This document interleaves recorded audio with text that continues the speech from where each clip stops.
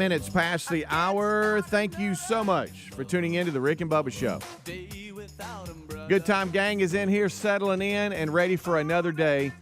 And we thank you for always choosing the Rick and Bubba Show. If you're here by accident, give us a second, and maybe you'll forget, and then stay with us. How about that? We'll take that. Bible study live today, noon Central. Be standing by for that with Rick. And a whole lot more. The number 866, we be big. Let's bring in the rest of the Good Time Gang. To my left, Greg Burgess. To my right, Michael Helms. What's up, boys? Hey, hey. What's happening? Gentlemen. Everybody good? Yeah. Pretty good. Fired up? Ready to go? Yeah. Pretty much. Sound like that. it. You know, Not about that far. Yesterday we added something that could become just another clothes hanger to the house, a little rower. Oh yeah. Trying to show Terry how to use that. I think she gave herself whiplash at one time when she pulled. You know how you can set it on a number, which it makes it hard you know. And maybe a little bit too hard because when she went to pull, it didn't really move. And so, you got to adjust. But we'll see how that plays out. You know, just another little toy at the house, the little Concept 2, which I know a lot of folks have. And that, you know, when I see the Concept 2, I have a very uneasiness in my stomach because it's given us so much misery over the years when we had to row. Oh yeah. You know. 200, 500 meters, and then go do this, that, and the other. But I think we're going to be a little bit more laid back with this one. We'll see how it plays out. You ain't got nobody screaming at you. No. Even though I was hollering at her just a little bit, she told me I was being mean. I'm like, pull it. Come on. Push. You got to use your legs. So we'll see how that goes. But, yeah, another little exercise thing. And I don't know why, but she's not a very good student to being coached at all as far as how to do things. I got it. Well, no, I mean, but I can help you a little bit. I got it. Let me do it. I've got it. Okay. All right. I'm just going to step back and let you do it then. But that was pretty entertaining. It happened yesterday afternoon. And got one that is used, but you know. Did you get up this morning, get on it? No, didn't do that. That probably won't be part of my morning just because I'm good enough. I'm good to be here. You know, don't know if I can get up any earlier than that. But how was y'all's day yesterday? Good? Yeah. Oh, yeah. It's good. Long day. We had two matches, doubleheader yesterday. And so, and it was hot yesterday. Oh, I'm always entertained by your beaming. Snapchats. It was beaming, man. Those hats. I forgot. Those hats. You know, when I sent you that and you said that, I had forgot they had put those on. Golly, I love that. But when you're out there till night, they were wearing those hats, Greg, that you they're almost, some of them were wearing yard hats, like the long, big landscaper hats. Yeah. There you go. I got one of those. Yeah. Wear it when I'm weeding. You're just not used to on a tennis court, you know, seeing the guys that have played or just hanging out waiting. But I get it because it was a sunny day. It was very sunny. I'm getting in a better habit of putting sunscreen on too. Yeah, especially when it's going to be 8 hours out there. Mm-hmm. But might get a little relief here for a couple of days, turning a little cooler where we live. I think we're supposed to get a little rain too, which will knock that pollen down because I know that's getting everybody stirred up. I had not sneezing my head off. Everything. I walked out this morning, my truck just had a sheen across it, and I was like, "Come on." Oh man, yeah. But how'd y'all do yesterday? It was good. Good day. Won both, and we're in a good place. Got better in some areas we need to get better in yesterday, and we'll practice today, and we'll go to Chattanooga on Thursday, and then we'll practice Friday, Saturday. Well, we'll probably take Friday off. We need to take a day off. Sure. And then Saturday we'll probably practice and then host Troy on Sunday, and then we get in the car right after the Troy match and head to South Florida. Practice for the week. So 2-week stretch is pretty tough, but we'll get through it. We got to keep everybody healthy. That's the key right now. We got some guys with some lingering stuff going on, and they need to get in and get treatment. For some reason, 18 to 22-year-old kids don't like to stay on intentional schedules to get treatment, so they need to do that. They need to hammer the water in Gatorade and get treatment. Talking to them right now. Yeah, they're not listening. That's bullet head talking, everybody. Just in case. Y'all need to get in there today. See Sheila, okay? Please, for the love of all that's good, go see Sheila. I don't know why that's so hard, guys. Come on. Oh, man. I know you got class and a bunch of other things going on, but we can find some time. Yeah. Oh, my Schedule God. an appointment. Let me ask y'all. Good day, though. Good. That's good. I'm glad. I know it's long, but Very productive and good, and the hat's on me. It just did. Yeah. I started laughing at that. This family or whatever that went to Mexico, and I think and 2 were killed, and 2 I think they're back now. They got them or whatever. I didn't say that. But the wife of the man who survived the Mexico kidnapping that killed 2 says she didn't know he was traveling south of the border with a friend who was having tummy tuck surgery. So that's what they were there for? Is that what they were there for? I thought they were getting prescriptions or something. You can get them real cheap, too. Yeah. What I saw yesterday, I didn't read the whole article, but are we ever going to learn that when you go to these rogue tummy tucks and butt implants and hotel rooms, and that usually doesn't turn out very good? Right. I mean, I just don't know where the people are that go, I'll tell you what you need to do. You need to go across the Mexican border, and they're going to do a tummy tuck, and it's just going to turn out perfect if you don't get kidnapped. Yeah. Well, it says here, it says that Eric Williams was found on Tuesday alive with non-life-threatening injuries 5 days after he and his friends were kidnapped by the Mexican cartel. He was traveling to support his friend at her scheduled tummy tuck surgery. Oh, my goodness. But his wife says she didn't know he was traveling south of the border. So I don't know what the friend, and I'm putting quotes over around the friend. I don't know how close of a friend they were. But she said that she did not hear from him since Friday, explaining how he texted her in the morning, and I texted him back immediately. He didn't respond. He didn't respond to our son's text either. So she was, thinking the worst, of course. Kidnappers won't let you tag. Yeah, the Mexican they're not normally going to let you tag. American authorities had been searching for them for days, and for the 4 friends who traveled to a dangerous part of the country for tummy tuck surgery. I just don't understand the logic behind that. But you know what? You should be able to travel south of the border and not be kidnapped by the cartel. I don't recommend the tummy tuck just because the surgery may go bad. I didn't really factor in the fact you may be kidnapped. Yeah. But it's there, so and there's you need more. to write that down with it too. Yeah, there's a lot more information on it. I guess what's news to me is they were going down for tummy tuck surgery. Well, I didn't know that. I mean, that must have been a good night. You talking about a how could that go wrong? Bad decision here. How could that go wrong? You have to kind of wonder how much money did we save? Exactly. Because now we.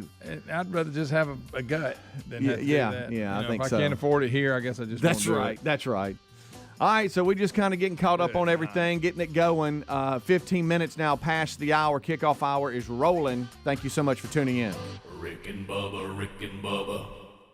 We got you a free silver bar. Okay, we asked our friends at Lear Capital to do something special for our listeners. Look, highly respected financial analysts predict gold prices could soar as high as $4,000 an ounce. There's no magic 8-ball that guarantees that, but gold has outperformed the S&P 500 for the past 20 years. For the next 14 days, new Lear customers receive a free 1-ounce silver bar with every ounce of gold you purchase. Your free silver bar offer expires in 14 days, so hurry. Visit LearBubba.com.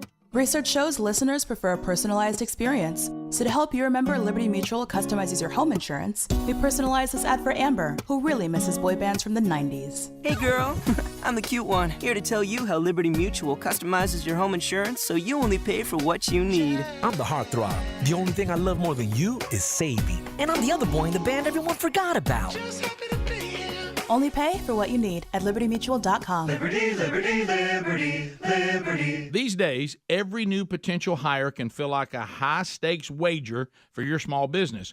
You want to be 100% certain that you have access to the best qualified candidates available. That's why you have to check out LinkedIn Jobs. LinkedIn Jobs helps find the right people for your team faster and for free. Post your job for free at linkedin.com/Bubba.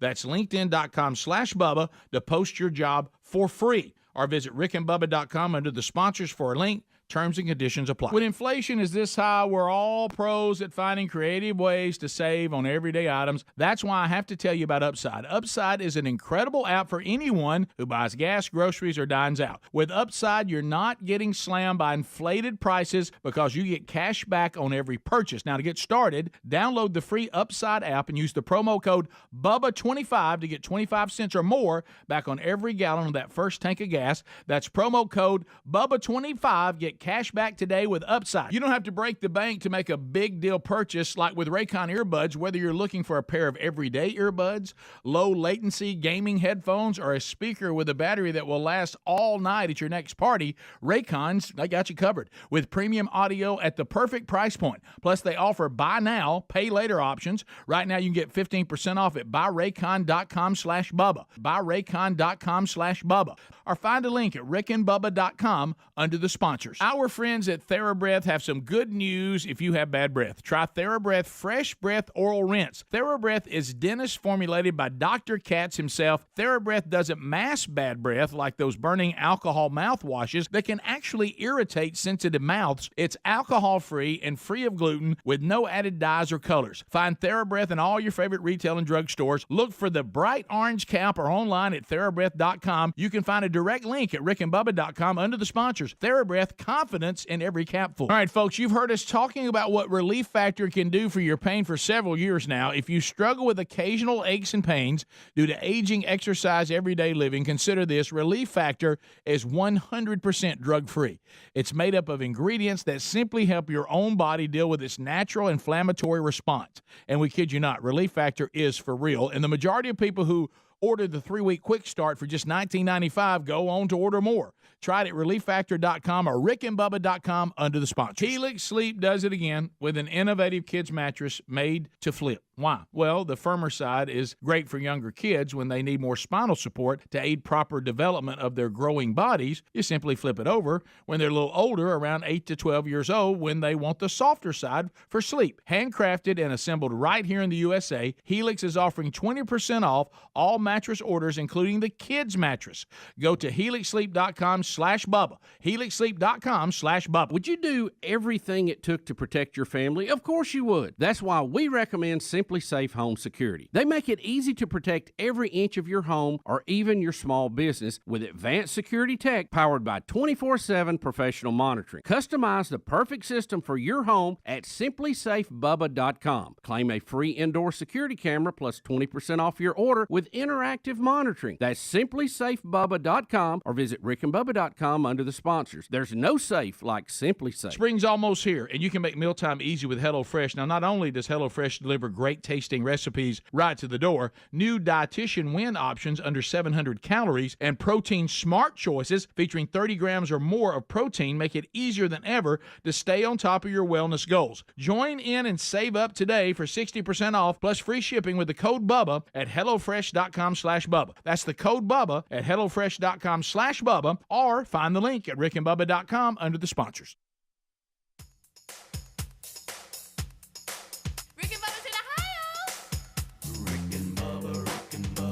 Pass the gravy, please. Rick and Bubba, Rick and Bubba. Ooh, it brings me to my knees. Rick and Bubba, Rick and Bubba. I can't start another. Rick and Bubba, Rick and Bubba. Day without 'em, brother. Rick and Bubba, Rick and Bubba.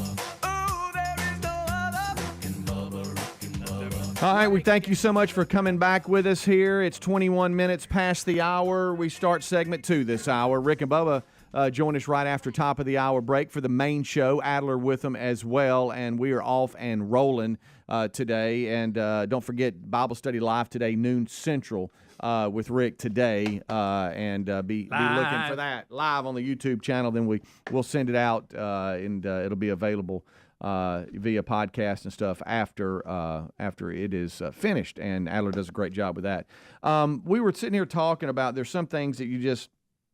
Would y'all agree that if you have like a candy bar that you just need to understand I got a candy bar? That's right. You're not eating a candy bar to be healthy. Right. I mean, I think you're just eating a candy bar. Right. There's healthy eating, and then there's just, hey, I've got a candy bar. Yeah. I don't know that we can make candy bars healthy. That's going to be hard, but Hershey's is going to try. They're jumping into the plant-based craze with a new Reese's Cup recipe. It's a vegan-friendly oat milk chocolate peanut butter cup. Oat, A-O-T, oat milk, chocolate milk peanut butter cup, soon coming to grocery stores. They're going to be plant-based chocolates. They're going to be made of oats instead of milk to be vegan-friendly. Hershey's Company, which makes the Hershey bars, Kisses, and all that kind of stuff, other beloved chocolates, are joining the plant-based craze with the new versions of its famous Reese's peanut butter cups and chocolate bars. Look, if you want to offer that as an option, that's fine, but don't do away with the old one. Yeah. And they're not, and that's because I'd be mad. It says the new chocolate treats will be made with oats instead of the milk, and will be the first vegan options offered by the by Hershey's. That's just going to be vegan. That don't even sound right. A vegan chocolate bar. Yeah. First of all, it doesn't sound right because I forget that the vegans get so up in arms about milk. And that's what this is going. Because when I hear vegan, I'm thinking there's no meat in a candy bar, but this is the milk. That's what it is. Yeah. From a mammal. They had some test markets that they've been looking at for a while now, but now it's going to be available, and it will be the first plant-based chocolate sold nationally. And Hershey's is jumping into the craze, even though they've in some markets kind of been testing to see how it's going to react and what's happening. I'm going to get us. I'd like to try it. I'm going to get us one of each, and I'm going to unwrap them, and I'm going to cut them up in squares, and we'll come in here and we'll see if we can decide which is best, or if we can tell the difference. Yeah, and I'm sure we'll be able to tell the difference. Yeah. Probably be able to tell the difference on presentation alone. Yeah. Vegan peanut butter cup. Well, they say that the new Reese's cups are going to be coming to shelves this month, so be looking for them. I'm excited about it. My eyes are open. I'm looking. And read the I'm gonna label. Get one of them fake burgers and eat that for a dessert. Yeah. And just be all kinds of. Look, I'm all about. I think about doing better and making good decisions. But when it comes to candy bars, I mean, good night. Candy bar. I love you a good old chocolate bar wonder. now and then. Right. You know how I like him Cadbury milk chocolate. Yes. Yes. That's a good one. Golly. They can make some good old chocolate. Them and Dove. Is there anything better than just breaking off a little square? Oh, I love it. Huh? Isn't that nice? Golly, I hadn't had one of those in so long. Love it. Love it. Yeah, that's my weakness. I've told y'all about that. It's just sweet tooth is my weakness. If I have a problem with something, it's that. I can bypass some other stuff, but man, if I see some sweets, I'm diving in head first. Not all, but just depends on what it is. I can get lost in it. Yeah. Yeah. Sure. Yeah. There was this one time. Sure, I might grab a Blizzard. I'm not proud of it. I get lost in it. Well, I'm not proud of it, but there's that one time after a binge. Yeah. It reminds me of something I saw on TV last night. That would be our world. I'll tell you. There's one time I kind of blacked out, and I think it was at Regent's Tradition, actually. After playing, I came in. I've seen you when you get and locked and loaded. Bubba still talks about it. Yeah, I was just so much there. But you got it out of your system. You were good. Right.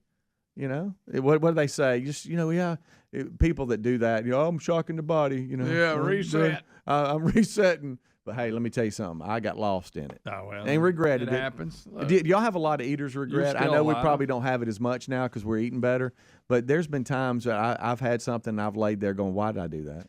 It ain't so much what I ate, is how much of it I ate. I've done that. And go, hey, Greg, got last plate. You were not hungry at all. For that. You were eating for taste. None. Now you're miserable. Right. You can't move. No. Your pants don't fit. Yeah. Yeah. I'll take one more cookie. I'll take one more brownie. That's the thing. One more. Like I say, it's how much. Yeah. I'm going to go on back and get another plate full. Yeah. We've got a Guinness World Record here. Florida man 60 does 3,264 push-ups in just 1 hour, breaking the world record. 3,264. Good night. Rob Sterling said he decided to take on the Guinness World Record for most push-ups in 1 hour by male after learning the Australian Daniel, and I can't pronounce his last name, set the total at 3,182 in April of 2022. Wow. Sterling said he had already unofficially broken the record during a conference in Miami, so he decided to make it official and get into, I guess they make sure that, hey. What kind of intervals he was at?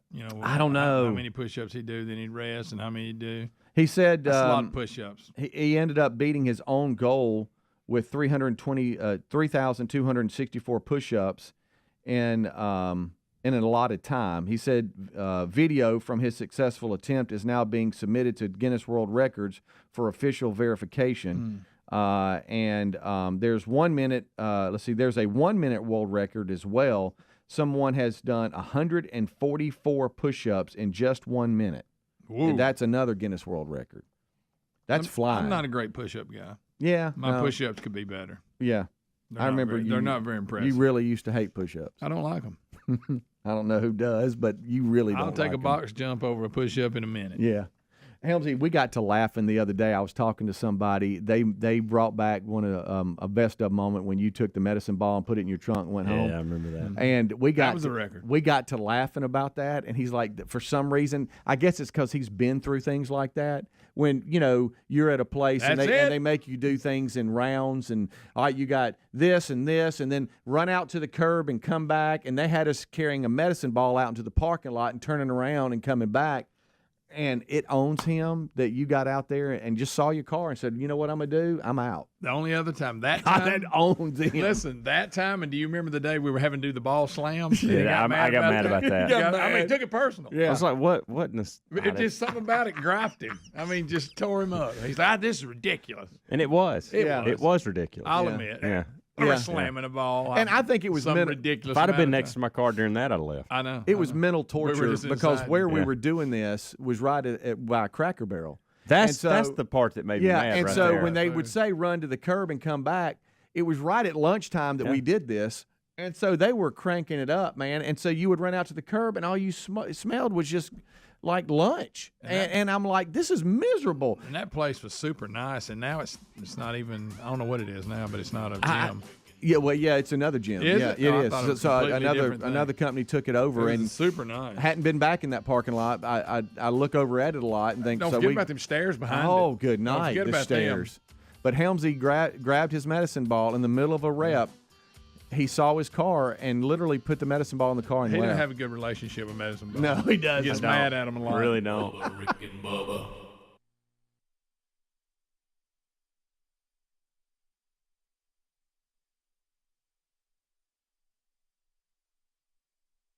When inflation is high, we're all pros at finding creative ways to save, whether it's driving that extra mile for lower gas prices or grocery shopping on sale days. Saving money has never been so important. That's why we got to tell you about our new favorite way to save, Upside. Upside is an incredible app for anyone who buys gas, groceries, dines out. With Upside, you're not getting slammed by inflated prices because you're getting cash back on every purchase. To get started, download the free Upside app, use our promo code BUBBA25, and get 25 cents or more back on every gallon on that first tank of gas. Next, you just claim an offer for whatever you're buying on Upside, check in at the business, pay as usual with your credit or debit card, and get paid. Upside users are earning more than $1 million each week. That's probably why they have a 4.8 star rating on the App Store.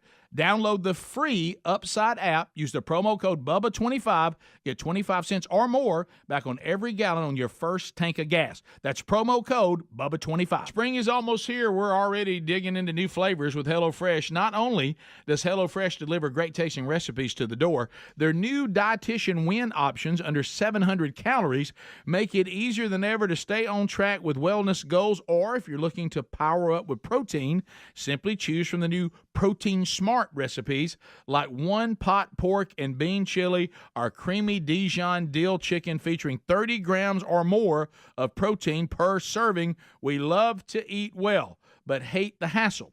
That's why HelloFresh delivers pre-portioned ingredients that cut down on prep time and food waste and save an extra trip to the grocery store. And since their produce travels from the farm to your doorstep in less than 7 days, I know what I'm eating and I know it's fresh. Why not taste it for yourself? Join America's #1 meal kit today and get 60% off plus free shipping with the code BUBBA at HelloFresh.com/Bubba. That's the code BUBBA at HelloFresh.com/Bubba. Have you tried the innovative Helix sleep mattress yet? Well, nothing beats a great night's sleep, the kind you get with Helix. So we love them, and Helix has over 12,000 five-star reviews with customized mattresses that fit your sleep needs because they know everyone is unique. They even have big and tall mattresses and mattresses for the kids.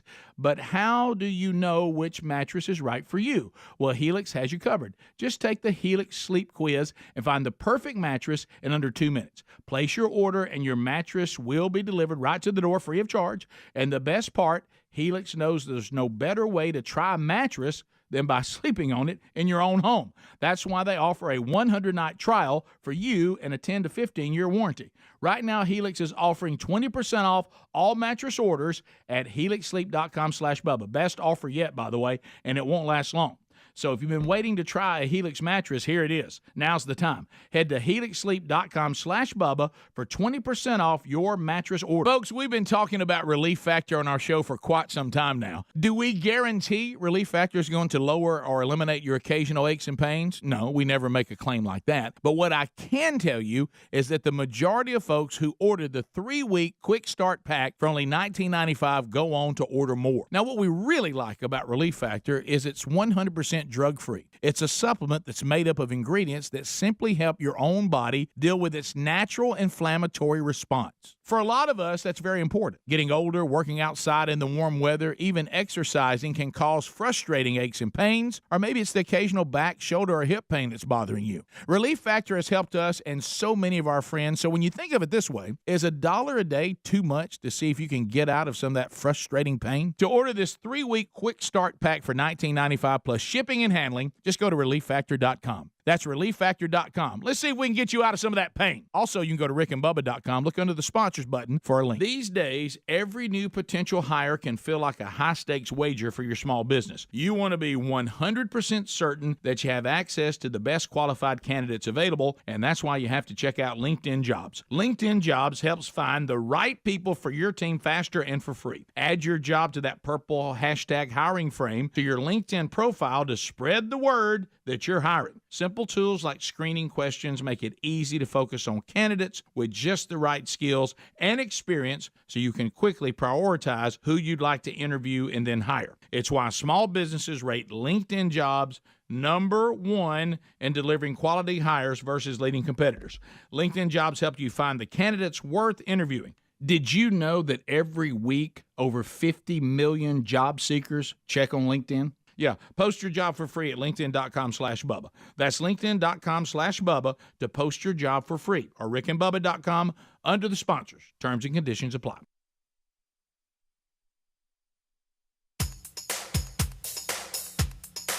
Rick and Bubba's in Ohio. Rick and Bubba. Pass the gravy, please. Rick and Bubba. Ooh, it brings me to my knees. Rick and Bubba.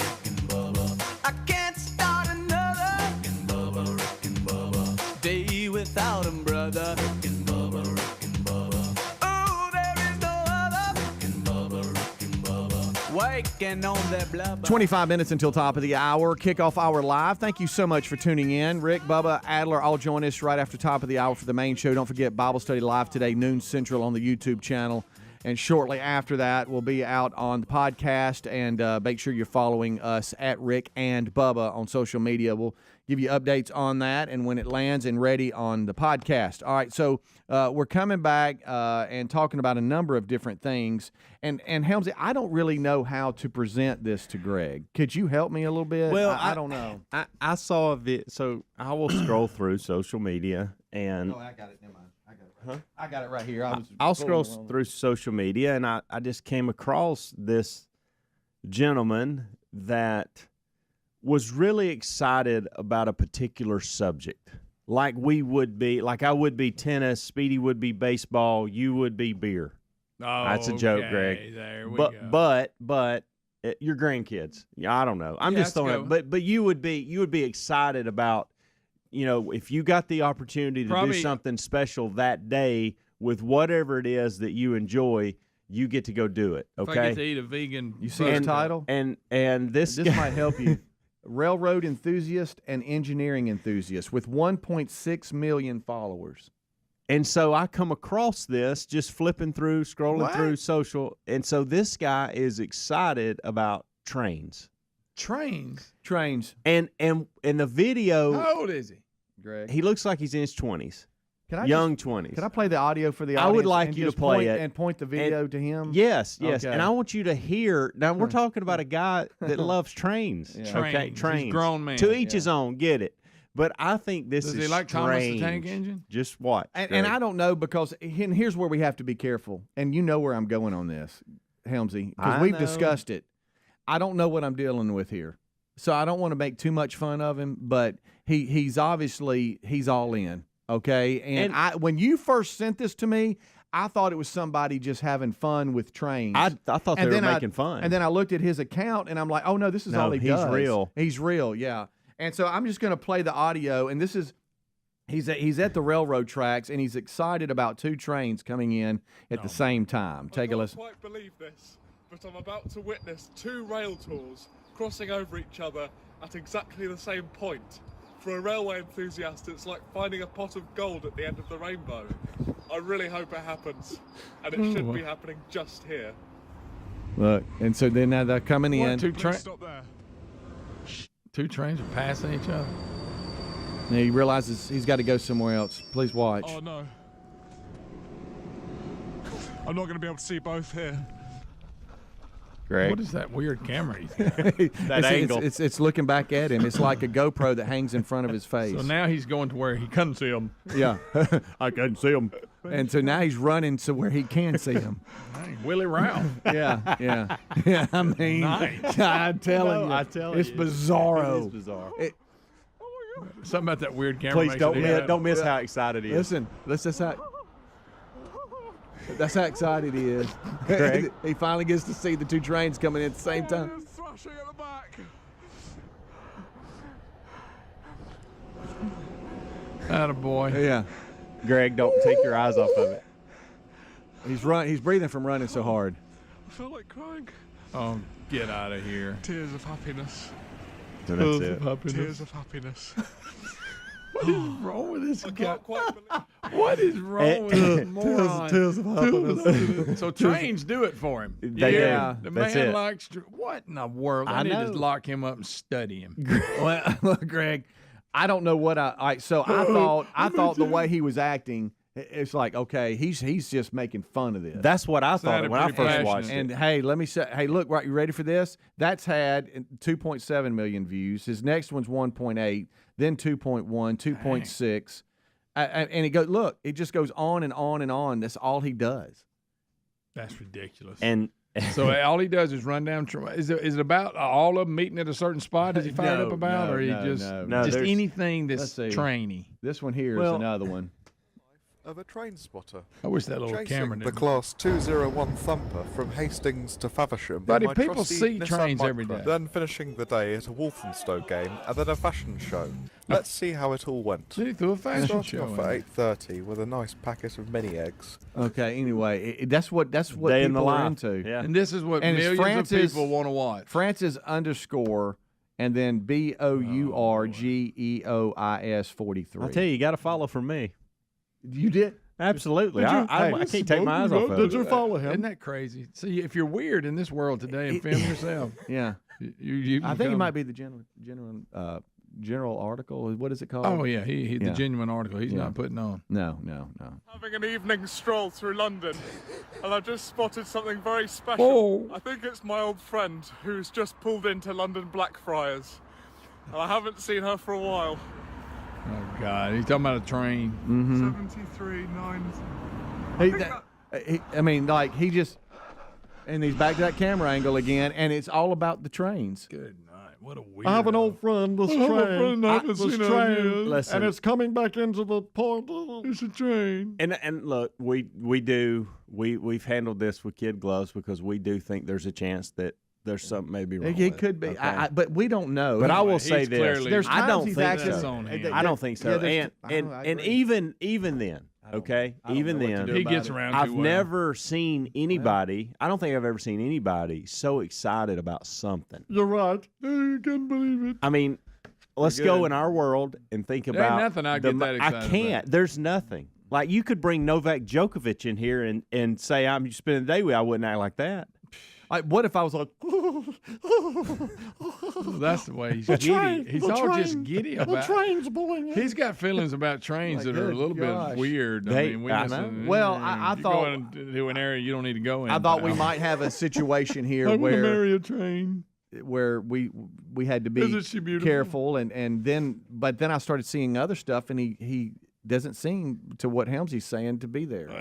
Well, he ain't right. I don't know, but when we saw it, my we were like, God, if we have got to train. have Greg. And he's got a weird voice, makes it even better. Well, and that camera shot too, when it's in his Yes, when it face, makes he his looks nose big. Yeah. Yeah, he shows what he's looking at a lot, but then he'll turn the camera on himself, and it's like he's hung a GoPro out in front of his forehead, It and makes so his it's face narrow. yeah, and when he's running to other trains, Greg, it's on him.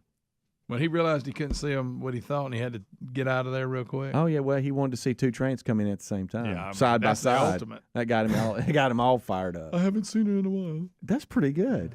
That's wow. Yeah, add his weird voice to everything, and now you really got something.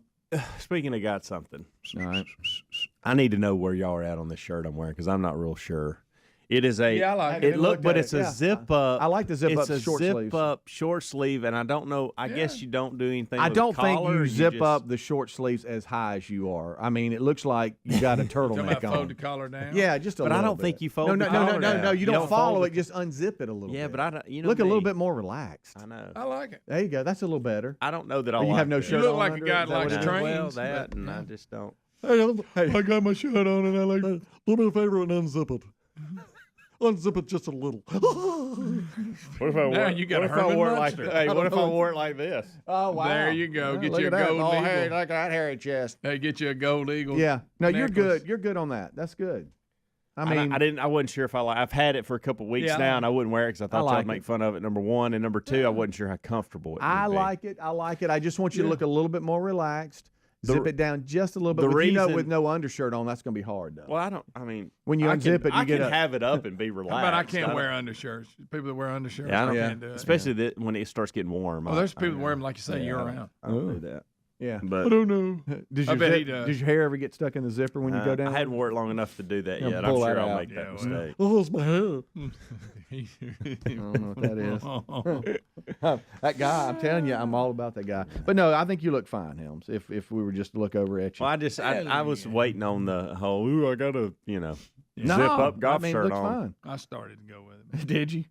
No, I'm just kidding. When I put it on a couple weeks ago, I kind of was disappointed because it had the zip because I liked the shirt. You wanted buttons. Right. I did because I'm comfortable with buttons and I'm comfortable with the collar and this is Okay. all I'll Yeah. get You used wear to them it, pullovers but- year round. I mean, I do. that'll I be do. out. All right. All right, so you're still watching Still him watch over the there. train, man. Locomotive is about to depart London Victoria Station, and even people on the roof are watching. What? See, I love you too, guys. Enjoy this magnificent departure. Magnificent departure. I'm so glad. Hey, quick! Don't put him on camera. I can't see a thing. I'm so glad this guy's coming to my world. I know. He's a legend over there. He is. We Just love think, you. I without- love you too. Without social media, we would not have a clue who this guy no. is. Whoa. This is the way. This is the way you act when you see a good barn, isn't it? Yeah. Oh, look at the barn. It's got horses. Rick and Bubba, Rick and Bubba.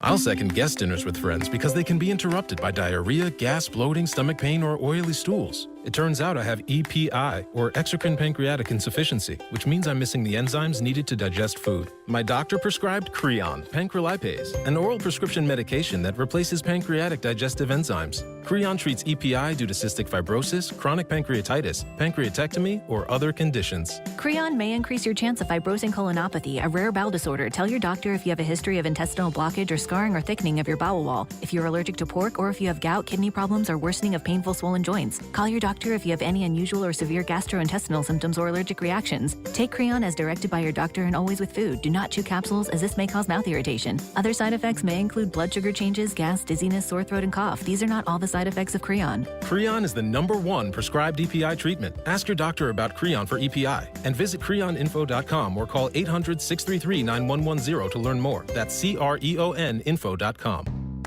It's time to think about your tax refund. And Jackson Hewitt wants you to think biggest. As in, we guarantee you'll get your biggest refund or your money back plus $100. Who offers that? Come to think of it, nobody. It's one of the biggest guarantees out there and why you can't just file with anybody. For your guaranteed biggest refund, go to Jackson Hewitt today. Your wallet will thank you. When every dollar matters, it matters who does your taxes. When I can't sleep, my mind just races. I think about work, the kids, but I don't think about taking melatonin because I'm afraid I'll feel groggy in the morning. ZzzQuil Pure Z's Gummies has an optimal dose of melatonin for no next-day grogginess, so you can fall asleep naturally and wake up feeling refreshed. ZzzQuil Pure Z's Gummies for better sleep like never before. And try Pure Z Sleep plus Next Day Energy with melatonin plus extended release B vitamins. Research shows listeners prefer a personalized experience. So to help you remember Liberty Mutual customizes your home insurance, we personalized this ad for Amber, who really misses boy bands from the 90s. Hey girl, I'm the cute one, here to tell you how Liberty Mutual customizes your home insurance so you only pay for what you need. I'm the heartthrob. The only thing I love more than you is saving. And I'm the other boy in the band everyone forgot about. Only pay for what you need at libertymutual.com. Liberty, liberty, liberty, liberty. I'm Jenny, Senior Designer for Cleo & Wolf, and this is Behind the Designs with Boot Barn. Cleo & Wolf is a vintage-inspired, effortless collection with a country sensibility. Each design is thought out and crafted so that it becomes a special staple in her wardrobe. Even if it's just an article of clothing, there's so much meaning to that. In her most authentic, natural state is where her beauty and her confidence lives. Cleo & Wolf, only at Boot Barn. These days, every new potential hire can feel like a high-stakes wager for your small business. You want to be 100% certain that you have access to the best qualified candidates available, and that's why you have to check out LinkedIn Jobs. LinkedIn Jobs helps find the right people for your team faster and for free. Add your job to that purple hashtag hiring frame to your LinkedIn profile to spread the word that you're hiring. Simple tools like screening questions make it easy to focus on candidates with just the right skills and experience so you can quickly prioritize who you'd like to interview and then hire. It's why small businesses rate LinkedIn Jobs #1 in delivering quality hires versus leading competitors. LinkedIn Jobs help you find the candidates worth interviewing. Did you know that every week over 50 million job seekers check on LinkedIn? Yeah, post your job for free at linkedin.com/Bubba. That's linkedin.com/Bubba to post your job for free, or rickandbubba.com under the sponsors. Terms and conditions apply. When inflation is high, we're all pros at finding creative ways to save, whether it's driving that extra mile for lower gas prices or grocery shopping on sale days. Saving money has never been so important. That's why we got to tell you about our new favorite way to save, Upside.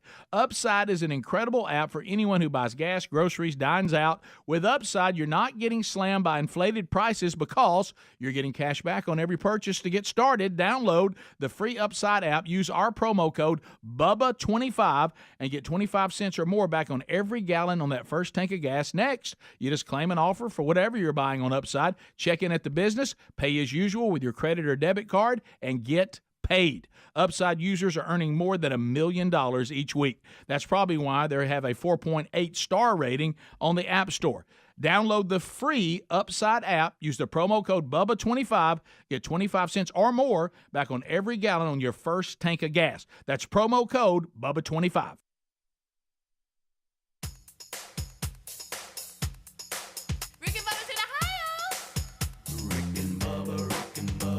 Pass the gravy, please. Rick and Bubba, Rick and Bubba. Ooh, it brings me to my knees. Rick and Bubba, Rick and Bubba. I can't start another. Rick and Bubba, Rick and Bubba. Day without 'em, brother. Rick and Bubba, Rick and Bubba. Ooh, there is no other. Rick and Bubba, Rick and Bubba. Waking on their blubber. Rick and Bubba, Rick and Bubba. Gonna be a big star. It is 9 minutes until top of the hour. Thank you so much for tuning in to the Rick and Bubba Show's kickoff hour. As always, we thank you for being with us. This portion of the Rick and Bubba Show is brought to you by Upside.com. You know, with inflation as high as it is these days, we're all becoming pros at finding creative ways to save, whether it's driving the extra mile for lower gas prices or grocery store shopping on sale days. Saving money has never been so important as we all try to keep the lights on and do a little bit better with our finances. That's why we want to make sure that you can check out Upside.com. It will help you save. This is an app, okay, for anyone who buys gas, groceries, or dines out. So that's probably all of us, right? With Upside.com, it reduces some of the pain of the inflated prices because you'll get cash back on every purchase. To get started, you just download the free Upside app.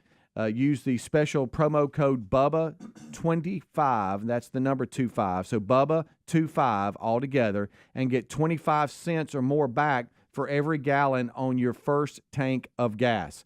All you all of you know, with using the Bubba code, it's going to be great because we always tell you that on the show. But this one is Bubba25 on the Upside app. Bubba25. Check that out now. So give it a try. Let us know how it's going. Upside.com. You can go there or go straight to your app store and download the free Upside app, and then use special promo code BUBBA25 to get 25 cents or more back for every gallon on your first tank of gas. That's 25 cents or more back for every gallon on your first tank of gas. You can also find a link at rickandbubba.com under the sponsors button. Getting a lot of great feedback from that. The app is very useful and does help a lot when it comes to the cost of things. All right, so we are rolling along here. We got a number of different things that we can touch on. Some of them a little bit more serious than others. That last segment definitely not serious or hard news of the day, but it's just one of those things where there's so many personalities and influencers out there, and this guy, I don't know. He just seems. I love that he's found something he's so fired up about. Right. He's passionate about it. There's no doubt. But the voice makes it. His presentation makes it. And I wish he was talking about something other than trains. But hey, we'll go with it. Yeah. I agree 100% with that. Trains. The trains. All right, so you know how we've always made fun, Helmsy, we were talking about this before the show, of Nick Cannon and how many kids he has? Yes, Nick's guy, he's trying to repopulate the earth. Right. Do you know that, and I thought this was a joke. Yeah. That Nick Cannon is launching a game show this spring to find his next baby mama. It's called Who's Having My Baby, and Kevin Hart is hosting. So we're going to have an elimination type show, and in the end, the winner is going to get to have his child. Is that what we're saying? Yeah, but that's the prize. All right, so here it is. So Nick has fathered 12. He's fathered 12 children with 6 different women. And is this for real? The previews look and sound like a spoof, but so far nobody's saying it's a joke. Nobody. So, well, I mean, you might as well. What's the point? Yeah. I mean, if you're going to breed like that, at least monetize it. Yeah, I don't know. I can't tell. That may be the line of the day. If you're going to breed like that, at least monetize it. I mean, you got to pay for a lot of kids. That's expensive. If you can generate a little more money. Y'all tell me if you think this is real. You're on a game show right now. Kevin Hart and Nick Cannon are coming to E! for the mother of all game shows. Having my baby with Nick Cannon. You got pyro? Yeah. You're going to get some contestants that want to have your baby. We're not kidding around. Eeny, meeny, miny. Let's go! Who's Having My Baby with Nick Cannon, hosted by Kevin Hart. This spring, only on E!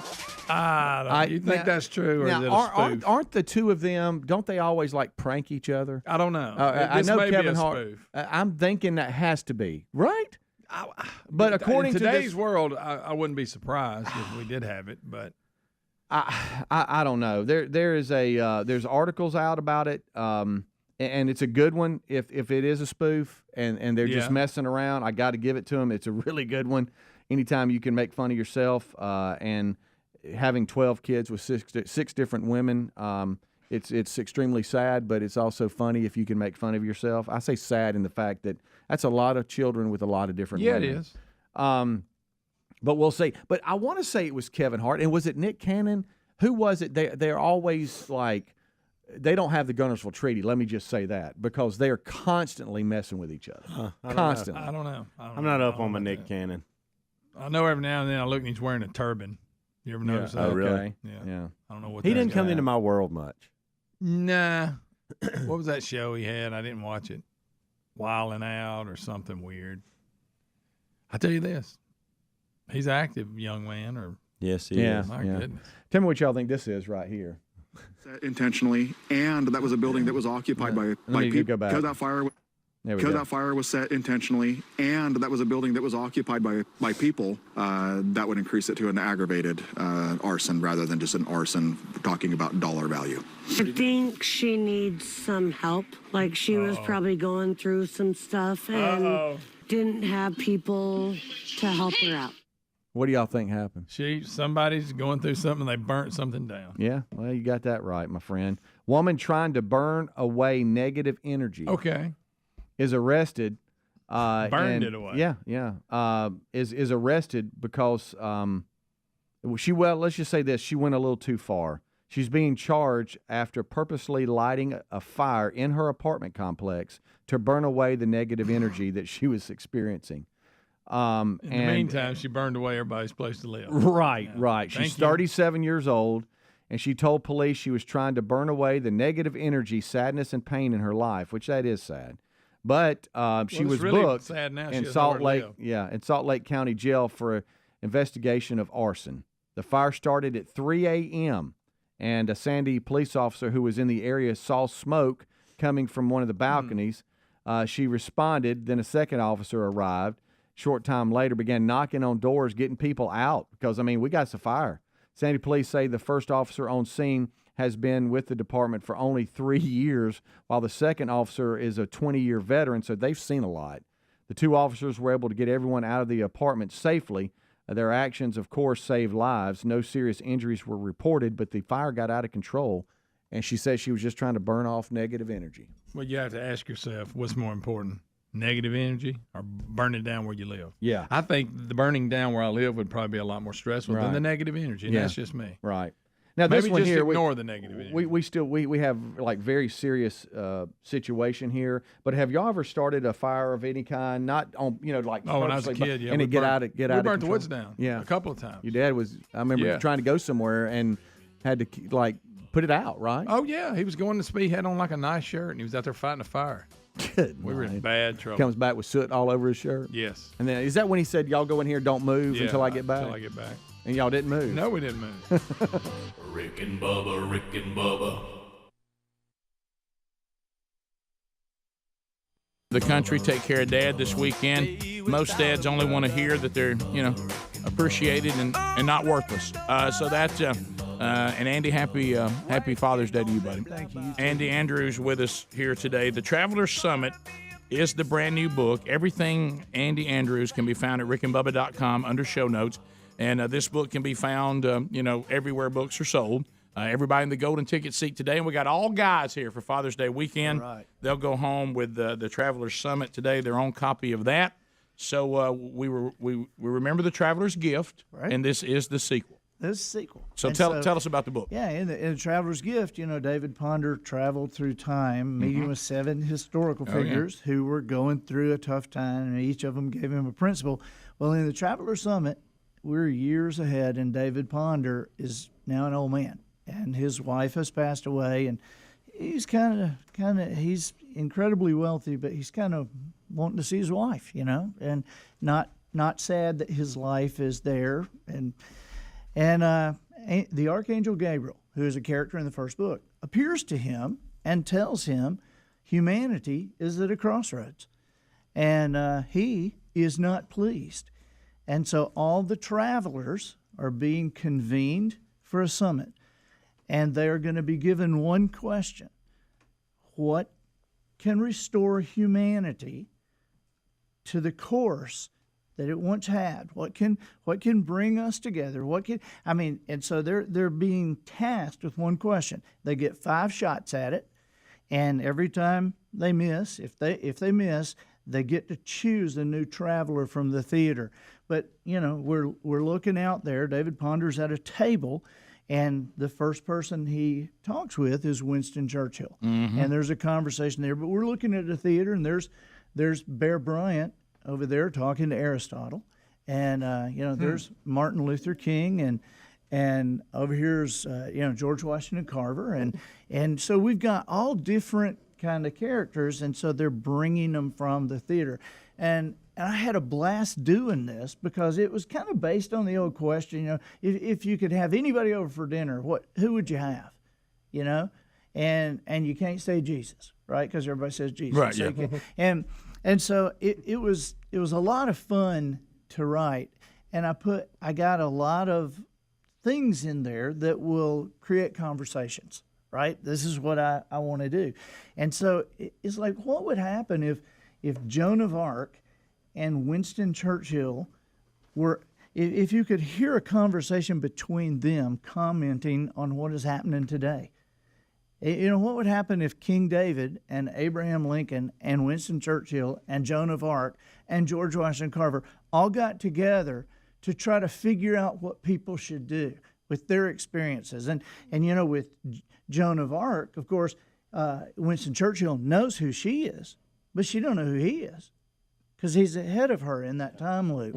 And so the travelers have all been convened, and they they don't really kind of know. They don't know what this place might be, right? I mean, or at least the reader's trying to figure it out. Right. And so when Gabriel appears, one of the things Churchill says to him, he says, "Inside or out?" And David Ponder says, "What?" He said, "It's a question we've wondered here. Do I wear my hat? Are we inside or out? Where is this light coming from?" I mean, so there's cool stuff like there's that. cool things. One point, Churchill, somebody says, who is she up there? And he says, "It's the lady pilot. Nobody knows, but it's a curious story of where she's been." It was Amelia Earhart. Oh, yeah. Right. Look at you. Oh, do another in that voice. He has a really good Winston Churchill, by the Not a way. bad Winston Churchill at all. Do another in me. But that's a cool concept to think of. We know all the individuals because of where we are in time. Right. But if you died before an individual became famous, you don't even know they are. Exactly. It was one of my favorite things to write because of the Churchill, because he just loves Abraham Lincoln. Abraham Lincoln don't know who Churchill is, but Right. but Churchill gives him. He has a penny in his pocket that he's always kept, and it's a 1909 Lincoln penny. It was the first Lincoln penny they ever did, and he gives it to the president. It's a cool thing. At one point, Churchill's like rubbing his hand across the table, and Abraham Lincoln says, "No nails. Did you notice?" And Churchill said, "I did. It's a beautiful piece of work."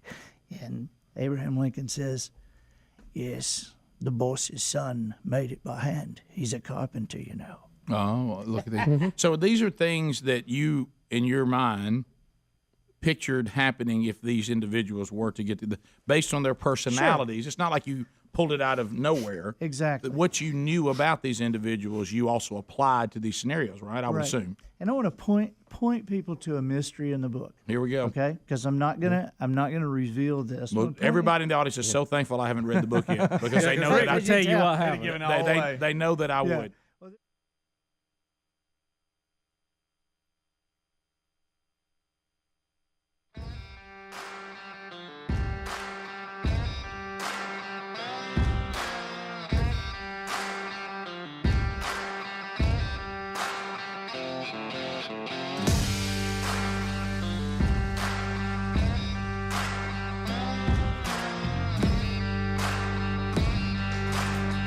6 minutes past the hour. Howdy. A brand new hour of the Rick and Bubba Show starting right now. We're thankful that you are here. We start this hour with the national anthem.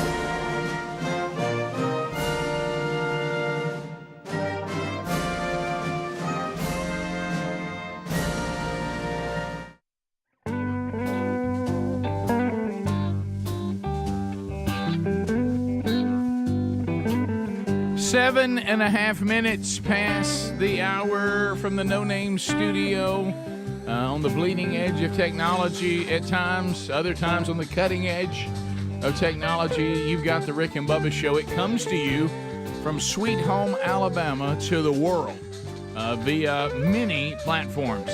Of course, that's the boldest radio stations in America.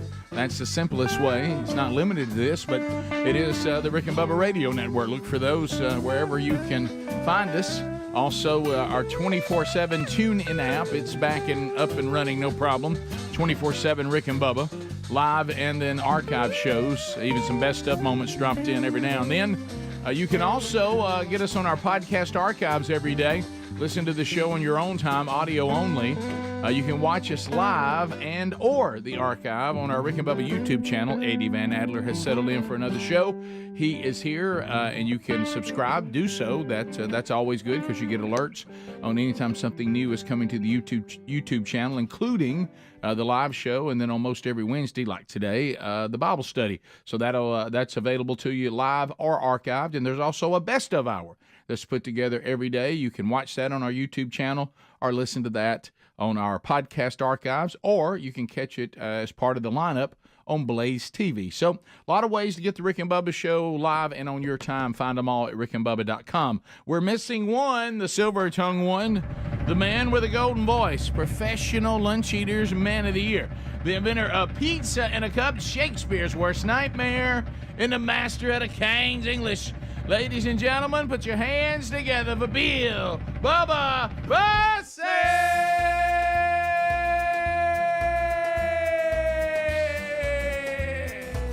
Howdy, Bubba. How are you, Rick Burgess? I'm good, buddy. Friends and neighbors, welcome to the little party we call Rick and Bubba. And that microphone is right in my face. I love struggle, Romeo.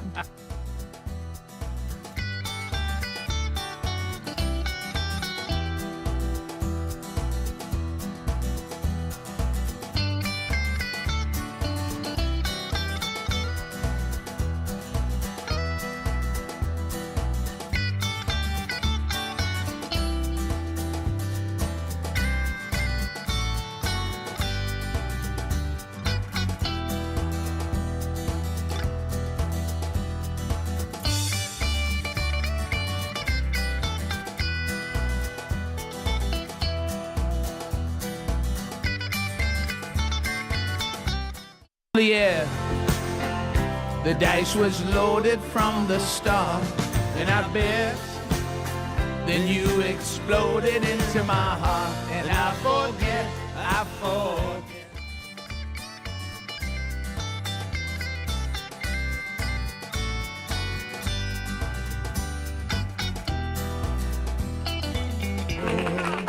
Dire Straits, Romeo and Juliet.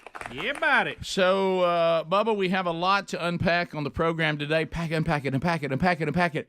So here we go. We'll jump in, more stories, ongoing stories, updates, yes, no, what happened, are you kidding me, are you serious? All that's out there today. Well, that's quite a lineup, Rick. It is. Well, I will tell you, and I told Bubba this yesterday, I'm having a blast. I've got another meeting I've got to go to today, this afternoon. So Sherry and I, at this stage of our life, obviously, there's a lot changing, a lot going on. I mean, even today, Blake Boomer Burgess, 32 years old today. Yeah, how about that, Big Blake? Yeah, I don't know how I have 32. I don't know how I have children this old. I mean, I look at myself and I go, well, you can't be that old. It seems like just the other day he was standing on second base, peeing into the outfield. I know it. I know it. Yeah. Look, Dad, I didn't wet my pants. No, you didn't, son. You sure didn't. How about a lifesaver? But anyway, so we're trying to figure out, what you do in this stage of life. I mean, you're empty nesters. You had all these you had this house your kids you grew up in. Of course, now we're having to. It's at that age now. Matter of fact, there's a painting job going on there now. We got to paint it. It's up due for painting again and all this and that. More painting, huh? Painting. And so the thing is that I'm having a blast with this right now. Speedy, you don't know this. I shed the little light on this with Bubba yesterday, and he was really digging it. So my new thing is, we're talking, and we're in the planning stages of moving to the farm full time and building a house down there. The little tiny house that's been there the whole time we've been there. I mean, it's very, very tiny. I mean, it'd be hard. I mean, there's no way you could put everything in it. It's a nice guest house, and it's a nice little getaway, but it's a Nana Pawpaw house from the 70s. Yeah, and it's really, really old and was built, like I say. Is that you or me? I don't know who that is. We'll get it down there. It may have been even built before that. So anyway, it's been there a long time, and it's perfect, and it's for short stays, and Sherry going down there, and she wrote the book down there and all that. And then you got Camp House, right? Which is the Tommy Lenore's old place, and then we turned it into a Camp House, which Sherry doesn't like Camp House World, and we've talked about that. We've kidded around.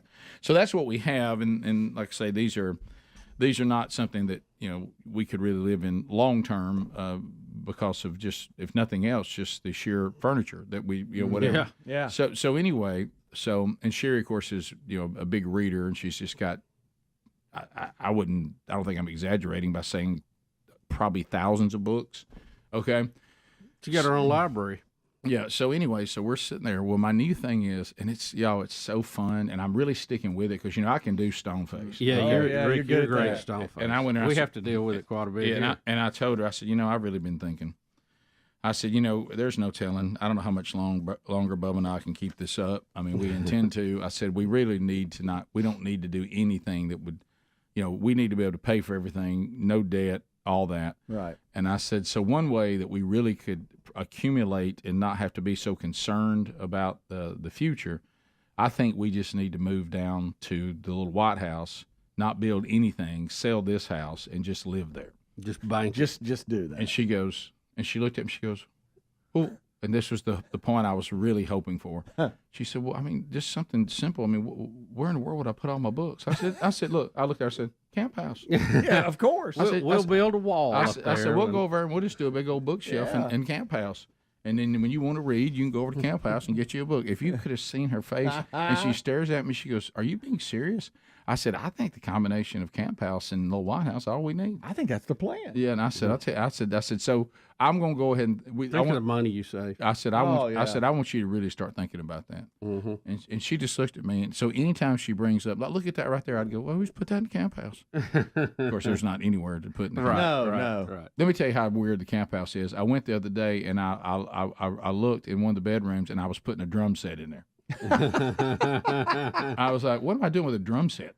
Well, I can't decide. I said, please sell this drum set to somebody. This was when young Broderick thought he was going to be a drummer. Right. Somebody sell this. Well, don't you want to play it? I mean, you play drums? No, I don't. Baby, I don't know where. I don't.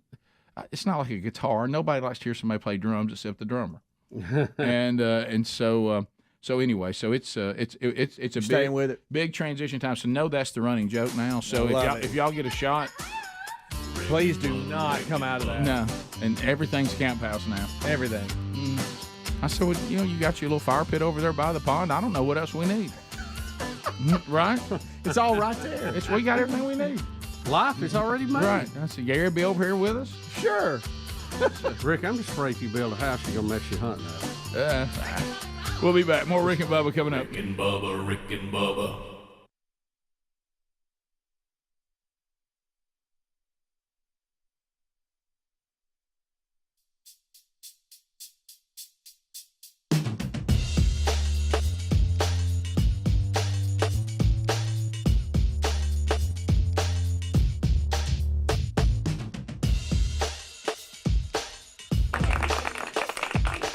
Mo Jackson's got us going there, baby. Yeah, I like that. Bubba, I hope you had a good weekend. Rick, I did. It was a great Father's Day weekend. We had a very planned out, low stress, not bad, low anything type time, and we executed that to perfection. Well, it is a lot to discuss looking back over the weekend. I know we had a lot of things that went on. I was out and about quite a bit, got to grip and grin with a lot of folks. I will tell you this, the Gridiron Men's Conference that was held in Birmingham, Alabama, 7,000-ish men attending, they were very vocal about the will of meat. Now, very, very vocal about the will of meat. Now, you have to see the thing I think in pro, con. I've heard you talk about this a lot. when we talk about grabbing samples, it's also important where the sample came from. Yes, it is. And yes. let me tell you, if you sample Gridiron, you better leave the wheel of meat alone. And the only thing I heard not negative, but that was kind of interesting or unique about a wheel of meat experience was a truck driver that told me that he finds himself wanting people to lose. He said, "Now I do find myself." I enjoy the losses more than I enjoy people winning. Yeah, well, there's something to that. He said, that gives me Henry the horse. That gets me Pippet. That gets me. He said, he said, I enjoy loss. And he said, I find myself hoping people will lose. And he said, I don't know what that says about me. He says, but that's my experience. And I said, so you're not a trying to win person. You're just someone who's hearing it as programming. He said, yeah, I mean, I'm going through, I'm 18 and I'm eastbound and down. Right. And he said, so I'm just listening, but that's it. But I'm going to tell you, there is a love of the wheel of meat at Gridiron. I'll just tell you that. I don't think anybody has a problem with it going maybe on a softer rotation. Yeah. But if we decide to move that wheel behind me, the Gridiron Men's Conference is going to knock his place to the ground. Yeah. We can't have that. There's a lot of passion for the wheel of meat there. We can't have that, Rick. Right. I mean, there were people standing in line, I thought, that were wanting to get a devotional. They just wanted to let me know how they felt about the wheel of meat. So anyway, and had a great time there. I got some good stories involving that. Father's Day yesterday. I know Greg got to spend some time with Coach on Friday. I got to spend some time with him yesterday. And actually he came to church, which there's an interesting story about that. And had a good time speaking at my home church yesterday and enjoyed that. So it was a very hectic weekend. I really didn't get to see many of the kids because only one was not tied up or gone somewhere. So the Tasmo was the only one. He got back from church camp, so he didn't get back till Saturday. And then Big Love is still on his senior trip somewhere in California. Yeah, so still gone, huh? He's still, and his guys they've been rolling through California. They've been to L.A., they've been to San Diego, they've been to San Francisco. They sent a picture, by the way, golf people. They sent me a picture from Pebble Beach yesterday.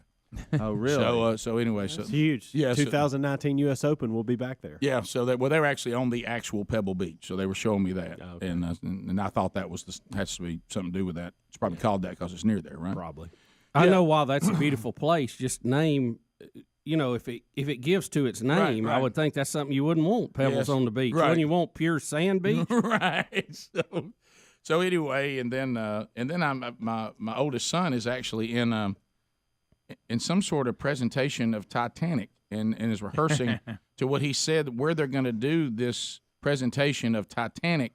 They're actually going to sink some sort of replica every showing of the play. And I was like, what? Wow. So does it come back, or are you filling up a place? I don't know. It's, I don't even know what that means. I just send me the dates. I'll have to come see that. So and then where will it be at? It'll be over in Serenbe, there in Atlanta. It's this big open outdoor area, and I think there's a body. Maybe they may be doing it outside. Anyway, so I've seen something there before. But now, is he still on the Spamalot tour? Oh yeah, that doesn't leave till September. Okay. Yeah, matter of fact, the old I'm out there trying to make it single life. He said, I've got a place that I live right now with some guys, and we love it. He said, but because every dime counts. If I'm gonna be gone for 8 months, it's gonna sink them. So I may have. I think I'm gonna come back and not have a place to live. Oh, no. I have to find me a new place. He goes, but for 8 months I'm on the road. So Yeah. there you go. So anyway, work that out when they get back. So anyway, we'll recap the weekend.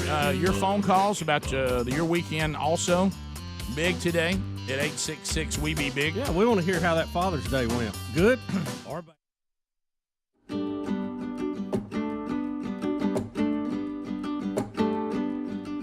It is 21 minutes past the hour, Rick and Bubba Show. As we work our way back, trying to jump into the stories of the day, it looks like we'll get started in this particular hour with sports radio shows gone mad. I mean, what in the world, no pun intended. So we got a couple of stories today where, like this one with Boomer Esiason. I'm not well versed on the other one y'all are talking about, and I've at least read the story on Boomer Esiason. Do you want to start there and then get Adler time to gather what he needs to gather? Do I have to sit through it? Because it's an uncomfortable moment with Boomer and the crew, because you can just see his face, and there's another guy in there that does the news a lot of times and live reads. Yeah. And he's uncomfortable.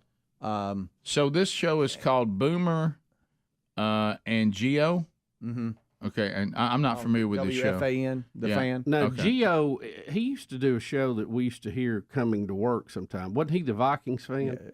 They used to blow the horn all the time too. I don't know, Greg Gianni. Yeah, I think so. Is it? He was Giannotti? he was a host of the show that the guy was on there that was a Viking fan, maybe what it was. So, from what we've gathered, some callers were giving Giannotti a hard time. Now, someone in this who wrote this story, Ryan Morick of Fox News, or wherever he got the story, that he published it, that it was misogynist. What were they calling him? Soft or feminine or something? Calling him Mary and saying he was acting like a girl.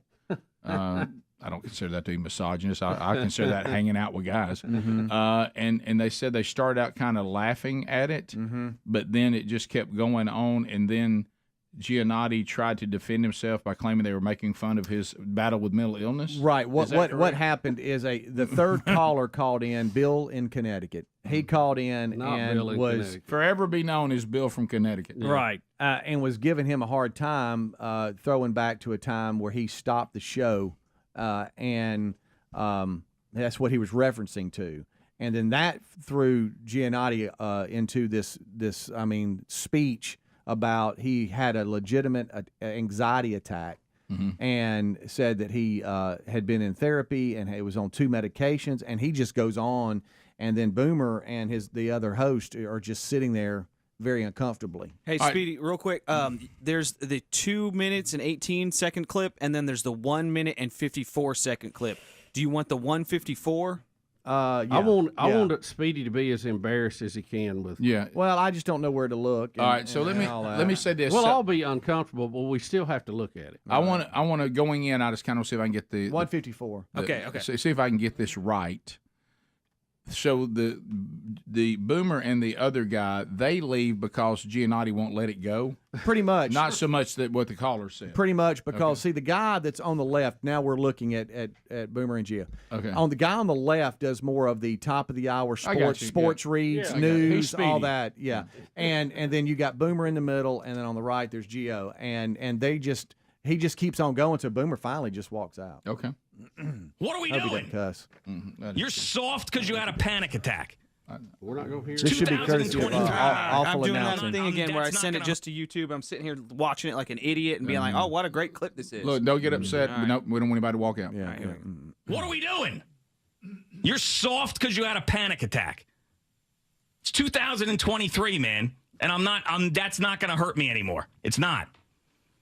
Look at them. Look at Boomer. Tell that to guys like Kevin Love. Kevin Love, who, by the way, in the NBA, suffers from anxiety. He doesn't get hurt. He's not soft. He plays professional sports that live up to your standard, Bill in Connecticut. He's got anxiety. Is that okay? Is that okay? There's people who have fought in wars who have come back way tougher than I'll ever be and have anxiety. Are they soft? Or are you... Oh, he started editing. It's edited.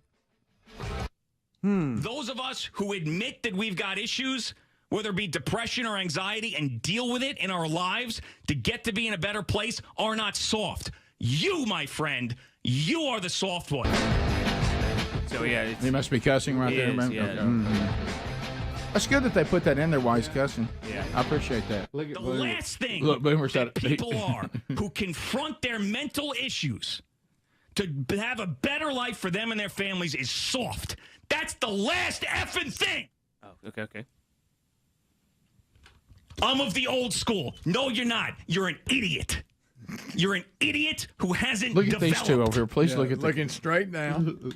They don't know what to Don't do. give me that crap. Don't ever bring that crap in here again. You're soft if you're mentally ill or have anxiety. Oh my goodness! Oh my goodness! Hit the table. I swear to God, if you were in front of me right now, I'd show you what soft is. Oh my goodness! Boy, it's really touched the nerve, hasn't It has. It's really touched the nerve. It looks. Still going. Ripped his earphone out. Look, here we go. He says, "Do you have a?" Boomer then looks at the other guy and says, "Do you have a live read?" And the guy says, "Yes." And then Boomer gets up and walks out. Oh my Wow. We didn't get to see him walk out. Yeah, that was a longer one, I guess. But hey, darn it.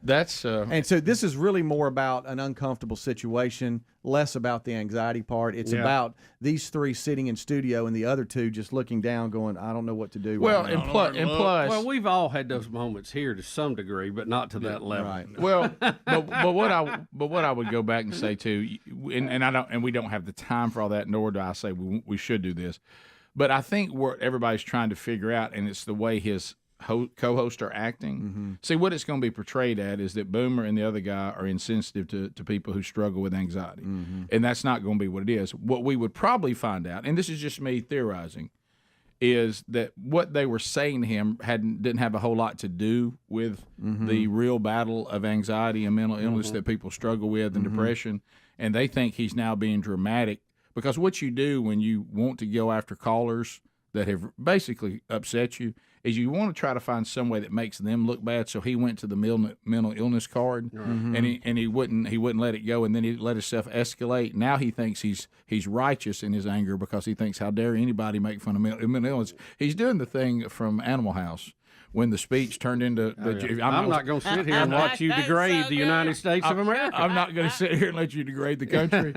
Probably these people weren't talking about mental illness at all. They were probably just talking about him being a drama queen, and of course he says, "Oh, you call me a drama queen?" He proved them wrong with that. Yeah, right. And the only reason why I'm theorizing that, and that's just me speculating, is by their reaction, because they certainly didn't come to his defense and stand with him. Yeah. So they think he's overreacting. You can tell by the way. Well, they walk out of the studio, Rick. I don't think you're out on a limb here. Well, what happened is when Bill in Colorado tried to Bill in Connecticut, not Colorado, was referencing when Gio stopped the show, and the reason he stopped the show was because he was having an anxiety attack, and that led him into going into this 3-minute speech about how serious it is and all that. Right. Somebody called him soft. Yeah. Well, you know what the guy said? He's old school. You should have finished the show. And you could have dealt with that at least finish the show. How'd you like your studio? That's what I was kind of looking at all that. I like ours. I think it got more room. Greg, it sounded like that guy, Bill from Connecticut, was raised the way we were. Exactly. You know, you can do all that, and you can get to it, but finish the job you got to have. Called him soft. Yeah, we'll be back. Rick and Bubba. Over the weekend,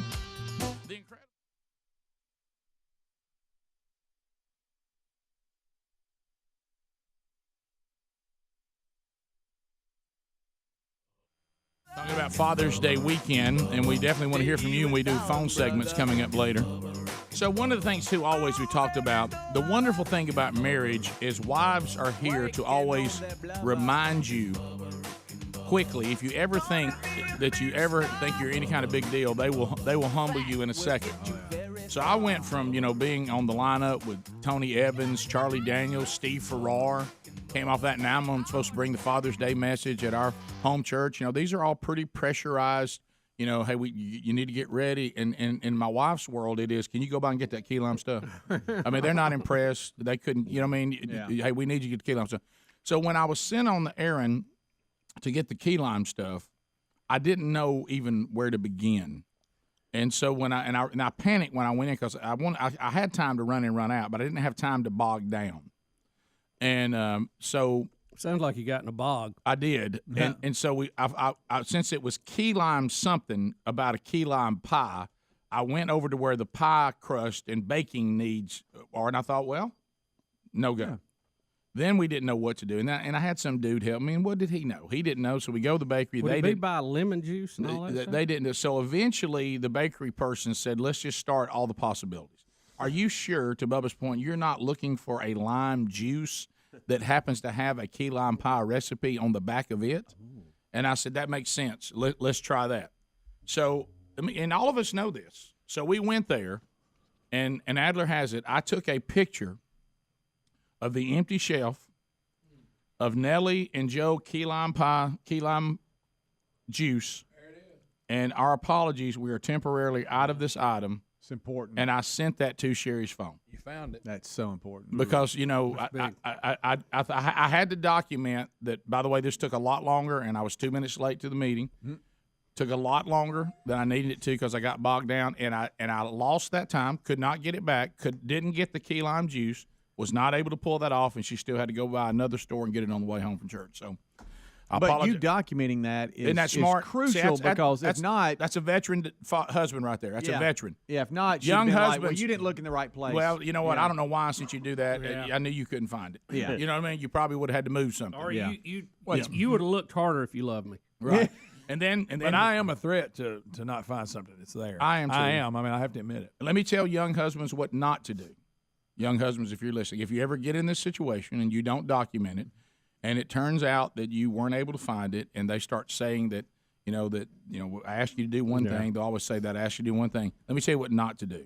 Do not say, well, there's one way you would have got exactly what you want if you'd done it yourself. Do not. Even though it's true. But how about this? Do not. It's absolutely true. But how about this? Do not say that. All right. So anyway, so I get there, and I'm a few minutes late. We run through the service, and it didn't take very long at all. So now, we got young guy and some guys that are giving the praise and worship. It's not your normal guys because they're all in New York. So he's going to work a little longer. So I come back around. I went up to the high school area where I teach at 8 o'clock every one Sunday a month, and Garnett was teaching. So I said, well, I'll go up there and sit in on that, and then I'll come back. And when I came back, for the put on the headset, all that, sound check, they're still playing.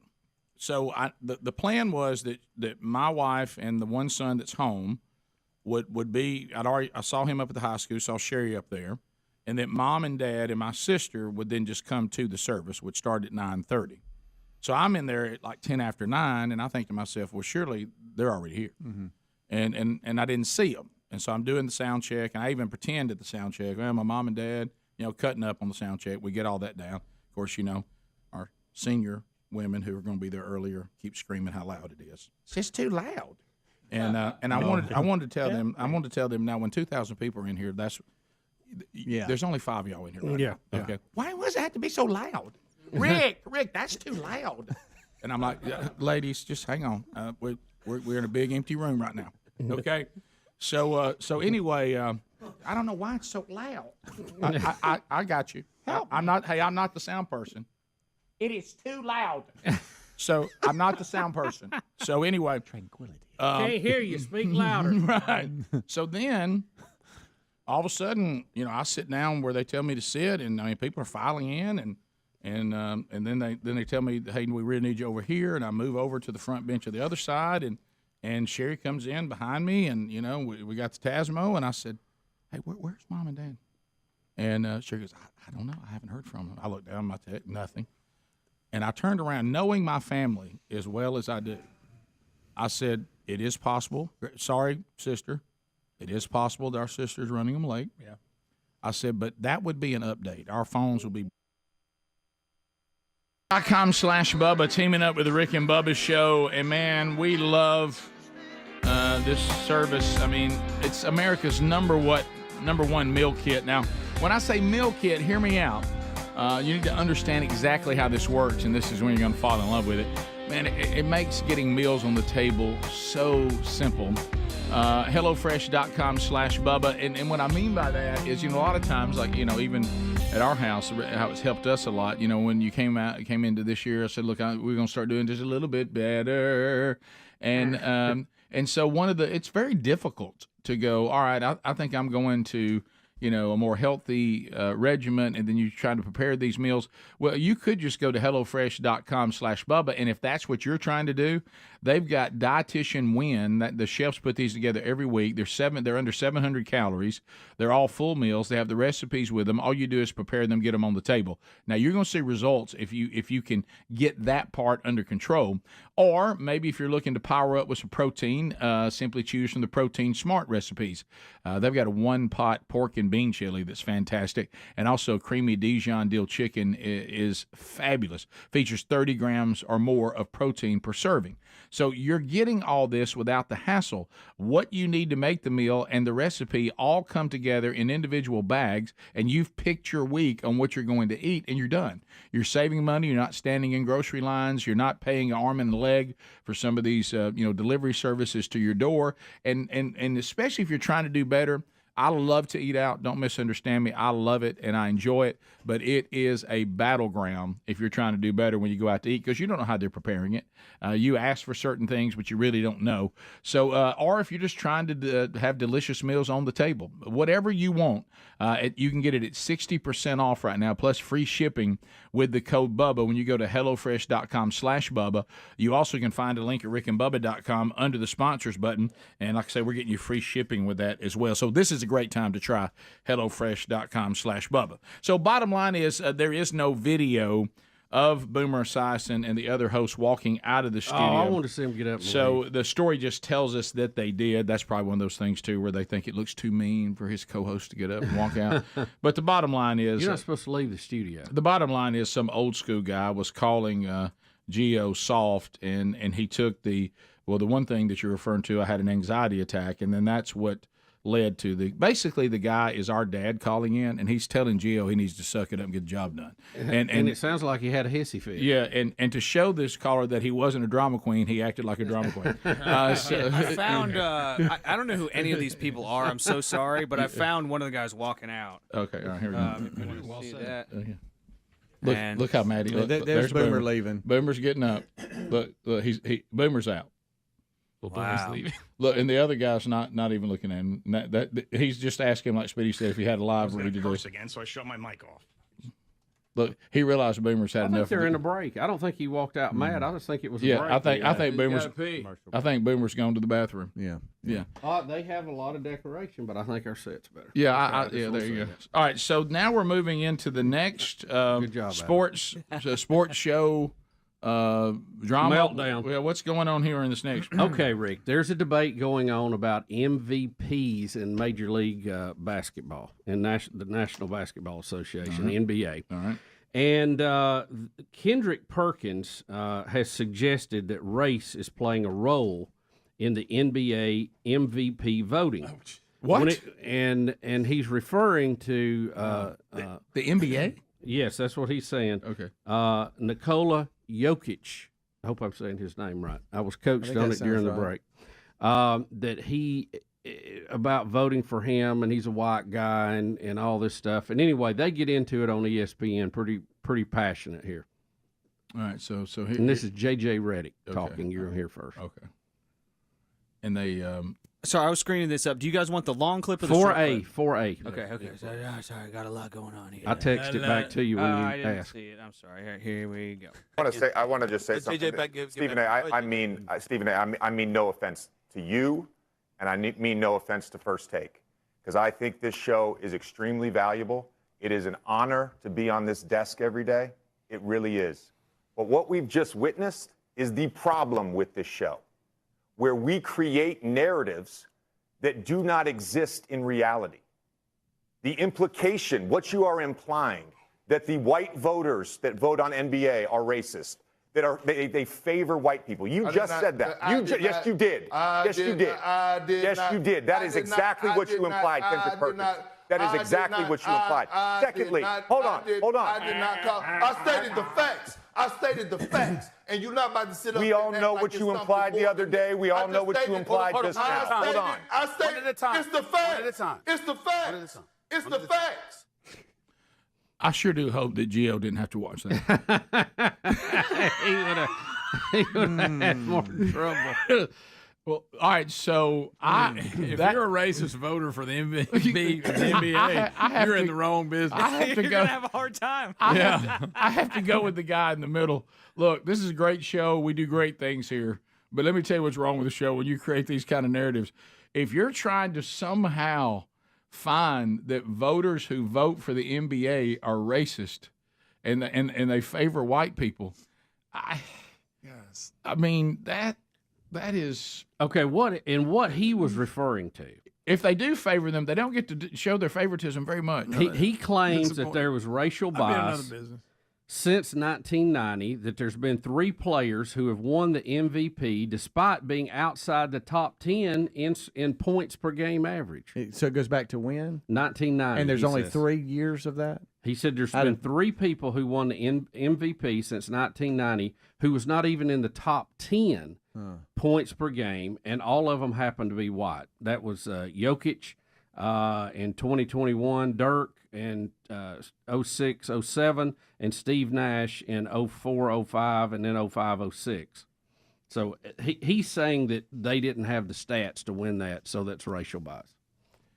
That's his argument. Yeah, well, I can't believe we got a white guy in the running for it. I'm actually surprised. Well, from what I'm gathering, and of course he's a foreigner. Maybe I don't understand, but I thought most valuable player wouldn't really have anything to do.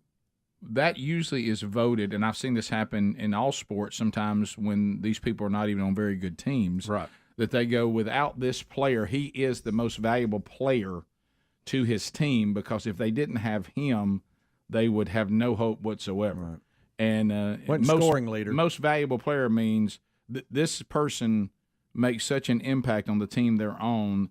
This one is the most valuable to his team than any of the other players are valuable to their team. Yeah, right. I think by definition, that's what I right. thought. That's what I thought the award was. Yeah, but I think most of the time you see those guys, they score a lot. That's how they help their team out. So, I don't know if it's a valid point or not. I'm not trying to defend him. I don't know either. Yeah. The voters can vote who they want to. I mean, that's why they get to vote. It's not a meet this goal and you win type thing. It is a voted thing. JJ addresses those exact stats and players that y'all are talking about right here. If you guys want let's hear it. Let's hear it. Look, Perk, I want to touch on something that they didn't bring up. This idea that Dirk and Steve Nash were favored to win the MVP because they're white. First of all, you stopped short at 1990.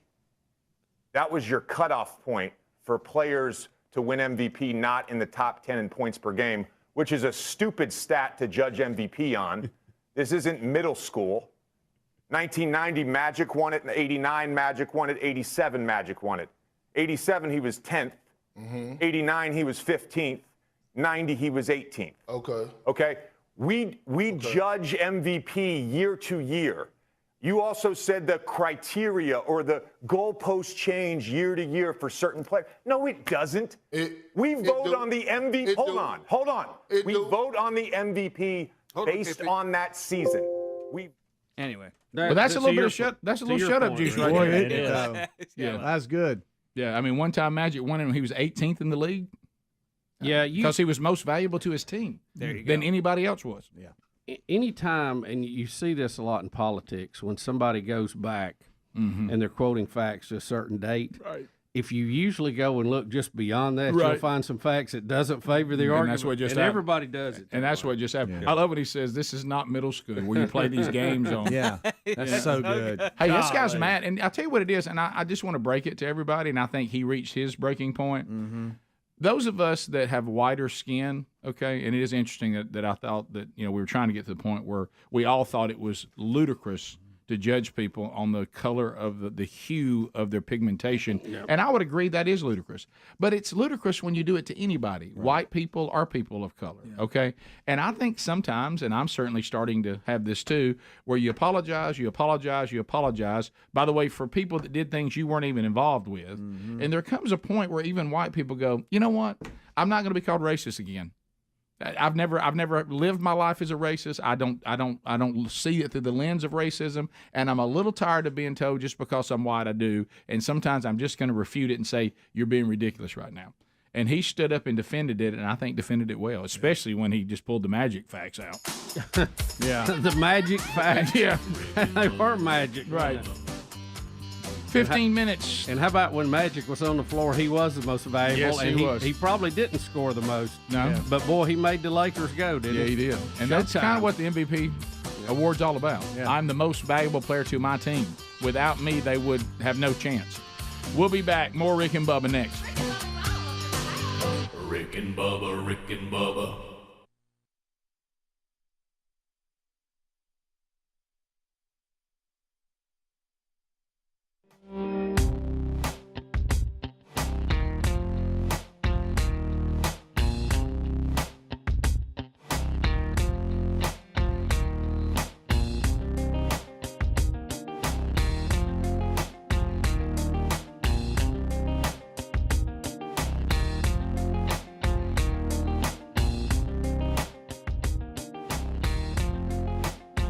My mother would be documenting every second of how our sister is running them late.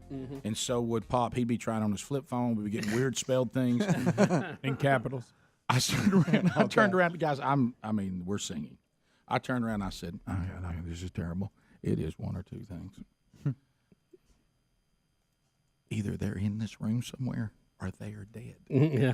I said that they have been in some sort of crash. I said every time somebody walked through a door, a security person, I would think we're here. I said because they're not going to not update you. And then I said they're somewhere in this room. Now we must have talked about how many times where we should all sit. You know what I mean? And I said, but now you're getting up to thousands of people. You know, and I said they're in this room. I said, because no one's coming over, called me off to the side. Yeah. You know what I mean? And so Sherry's like, I'm telling you, they're not here. So all of a sudden, I go through the whole thing, and she goes, please don't let this distract you. Don't worry about that. We'll worry about that when this is over. So anyway, so I go up there, and I do the message. The whole time thinking, well, I don't know where they are. You know what I mean? And I'm up there, Greg, and I'm doing the message. And all of a sudden, I scan, and there he is. There's Pop sitting 3 rows behind Sherry. Been there the whole time. Has not said, and there's Mom. Not one, hey, Rick, we're over here. Whatever. They just came in, sat down? Yes, came in, sat and they were down. that close? Yes. And Greg, there was only 3 rows separating. Oh, wow. And I was just like. Don't tell him how long he'd been there. No, whatever. I mean, he was just like, hey. And I was like, did y'all not let us know you were here? Well, we waved at you when you was doing the sound check. And I said, we told you it was too loud. And I said, I probably didn't see you because the women that came in up top were hollering how loud it was. She goes, no, you said Mom and Dad when you were doing the sound check. I said, I was joking, like thinking y'all were coming. Well, I waved at you, I guess. What? She goes, well, and I didn't want to bother you. I knew it was obvious you were busy because you didn't come over to us. Yeah. You ignored us pretty much. And I was like, Mom, I didn't see y'all. There were about 10 people in here, but I know at lights, you probably had lights in your eyes. That's what she said. Yeah. The lights probably blinded you. They've been there the whole time. So then I had the whole thing. I didn't give them anything. Right. Yeah. Well, I had it. And you know what you get that time? And we thought about not coming because we didn't want to distract you. You know? I mean, you could have come over to your dad. It's Father's Day. Right. That's fine. Well, I thought, and I thought, I guess he doesn't see us. I guess. So, and I'm like, did y'all not see Sherry go by? Oh, we did. She walked right by us. Did y'all not? What in the world? You know why? I guess he was on the outside, Dad. Oh, yeah. So we'll be back. More Rick and Bubba coming up. Rick and Bubba, Rick and Bubba.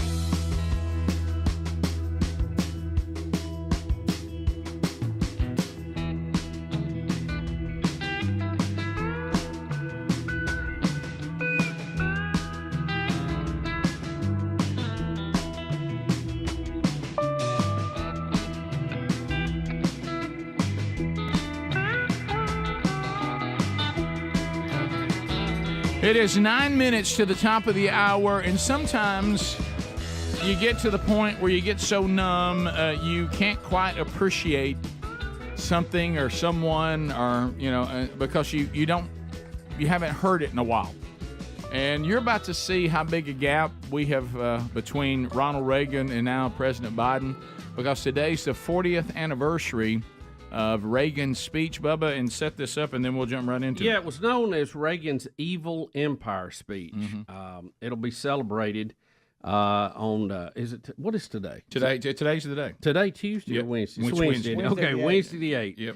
In Washington, D.C., 40 years to the day after the president issued a spiritual confrontation against the communist doctrine and the evil Soviet Union.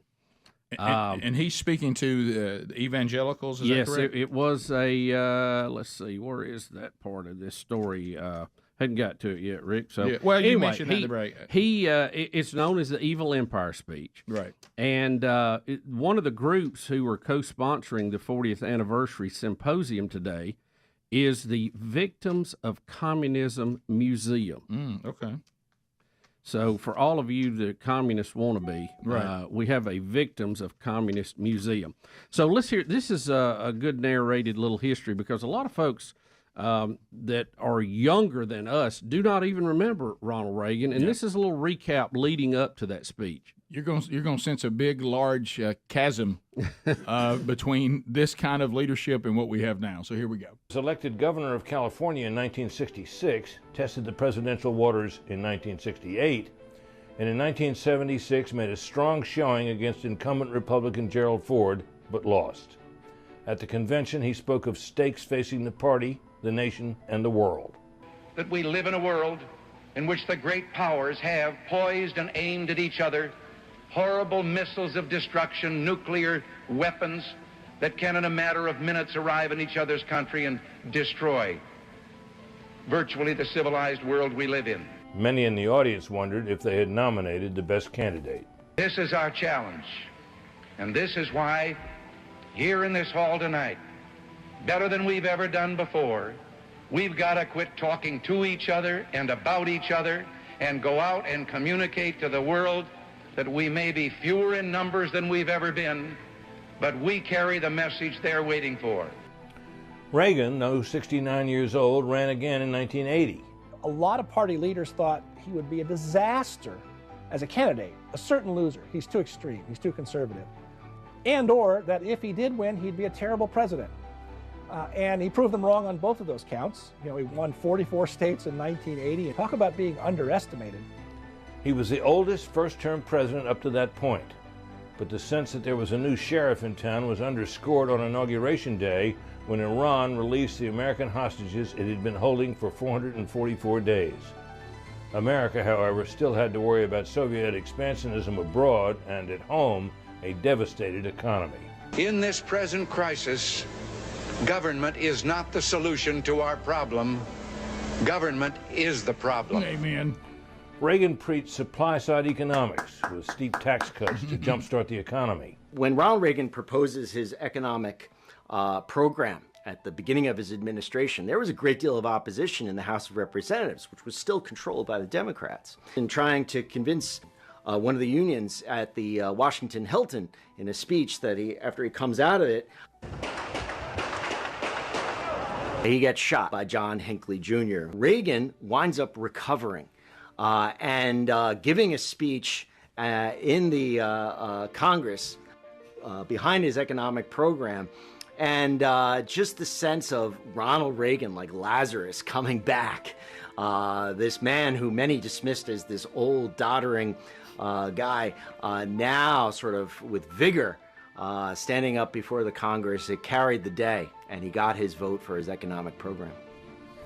The economy did come back. By 1984, his re-election ads proclaimed, "It's morning again in America."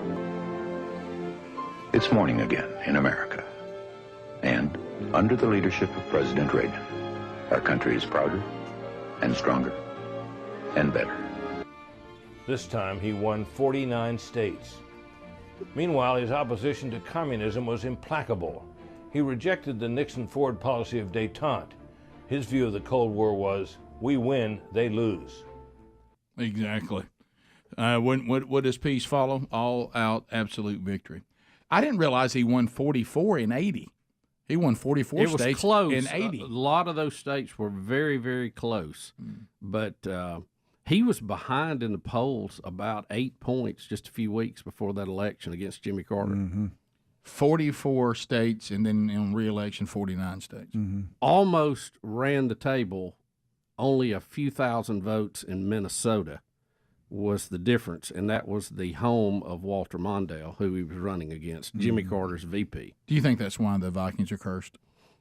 It's possible. I mean, it could It's be part possible. of it. great Yeah. question. It's possible, That's a or good- it's just a long running history of bad decisions. Right, yeah. But we do want to find that clip from the Evil Empire speech, which, Rick, it drove liberals crazy when he did this. Oh, yeah, I remember that. You remember how they were with Trump? Were you going to start World War III?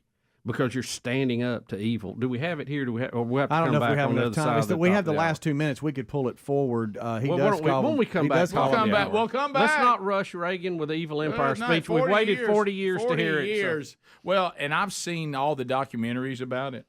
And the thing that I love, and you mentioned before, but I actually saw the actual documentary. Well, even his own handlers were saying, "Don't say that." Well, the And two he- greatest speeches in Ronald Reagan's history, the Evil Empire speech and the Tear Down This Wall speech, his own people were begging him not to give it. Right, and I love the one. I can't remember if it was Tear Down the Wall or Evil Empire when he looked at his chief of staff and says, "You're not going to like my speech." Yeah, I think that was the Tear Down This might have Wall been. because they had basically taken it out and he wrote it back in. Right. Yeah. You're not going to like. You're not going to care for my speech. But so when Gorby was running all over the globe with his PR campaign, and Reagan had enough of it. He said, "Hey, all your tea parties are fine, but if you're serious about what you're saying, tear down Now, this don't wall." go to squalling. Huh? It was good stuff. You see his eyes? How That watery was they good were? stuff. Oh You see how yeah, red they I was were? like, I know pollen's bad out, but we're no. inside. It's the pollen. I It's mean, the dang we're pollen. inside. Well, Good night. Pollen's everywhere. It's just yellow in here. And the well, it's leadership. When you say things like government is not the answer, they're actually the problem. And here's how we saw it, here's how the Cold War ends. We win, they lose. I mean, where's that good stuff? That leadership is so far gone. Top of the hour, we'll come back and we'll hear some more excerpts as we celebrate 40 years ago, the Evil Empire speech from Ronald Reagan, Ronaldo Maximus. We'll come back, top of the hour, more Rick and Bubba coming up. Rick and Bubba, Rick and Bubba.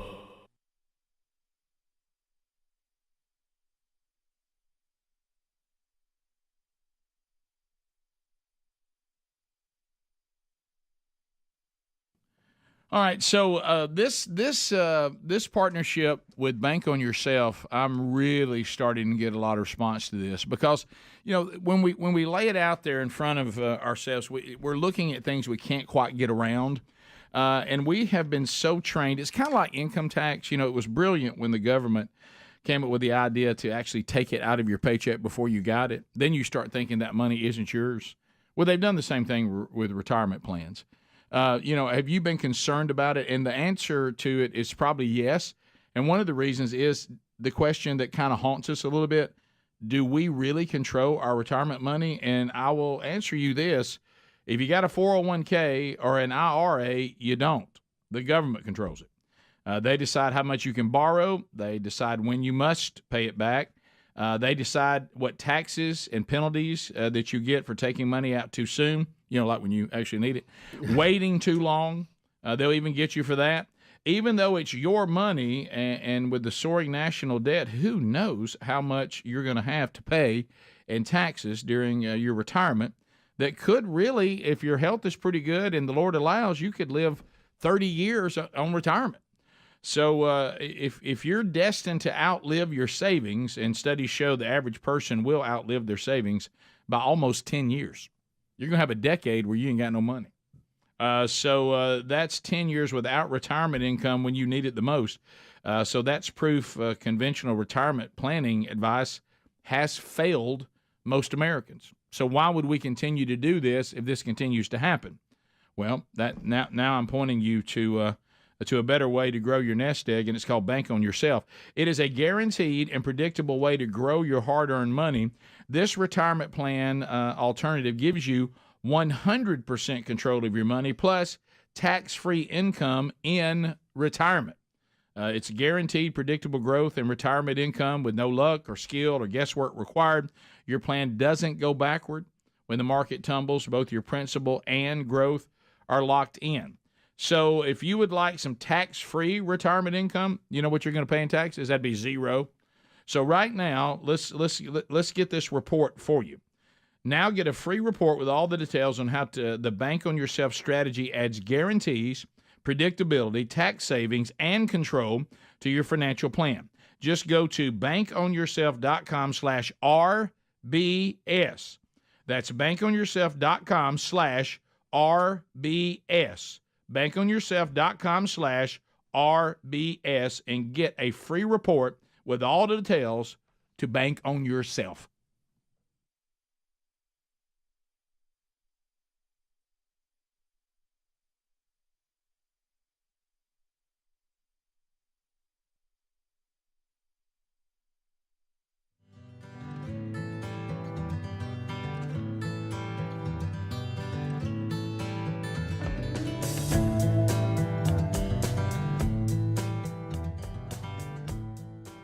Welcome back for another hour. There's Bill Bubba Bussey. Yeah, glad to be here. Boy, I mean it. I mean it. I really mean it. We talked about Father's Day weekend a little bit. I do want to thank all of you that came out to the Gridiron Men's Conference and to the Rick and Bubba Super Slam this past weekend.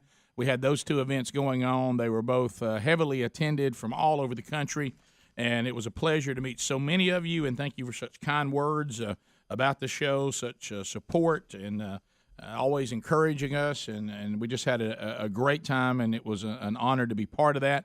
I did have a little bit of a moment that was a little bit stressful on Gridiron. First of all, Charles was not successful to get Charlie Daniels to play the fiddle. What? Oh. He played acoustic guitar, but he didn't play the fiddle. How was Charlie? Very good. Pretty spry for 82. Oh, yeah. Yeah. And a lot of you, I know, I've been working with Tony Evans. No, Rick, no way, Woolly Swamp, right? No. He's 82. It did some hymns. Of course, I've been working with Tony Evans on seeing if he can become a good preacher, and boy, he's really coming. Helping him out. Give him some tips. He got up there and went an hour 15 and never looked at a note or a piece of paper. Wow. I mean, just such a great communicator. And Lee Strobel, phenomenal job. And so Saturday starts, and Saturday it is Phil Waldrop, it's Steve Ferrar, and then it's me, closing it out. And so I get there and, go out to the booth and grip and grin and meet everybody coming in. So I'm going back there expecting to hang out with the great Steve Ferrar. Yeah. A little bit of a panic back there. And one of the things, the reason why we've changed with you, you know what it is, don't you? Well, you needed to ask Steve something, didn't you? Yes, I did. And he laughed his head off about that. But so when he finally got there. So at first, there's a bit of a shuffle, and somebody says, "Are you ready, Rick, to take Steve's spot?" Oh, boy. And I'm like, "I'm sorry." What? And then, hello? Hey, we got an airplane problem. Steve got stuck. They backed his plane up. He is currently driving from Atlanta. And I'm like, okay, that's fine. That could also turn bad. He did say that he thinks he's going to make it, but he needs to stop for a little more coffee. And so anyway, because what are you going to do with Steve? Yeah. What are you going to do with Point Man? So anyway, just about the time he finally comes around the corner, and of course, Steve's not going to rotate. He's very similar to Dad, Greg. I've never have I seen Steve Ferrar in anything but a pair of blue jeans and a tucked in black polo top shirt. That's his move. Never seen him in anything. Never. No, it's like Steve looks exactly the same every time I see him. And what's wrong with that? So anyway, how long do you think is now? He's a little bit hectic, but this is my shot to talk about what I'm going to talk about. Yeah. And of course.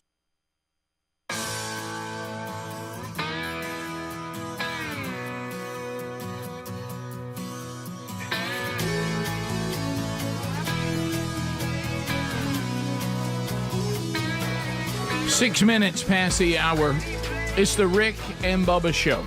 Speedy, the real Greg Burgess, Helmsy, Eddie Van Adler, Team Rick and Bubba, all here. I be Rick, and welcome back. There be Bubba. I be Bubba. There be Bubba right there. All right, so we're listening 40 years ago today, the Evil Empire speech from then President Ronald Reagan. We're celebrating that today. They're doing that in D.C. today, too. 40 years to the day after the president issued a call to spiritual confrontation against communist doctrine and the Soviet Union. And part of this speech is, and you're going to hear this last part, is he is talking to the church and representatives of the evangelical church in America, and he's saying, to the church, you have to see this as a battle between good and evil. He references C.S. Lewis and Screwtape Letters, where C.S. Lewis, it's certainly fiction, but based on biblical clarity on how the adversary works, and C.S. Lewis taught many valuable lessons to the church on how the adversary attacks, and he's going to reference that as well. And Rick, a lot of this, and he's making reference to this, the appeasement movement was really big here.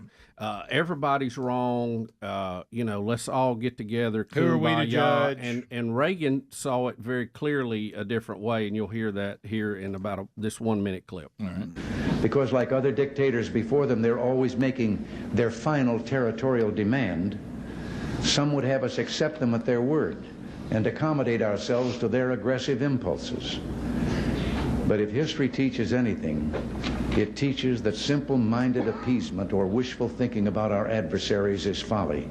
It means the betrayal of our past, the squandering of our freedom.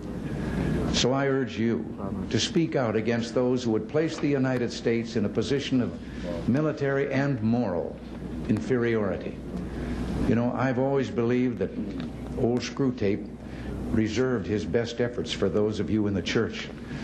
So in your discussions of the nuclear freeze proposals, I urge you to beware the temptation of pride, the temptation of blithely declaring yourselves above it all and label both sides equally at fault, to ignore the facts of history and the aggressive impulses of an evil empire, to simply call the arms race a giant misunderstanding, and thereby remove yourself from the struggle between right and wrong and good and evil.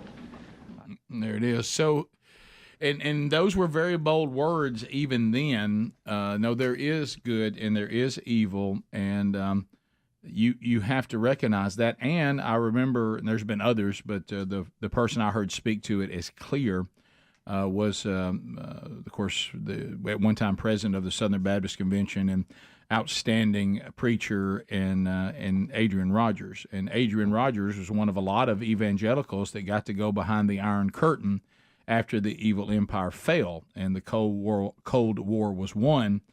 And he talked to the military leaders, and you hear him talking about the nuclear freeze that Russia wanted. Yeah, they were lying. They were going to keep building anyway. And he said when I talked to those, now they were free to speak to us because of the downfall of the Soviet Union. And they said, we were never going to do away with our nuclear weapons. We were hoping y'all would, and then we would have the upper hand, which is exactly what Reagan's warning them about. You can't take them at their word.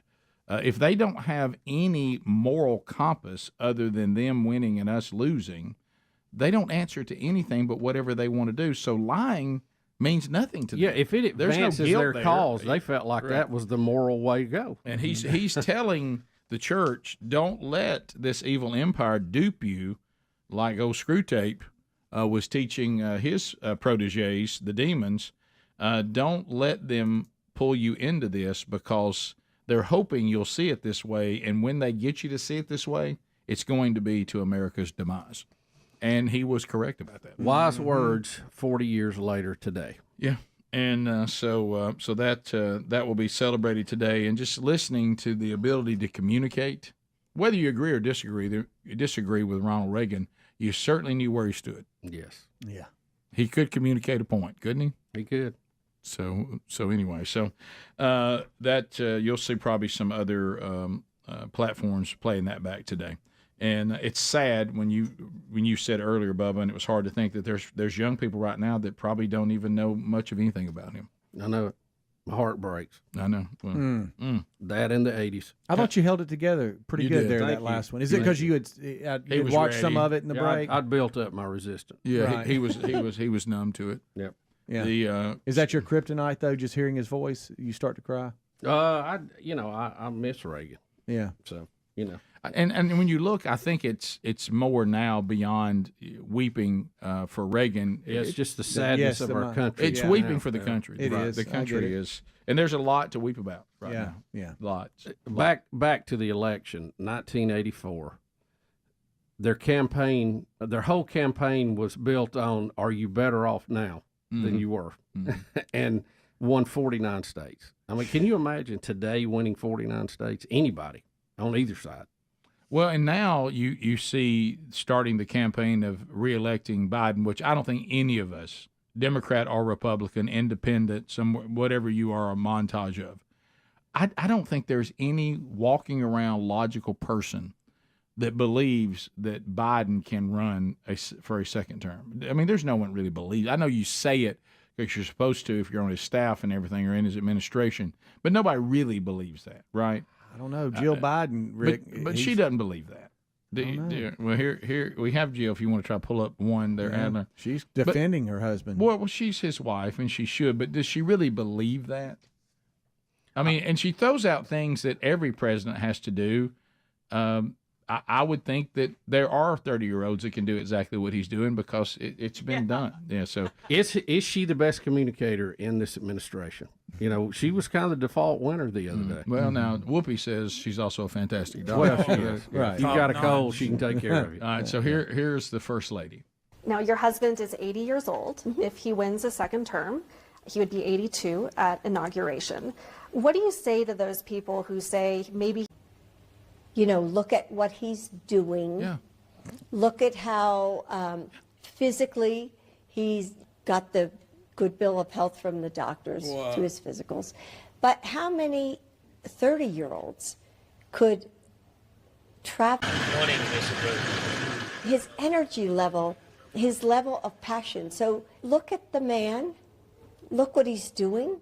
We are. We are. Yeah, I don't know that that's a good argument, Dr. Jill. We are. As he's in Delaware today. Look, with all the staff and with all the doctors, without anything, we can physically get a human body through all she just mentioned. What I'm asking us, does he know he's in Poland? Does he know he's meeting Zelensky? We can physically get him there. I mean, that's not some big feat. That's the requirement of being president. How many 30-year-olds? I would say all of them.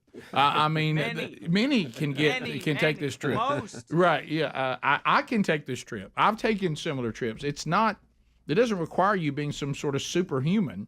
It's not. It's not pleasurable at times. But our bigger question is: does he know where he is? Does he know that he's not on Thomas the Tank Engine when he's on the train? That's what we really want to know. We've heard him talk. We've heard him mumble. We've seen him ramble. We do watch him physically. I know he tries to do that little watch me run a little bit, but he's walking his feet the way they are. We've all seen this. He does not have a grasp of his cognitive skills, and everybody tries to talk around that by going, look how physically he's still moving around.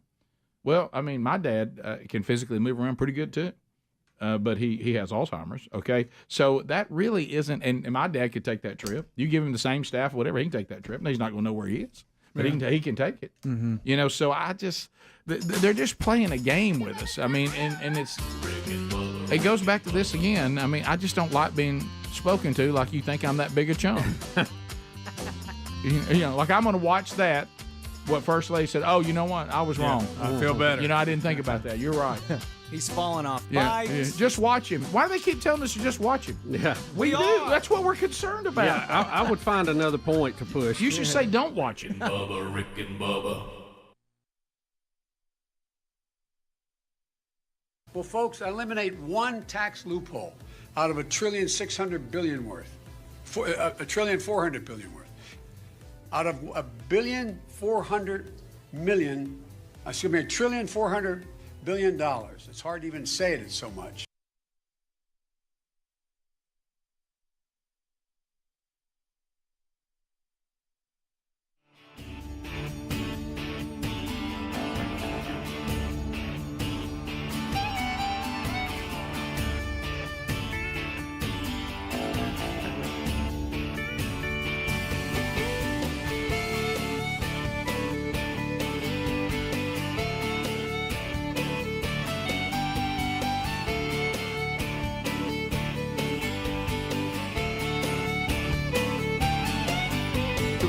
Hey, guys. Hey, with stupid airplanes, good night. I mean, these airplanes are stupid. You know, a bunch of crap. And I'm like, hey, Steve, hey, Rick, what's going on, buddy? What's going on, friend? I said, man, I got to talk to you about something. All right, go ahead. And he's over there grabbing something off the tray. He's trying to find some kind of cinnamon roll or something. And they're coming, hey, Mr. Ferrar, we got to get you in your headset. Just a minute, guys. What's good? And I said, I got to take issue with you about something. He's just looking at me, he's tilting his head. I said, we got a call about you. On the show. We got a call. And he goes, what do you mean you got a call? What are we talking about? I said, somebody's questioning me being at this Gridiron because you're here. What? And he starts getting frustrated. And I said, had a caller say that you're a false prophet. And he just started, he starts laughing. He goes, of all the things I thought you were going to say right there. And I said, that Y2K book. And he just starts laughing. And he goes, good gosh. I wrote that book about how we don't need to panic and when the rest of the world's panicking. But there's nothing wrong with the preparation. But don't panic. God's in control and all that. And I said, no, I know that. But I said, I really had to work through whether I should be here. And he just gets going. And he's like, hey, somebody, you got a false prophet on the lineup. And I told him about Mac Brunson, who's actually going to be a pastor here in Birmingham starting in July. And, of course, no relation to Ed. No, or Mike Brunson. But anyway, so he said, I met with Mac Brunson. Yeah, good guy. Like, Mac's a great guy. I said, you should have seen his face when I said somebody called and said you were a false prophet, and he just got to laughing. And so anyway, and Steve's just so, hey, guys, let's just get right to it. Jesus knows what he's doing. You don't because you're stupid, okay? No. Let's start right there. Everybody, all you guys, you know what you are? You're stupid. Jesus isn't stupid. You are stupid, okay? Cut the crap. And so he got to do that, and we finished up and had a great time. Had fun with Charles. Charles actually dressed people applauded that Charles dressed like a man the entire week. Can I be honest? I think our whole interpretation, the way we look at Charles, changed when he told us he ran tailback. Yes. Mm-hmm. Oh, yeah. Everything changed. Absolutely. I didn't even make fun of him. He physically looked different to me after that. I didn't get ran down by Lamar Thomas. Don't forget that. What a great story. I don't hold that against anybody. Heck no. Huh? No, and how about this? I walked out and I said, I'm getting a lot of you on social media and a lot of people emailing me that you think we have finally impacted Charles to the point that he is dressed like a man the entire weekend. And I said, you're welcome. And the place went crazy. And so he was just phenomenal as always. And it was just, it was a great event. It really, really was. And so my wife decided, and how our wives, that she would, bring me some gifts for Father's Day. And since I was going to be actually preaching in a suit on Sunday, the stereotypical quintessential Father's Day tie. And I'm like, okay. And then she got me like some shirts. And I told her, I said, you might want to. She said, well, I went up to this place and they said you've bought something there before and they had your size. I said, well, how long ago? And she said, well, it's been probably. And she goes, surely you don't think that you're going to have shirts that are too big for you? I said, no, I don't think that at all. I'm really concerned about them being a little small. And she said, what do you mean? I said, let me try one on. And I buttoned it up, and it was tight. I said, I done got swole.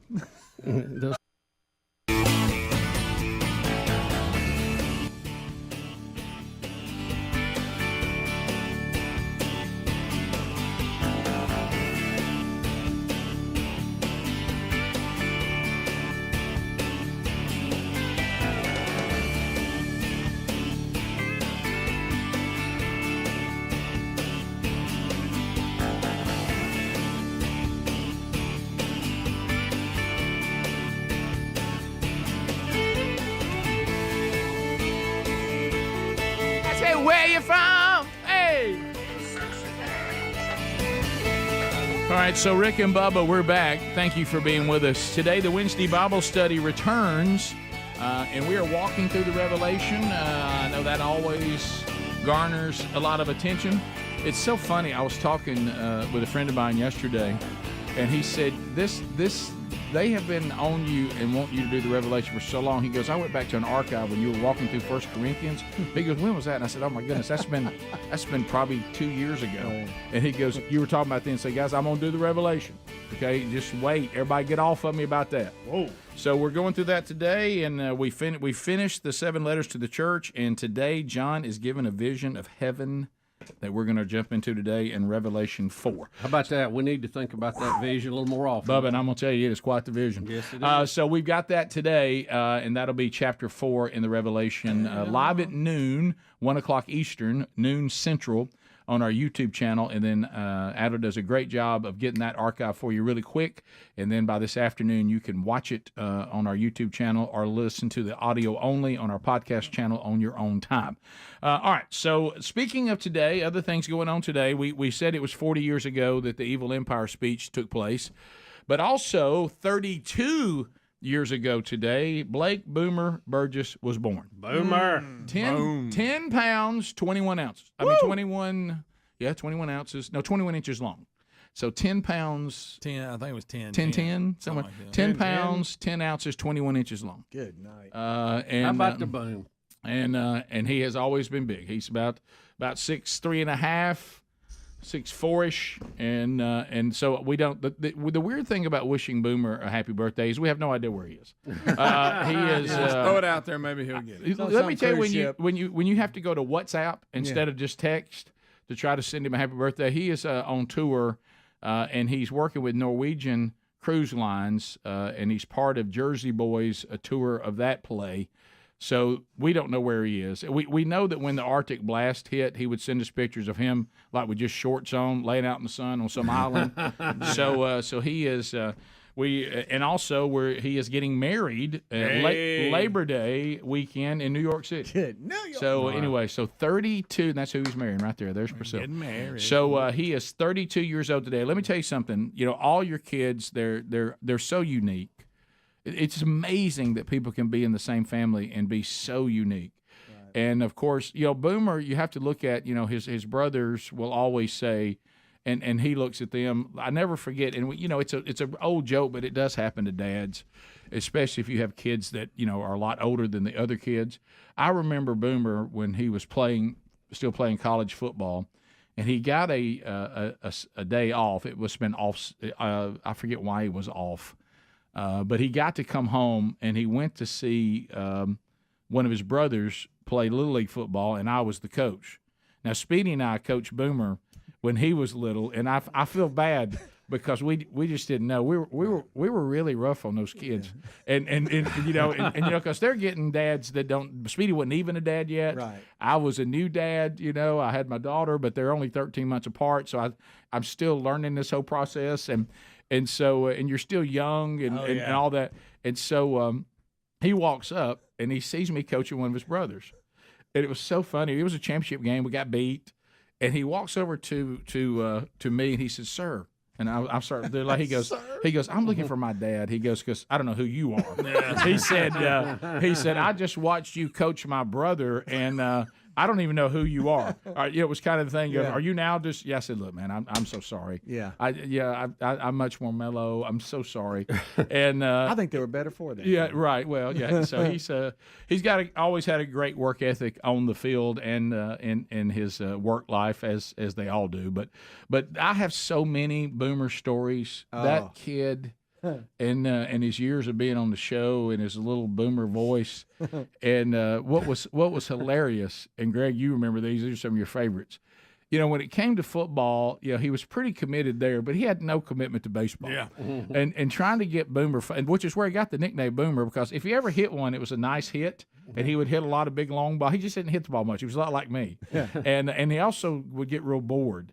And one time, 2 times, the one that y'all love the most. One time, I'm watching the game, and I don't see him.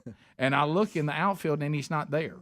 Okay, and everybody says, where is Boomer? And you see the coach looking around. I look, he's eating a hot dog in the stands. Yeah. and he was hungry. And then there was a time they had a late game, and Boomer would go to bed early. Oh, yeah. And they had a late game, and the umps out there going, hey, I need a batter. And the coach is screaming, Boomer! And we look, and he's asleep in the dugout. And got tired. Yeah, and then Bubba talked about the T-ball incident where he was committed to not wetting his pants, and he did. Right. And then to credit to him, he didn't. He did not. Right. But he sure did cause some issues between center field and right field. Yep. Slick. The grass got watered. Yep, right off second base. Yeah. Yeah. There's So a bumper it's sticker right, for that. and then the other boys thought, well, this must be a green light. So Yeah. it was. Yeah, it watch was, this. Yeah, right. Well, and credit to him. So it was. So we've gotten a lot of memories. I cannot believe. I know y'all can't either. I mean, I'm looking around at these older kids that were on the show in the early stages, and they're, in their 30s now. I know. 30s. Wow. So Boomer 32 today. 30. Congratulations, buddy. Yeah, that's right. Yeah, it's a little cotton top, Holler. and he had a white little curly hair, and he was. You never knew what he was going to say. No, at any given moment. There's so many Boomer stories. You remember they would just. We would just have them just. And now the ones that when he's an adult, and then you still challenged him to. Yeah. Like squaring off with him, and didn't he like mess your nose up? He did. The quickness is what I didn't count on. Right. Yeah, when they get to that level, when he was playing high school ball and then into playing college ball, and Dad Greg tried to warn me. He said, "You are still meaner than him, and you do have old man strength." He goes, "But you're not taking into account his quickness. Yeah. The quickness is going to be superior to the game, right. And he came this close to breaking my nose, and he just came off the ball, and before I knew it, it was on me so fast. And I remember Dad saying, "You need to bail out of this." Yeah. And I said, "What?" He said, "If you don't go 1,000%, you're going to get embarrassed. But if you go 1,000%, you might hurt him, and both of those are going to be real bad." Yeah. Or hurt yourself. Yeah, I hurt myself. Yeah. So I just talked about what I could do and tried, hopefully never have to prove it. Yeah.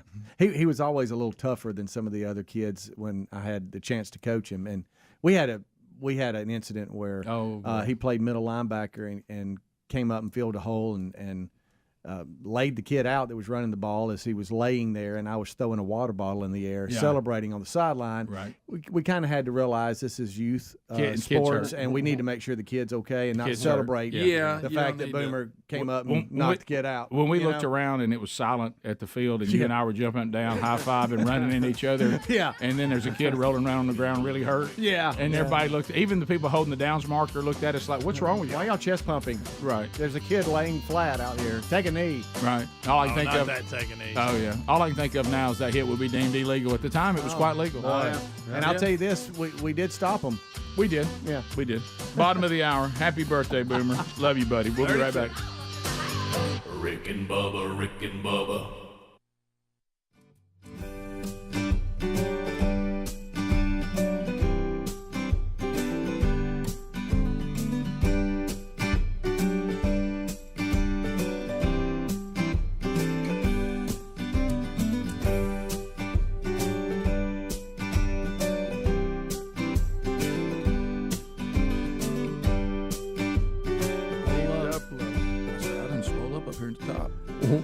I said, "All the working out I've been doing, I can't wear these too tight." And she goes, "No, I think that maybe I just have the wrong size." I said, "Are you saying I ain't swole?" And she goes, "What are you saying?" I said, "Well, that's gym talk, baby. That's how we talk at the gym." Swole. I said, "I done got swole." And so I say it's swole and drop the end. Yeah, so I had to go. And she asked, "What's wrong with you?" Yeah, right. And she goes, I don't think that's it."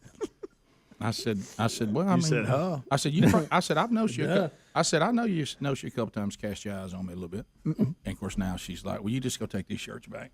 And come to find out, it was a size off. But it was the wrong kind of cut. But we got to have a certain kind of cut. Yeah. But so it was great, and then we did some. I don't need that V cut, Rick. Wider in the shoulders. No. I need more of the A cut. Yes. But I got the Rick and Bubba spatula out and did hamburgers on Sunday. I just got shot down on the thing about leaving, and then I don't know what it was. Did y'all have an okay experience Friday night going out? Yeah. Okay. For some reason, Dad wanted. He was also a huge proponent. Let's do something on the grill. I don't want to go. Let's don't go out and eat somewhere. Yeah. And so I just thought, did something happen? Did whatever. Mm-hmm. He's probably done that, so now he won't. Right. And so we got out there, and of course it was. I don't know if y'all caught that temperature in deep south there on Sunday afternoon. Buddy. standing on that deck next to that grill, it was a burner. You ain't got a shade out there either. It was a burner. It hurts. But I will say this, and we all as a family agreed it may have been the some of the best hamburgers ever to come off that grill. There was a certain perfection. It doesn't happen every time. Right. Even if there's some magic there. There's days when it comes together, and of course you got to have the right kind of meat, and that came together, and the seasoning was perfect. Can I tell you something I have done that I think has moved my grilling forward a step? I have gone now with a fan on the floor at a certain distance, not too much, to be sure that I'm creating the smoke going in the direction I want it to, not leaving it up to the prevailing winds of the moment. That's good. Yeah, it really works good. I like that. Yeah.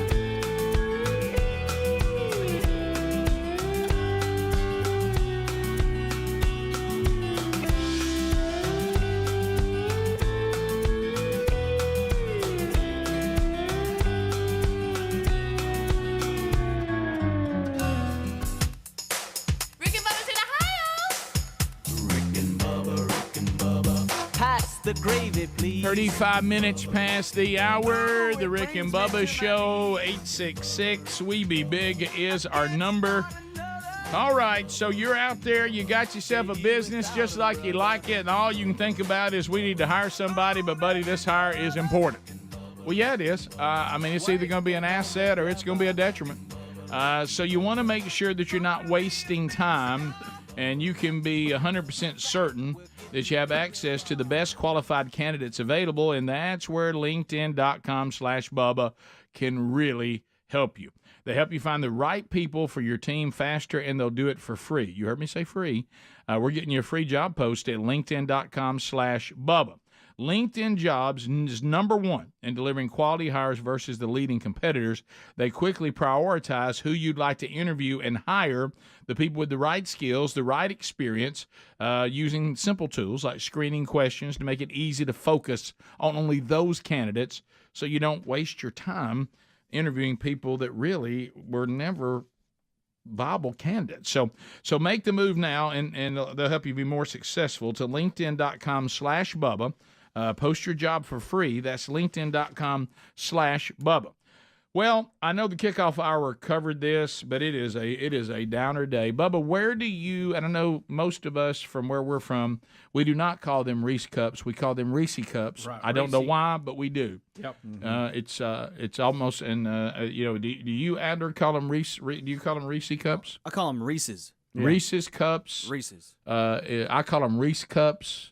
I think Reese's cups is the correct thing. Terry calls Reese poo. Reese poo. Bothers him. Yeah. Oh, that would bother me too. Yeah, he's 18, Mike. Yeah, He's 18, huh? Yeah, that Reese cups. Yeah. Yeah. I think Here's that's my what Reese we poo. You also always say Reese cup. I think you so. say Reese's cups, and I Reese's say cup. Reese cups.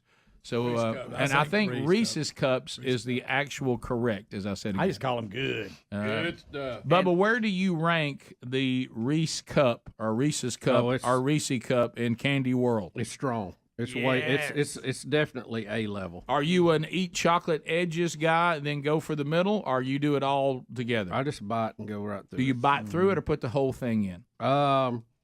Usually 2 bites. 2 bites. Yeah. Greg, do you eat the chocolate around the edge and go for the middle? I go 2 bites. 2 bites. Mm-hmm. I In a tight, I'll go one. bro, Yeah, now I'm capable of one. It's been forever since I've had one, but it's been a minute. Now, if you get the minis, look out. Yeah. never had those. Yeah, you have. Oh, the they're miniature good. Reese cups. I don't think so. Oh, Rick, yeah. an Yeah, aluminum foil.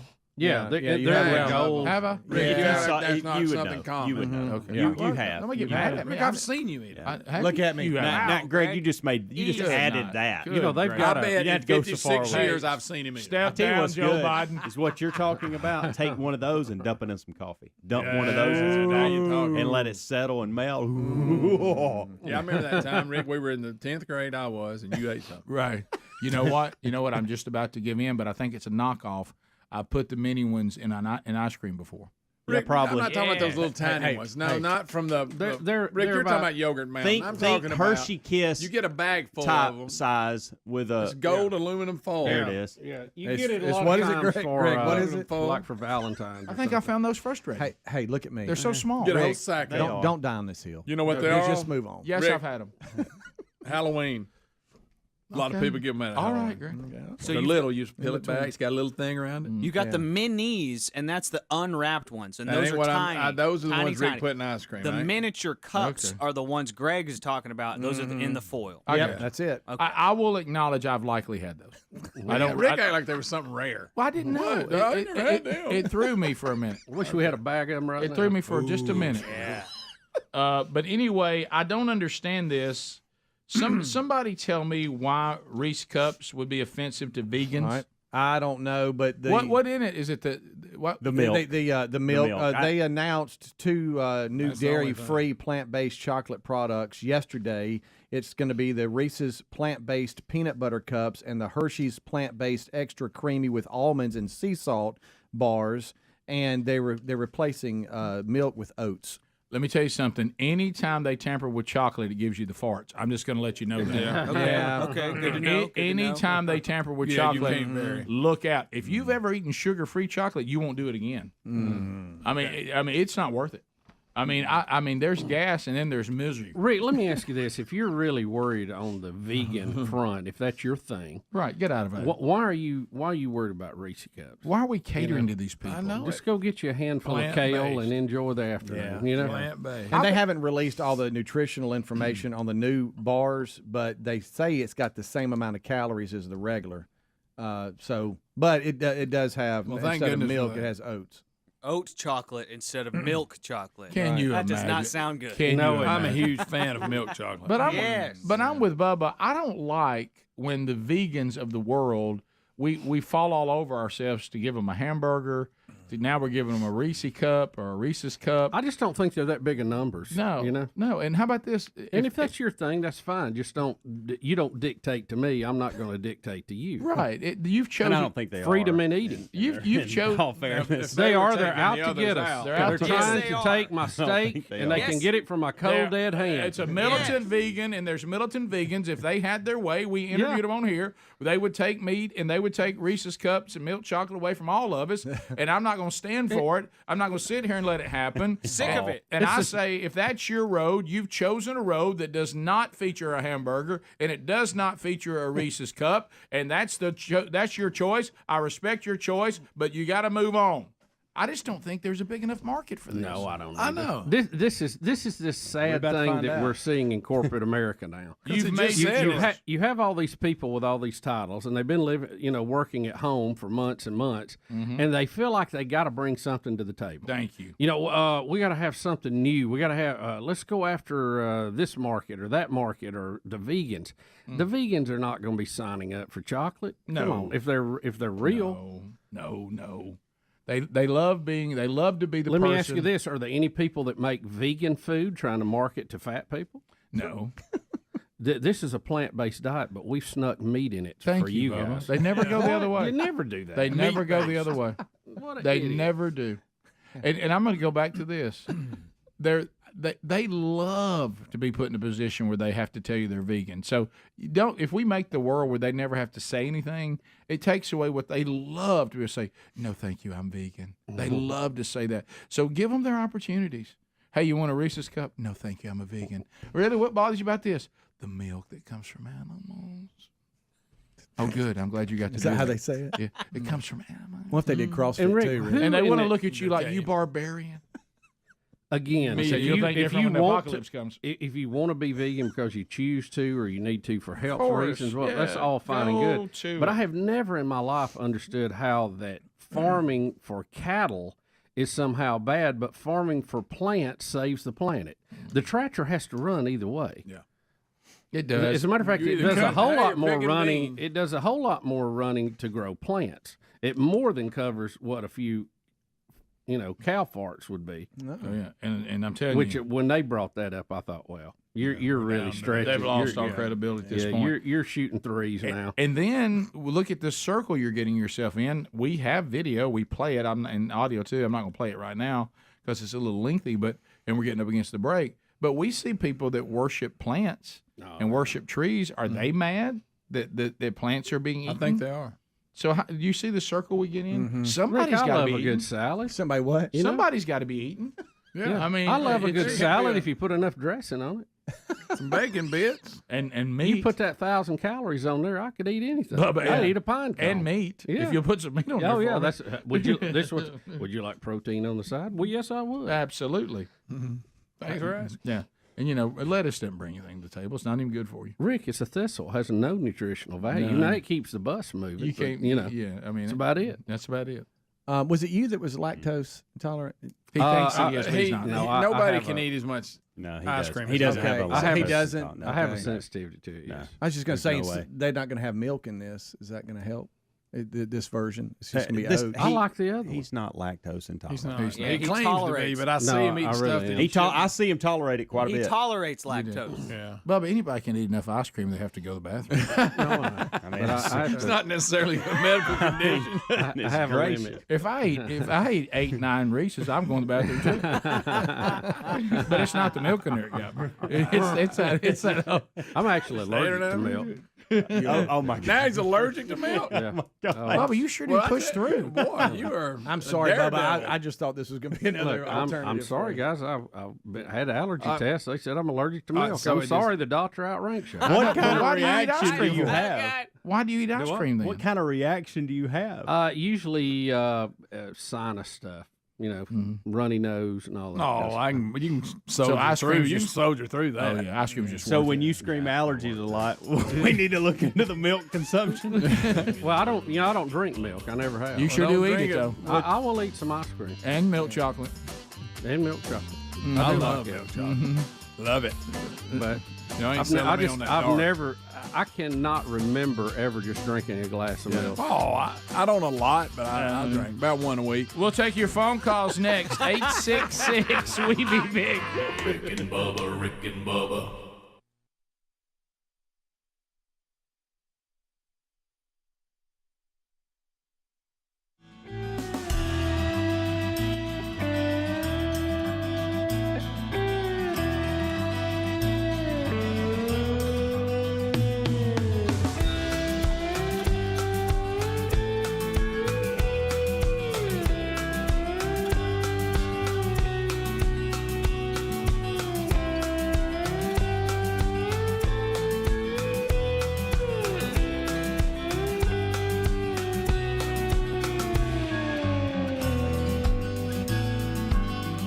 I'm a fellow man of girth, and Rick, I know how you've lost so much weight, and I've admired it so, and I've lost a lot of weight over my life too, but I don't know how to keep it off. I think you've had a spiritual awakening of some kind, is my opinion. No doubt. And I'd love you to share what it is. Okay, well, it's very, very difficult, and the older you get, the harder it gets. But, yeah, first of all, you're not going to lose weight till you get to the point that you're actually resolved to do it. I mean, it's just not going to happen. And for me, it was, I mean, obviously there's some health things there, but that sadly was not motivation enough for me. It really came down to a spiritual thing. I especially trying to be involved in men's ministry, and God has clearly called me to that. There's no denying that, and I realized that the credibility of being, grossly overweight was going to make me less effective. I came under conviction about that. I realized too that I was kind of playing games with the sin of gluttony. That I was the kind of person that was committing the sin of gluttony. Now, there's people that don't look overweight that are committing the sin of gluttony, but that I was overeating and that I was not taking care of myself, and I needed to get that under control. So I did something to lose the first 50 pounds that was pretty drastic, a 40-day program called Nutrimost, and I had a doctor with me on that. So I had to get myself to where I could lose enough weight to even begin to exercise, because I was just going to be a disaster trying to exercise in the state I was in. And I don't like to exercise. I'm still not crazy about it, but I know that it's something you have to do. And so after that was over, the plan from then, I started a workout program. I'm the kind of person, I need trainers and to go to some sort of class. If I'm left to myself, I'm usually pretty easy on myself. That's enough, Biggin. Knock it off for the day. I need somebody that tells me when I'm beginning and when I'm done. Of course, I have to be disciplined enough to actually go. I mean, they can't make you go. So I exercise pretty hard now, about 3 days a week, and the doctor said that's probably at my age. About anything beyond that, he said, is just a personal goal. And then I eat about 1,500 calories or less a day. I try to keep it around 1,500, and I have days that I'll still, eat whatever I want. Those days are not many, and when I'm eating, I'm usually eating lean meat, fresh vegetables, and fruits, and I don't drink soft drinks, and I might have a half a piece of key lime pie instead of having 3 pieces of it, and just tried to have self-control and eat less. But I found out that I couldn't out-exercise bad eating, and I found out that I couldn't just try to starve my body either and not move around, because the body's too efficient for that. So my plan right now is I exercise for my age, what I consider to be pretty hard to get the heart rate up, and about 3 times a week, and stay at about 1,500 calories, and try to eat lean meats, fresh vegetables, and fresh fruit, and try to do all the food. Try to eat something that's got more of a grain feel to it. That's about it. And that's something that I can do. It has to become the new lifestyle.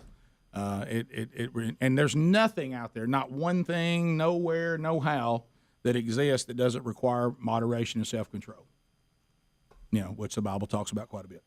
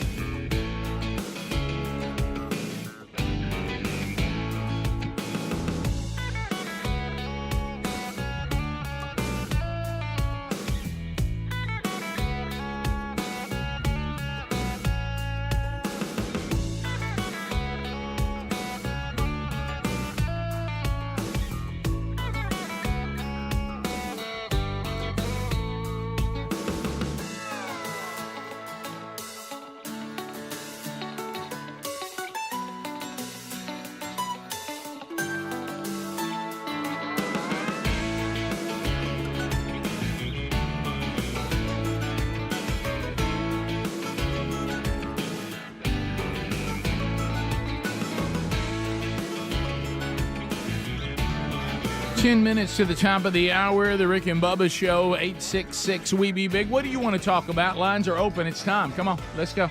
Come on. Bring them in, 866-WE-BE-BIG. Let's hear from you. Make a comment, ask a question, bring information to the table, and we'll run through as many of these as we can. No shameless plugs, no meaningless shout-outs. All that not allowed in the phone troll, but we do take comments, questions, bringing information to the table, and lines are available for you if you'll move right now.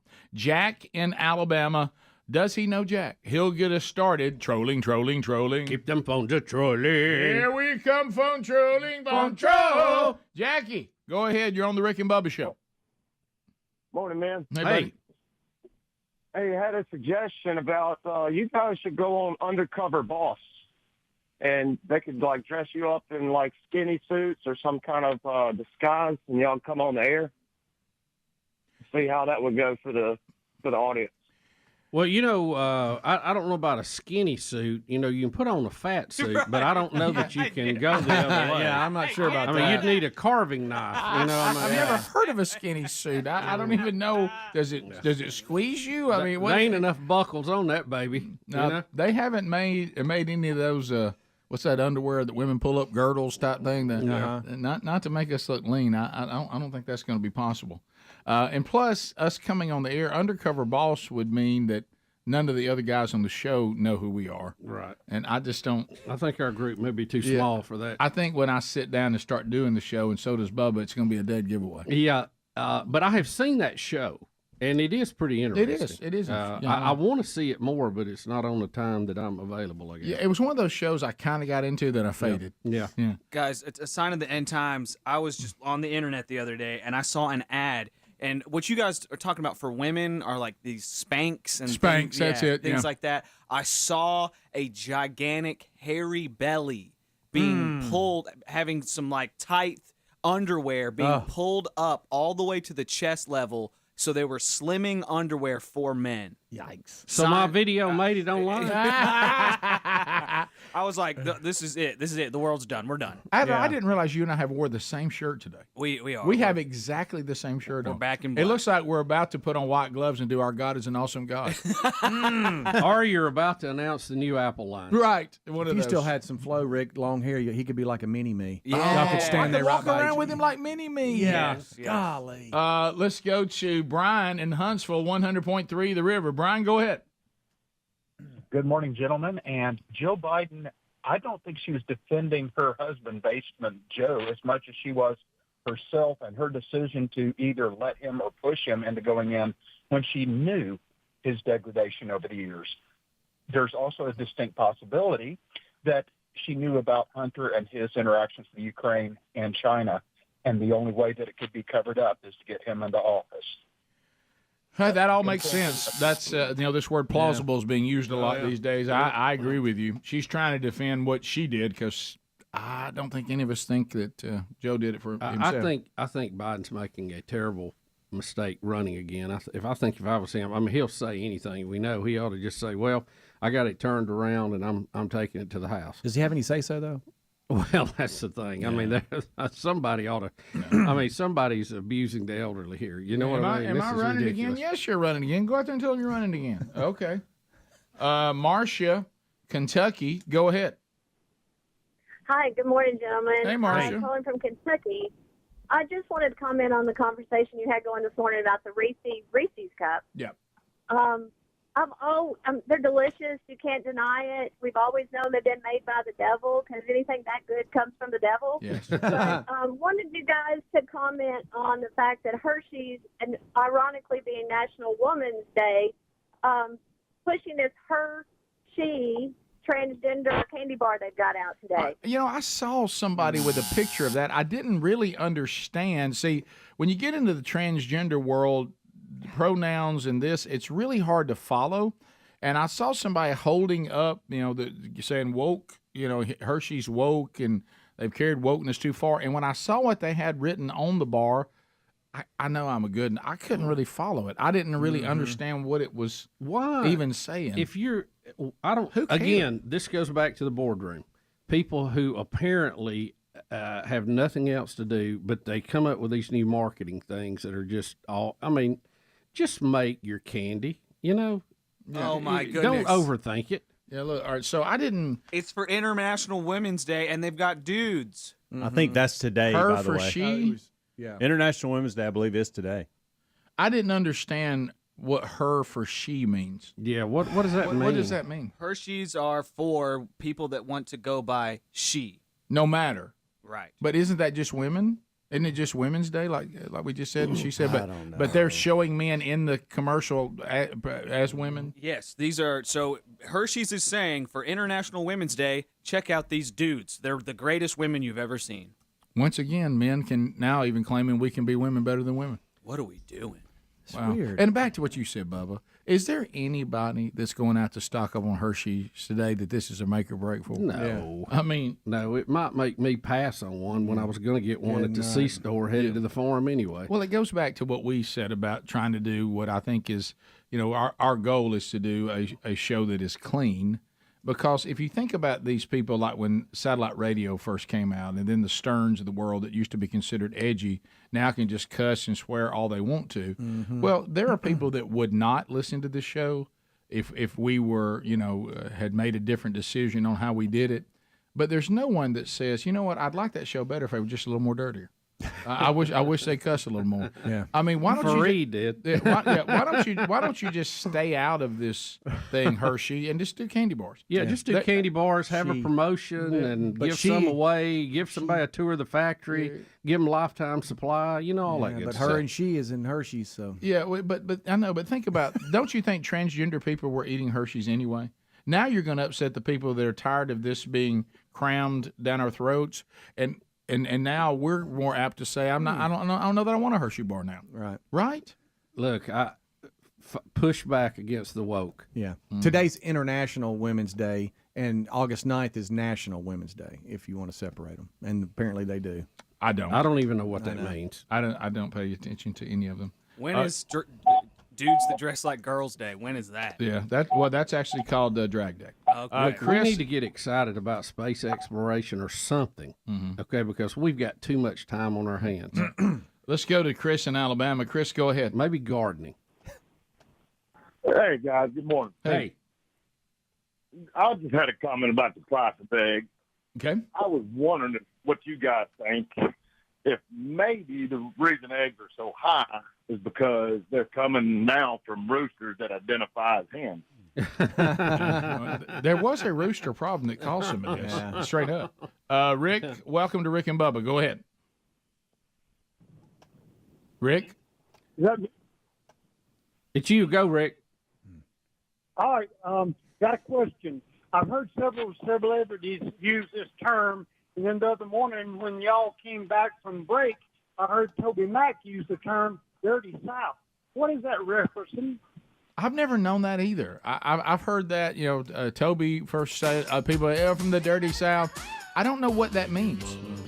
I mean, where did I know it's supposed to be a positive, like I'm edgy, but I'm with you, Rick. I've never known where that came from, because that developed when I was too old to be hip to the groove. I kind of took it as we're proud of where we are, even though we ain't perfect. Agriculture is what I always thought. Is that what everybody's got different ideas? We're farming. We're out here getting dirty. We'll be back. Rick and Bubba, Rick and Bubba.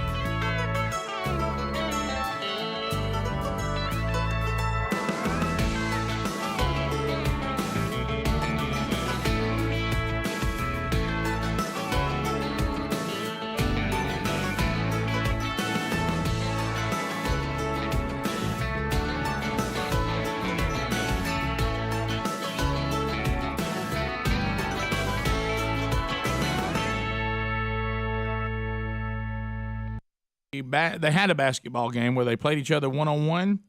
How did this happen? I don't even know the build-up for this. Here's the package. Yeah, let's take a look. The Blobfish Classic. Am I saying that right? The Blobfish Hard to say. Classic.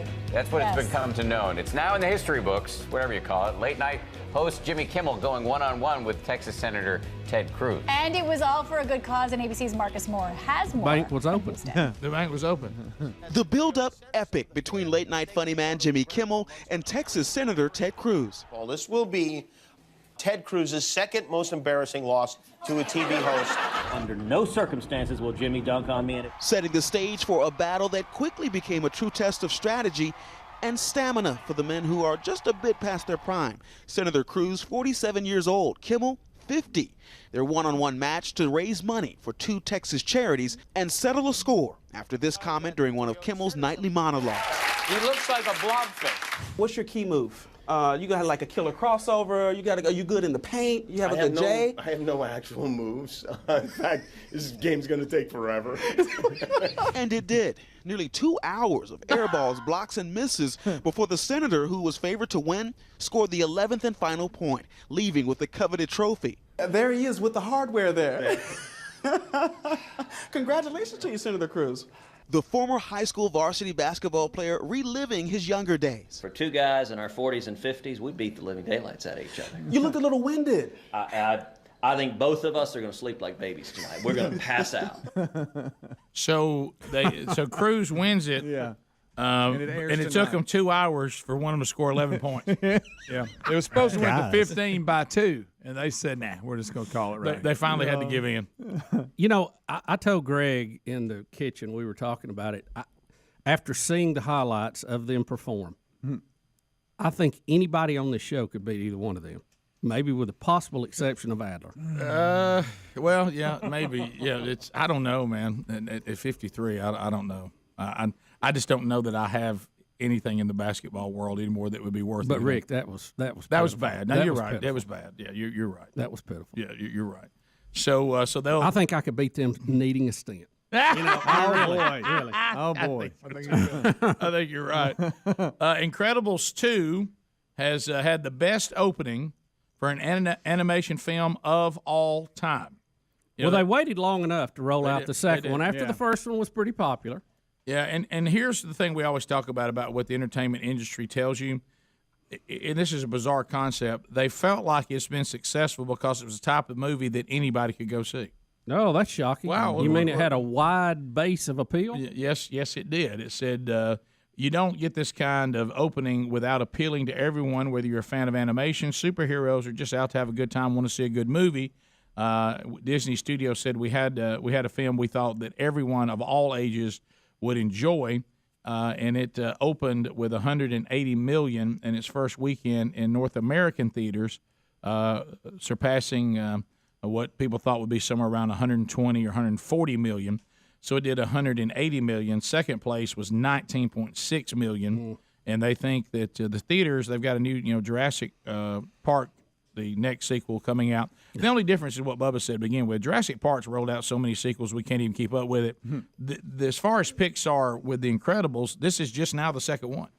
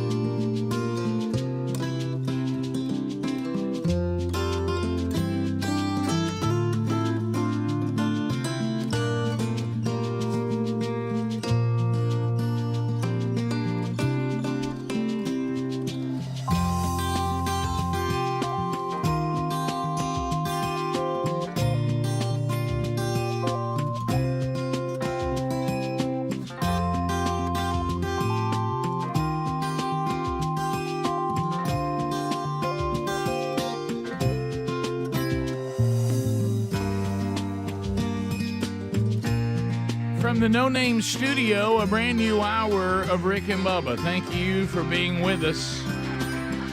as the show moves forward with Speedy, the real Greg Burgess, Helmsy, and Adler. And welcome back, Bill Bubba Bussey. Rick, glad to be here, and thank all of you for joining us here on the Rick and Bubba Show in our 30th year, and we sure do appreciate you guys being with us. Yeah, people that were asking, Dirty South became a term of endearment for many people over the years, as its root, though, is a reference to the history held in the soil of the region, the blood, the sweat, the pain, and how the agricultural industry here. One time that was the major economy here, farmers, and that's what it refers to. So the soil in the region, and so that's Dirty South. Dirty South. All right, so we also have to continue a look at your America. Walking together through the promised land. Well, the left is not happy. It was some of the things that have been said about Fox News went and demanded security footage from the January 6th incident in D.C. At the Trump rally that it's been called insurrection and attempt to overthrow the government and bloody and evil and all of this. And so 26 months after this happened, we get footage that is just bizarre. I even saw an interview last night with a policeman who is no longer on the force because he said he did fear for his safety, and the way that he was able to maneuver through the crowds was to put on a MAGA hat, and that way that the crowd just let him go wherever he wanted to go. And he said, I was doing that to try to do my job, and I was removed for having it on. And he was being very critical because he said we were asking for help. We were and we couldn't get anybody to help us. We tried to get the National Guard. They said they didn't like the optics, and the quote, "I'll never get that past Pelosi." And because they said we had the intelligence on this, we had all the information we could ever have wanted that said this could be a tinderbox. And if we had we didn't even have hardly any of the Capitol Police. We have over 1,000 that are trained. We couldn't get them. We could have had the National Guard. We couldn't get that.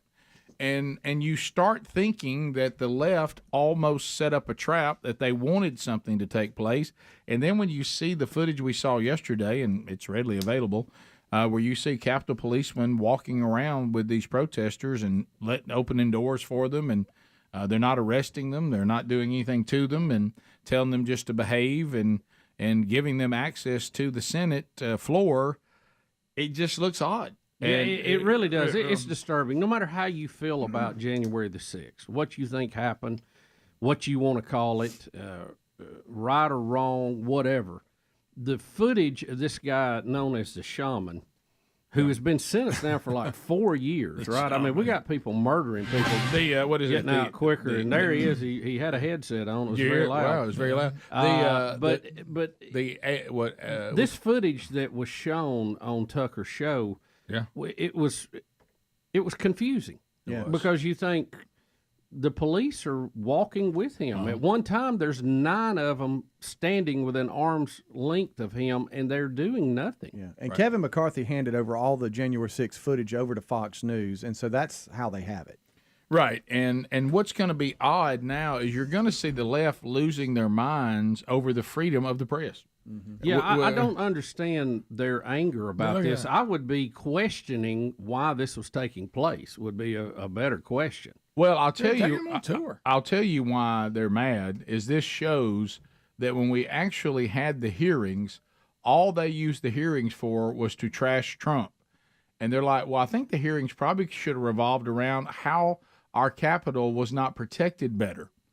And they did not do that, and that's been revealed that based on everything we know, the whole hearing should have been about why were we not protecting the Capitol better than we did? Mm-hmm. But it turned into we're all here to trash Trump. Yeah, and this shows that was way off base. They should have been focusing on holding people accountable for the garbage that we now see. But, oh, Chucky Schumer. I don't think you should call them insurrectionists. I think you should call them undocumented tourists. Right. That's a good one. It's a good one. So here's Schumer is mad not at what he's seen in the video. He's mad that you got to see the video. These lies continue tonight. Rupert Murdoch, who has admitted they were lies and said he regretted it, has a special obligation to stop Tucker Carlson from going on tonight now that he's seen how he has perverted and slimed the truth, and from letting him go on again and again and again. Not because their views deserve such opprobrium, but because our democracy depends on it. Okay, so I don't follow Senator Schumer's thought process here that by looking at video that we had not previously seen from January the 6th, that it somehow undermines democracy. It, to me, him trying to keep Tucker Carlson from addressing the issue is undermining democracy. Well, remember, the fascists always call their opponents fascist. Right. I hate to break it to Chucky Schumer, to Bubba's point. If you're trying to limit the freedom of the press to get information to the people of the country, in this country, that's what fascists do. And I think Tucker is asking a valid question that we all were asking. This guy got the heaviest sentence from anybody that was involved in this, I'm using quotations, insurrection. He doesn't appear to be very violent. Was that 8 officers he just walked through? 9. Right. What in the world? All right, so he's not beating on the door. He's not beating anybody with a flag stick. They're just walking through. Basically, it looks like he's on a tour. I mean, it really does. I don't think that's a 4-year sentence right there, guys. I just don't. Should we be concerned that a guy's walking around in the Capitol, being escorted to the Senate floor, and he has a buffalo head on? Yeah.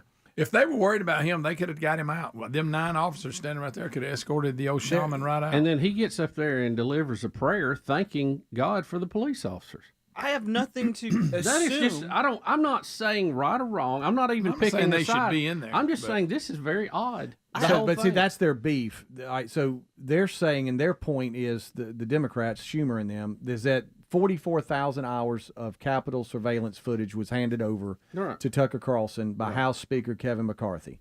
And Tucker released the first installment of his analysis of the tapes, and he told the viewers that the vast majority of the protesters that breached the Capitol were just orderly and meek sightseers, and they're saying that he cherry-picked what he's showing to make to portray as though they're just kind of walking around. But now this has just been the first installment, so they're upset that he's trying to show a different angle to what really happened. That's their big beef. I'm just telling you what they're saying. I think he's just, I got that, and I got that, and I understand that argument. But what I'm saying is, this guy, okay, the shaman.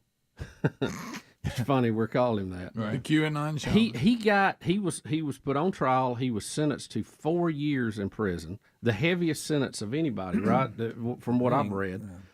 And it doesn't look, I mean, he wasn't breaking windows out. There may be some people there that need to go to jail for a long period of time. There is footage of windows being broken. Yeah. But what we're seeing right there, it doesn't look like he is a threat, because the police obviously doesn't think he's a threat. Standing there. Well, it goes back to the larger point, because what the left is doing, Speedy said, is right. But what they're hoping you will not put together is that the footage we're seeing shows you that they created the tinderbox that even led to the people that did do things that they should go to jail for. Right. They could have called this.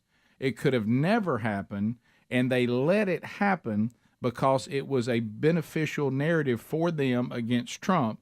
And this is what's being revealed. So, yes, it's true you can show us footage of people that need to be in jail, but what we want to know is that could have been avoided.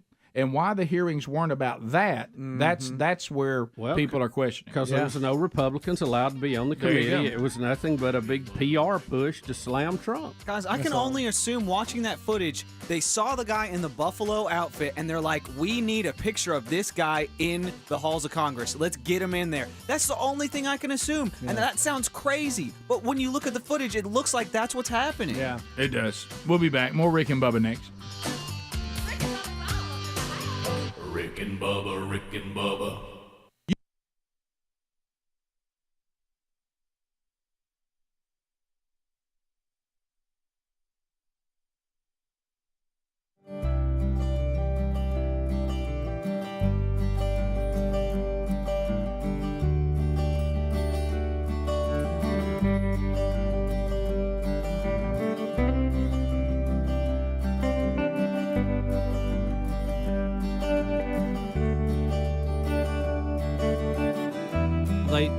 They didn't rush into it, Rick, but I think they had some other projects that got out there. Right. Didn't they?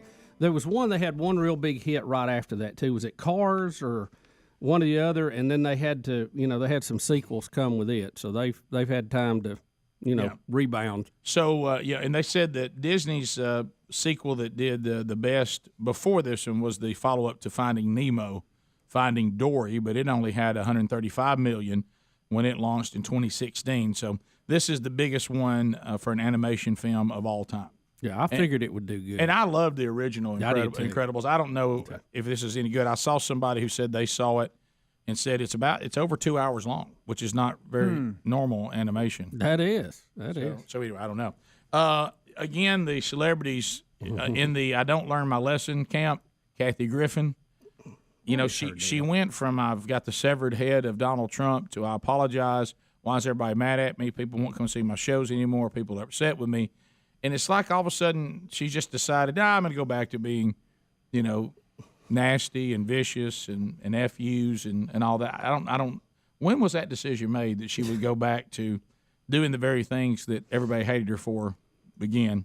And they're all, before. And of course, then John Legends, put an FU out there for Paul Ryan. That's just strange for him to jump in at that level. I felt like it was. I mean, he's obviously a big liberal, but he's one that most of us have tolerated. Well, and somebody was asking me about this today coming in, and I was being completely honest. I mean, I've been running pretty hard lately, all good things, and I've loved them and I've enjoyed them immensely and had a great weekend. But I had people, because I think even there's been some people weighing in from different, denominations and stuff, even within the faith, and they were like, well, what do you think about these detention centers on the border for children? And I honestly just had to send back, and if you look at Twitter, you saw it, and I was being honest. I said, I can't comment on it because I don't know. I haven't looked into it. I'm not familiar with the story, so I'll have to reserve comment to when I actually know what's going on. And if I'm not mistaken, when Obama was in power and we had the border things going on, somebody went down and discovered they had children in a detention center that were not very good conditions. And y'all tell me if I'm wrong with this, because I did get in here and get educated from the guys, look at some of the stories, because these celebrities are trying to say that anybody who's currently part of our government can't be celebrating Father's Day without getting an FU from them or hateful things, because they said that they have divided families up at the border. Now, from what I gather, as Bubba said, the scenario, and if I have this wrong, everybody please correct me, if your family is running a drug ring and they catch your mom and daddy breaking the law, they usually take the children and hold them until they work out the legal problems that your mom and daddy have got you in. Yeah, they don't send kids to the adult holding cells usually. Right. If you arrest families breaking the law, it is normal that you would divide the families up. Now, the misquote, and I understand the detention centers that the Trump administration are providing far exceed what we found the Obama administration conditions, who were doing the same thing, if I'm not mistaken, because that's what Border Patrol does no matter who the president is, right? Right. Am I correct on that? Yeah, they don't change how they hold people, Rick, usually, just because of that. By president. At least I think maybe the difference may be this time to that point that the Obama administration tried to hide this from everybody and got caught, that this goes on at the border. The Trump administration didn't hide it. It's almost like that seems to be the story. Of course, the left trying to take this and act like this is something abnormal, which then the pieces start coming together for me. That explains the Jeff Sessions comment about Romans 13 from a biblical standpoint, that the Bible clearly says unless the law is in conflict with what God says about himself, you follow the law of the land. So if your parents broke the law, then dividing the family up is a normal routine and there's nothing abnormal about it. If you wanted to be with your family on Father's Day, don't come into the country illegal. Yeah. Then you can be with them in Mexico or wherever you're coming from. Rick and Bubba, Rick and Bubba. Rick and Bubba, Rick and Bubba. Pass the gravy, please. Rick and Bubba. 21 minutes past the hour of the Rick and Bubba Show. Thank you for being with us. Much to do as we go forward on the program today. Wednesday Bible study back, noon Central, 1 o'clock Eastern, on the Rick and Bubba YouTube channel today. That's live, and that'll be archived soon after at Revelation chapter 4 today. Also, Bubba and I had a meeting yesterday with the Rick and Bubba store, rickandbubba.com, and some interesting conversations, Bubba. It looks like we may have some pretty cool items coming out this spring, and we worked on that a little bit yesterday. We think that you're going to be fired up about some new stuff coming up. That's always a fun meeting. It was. I always enjoy that.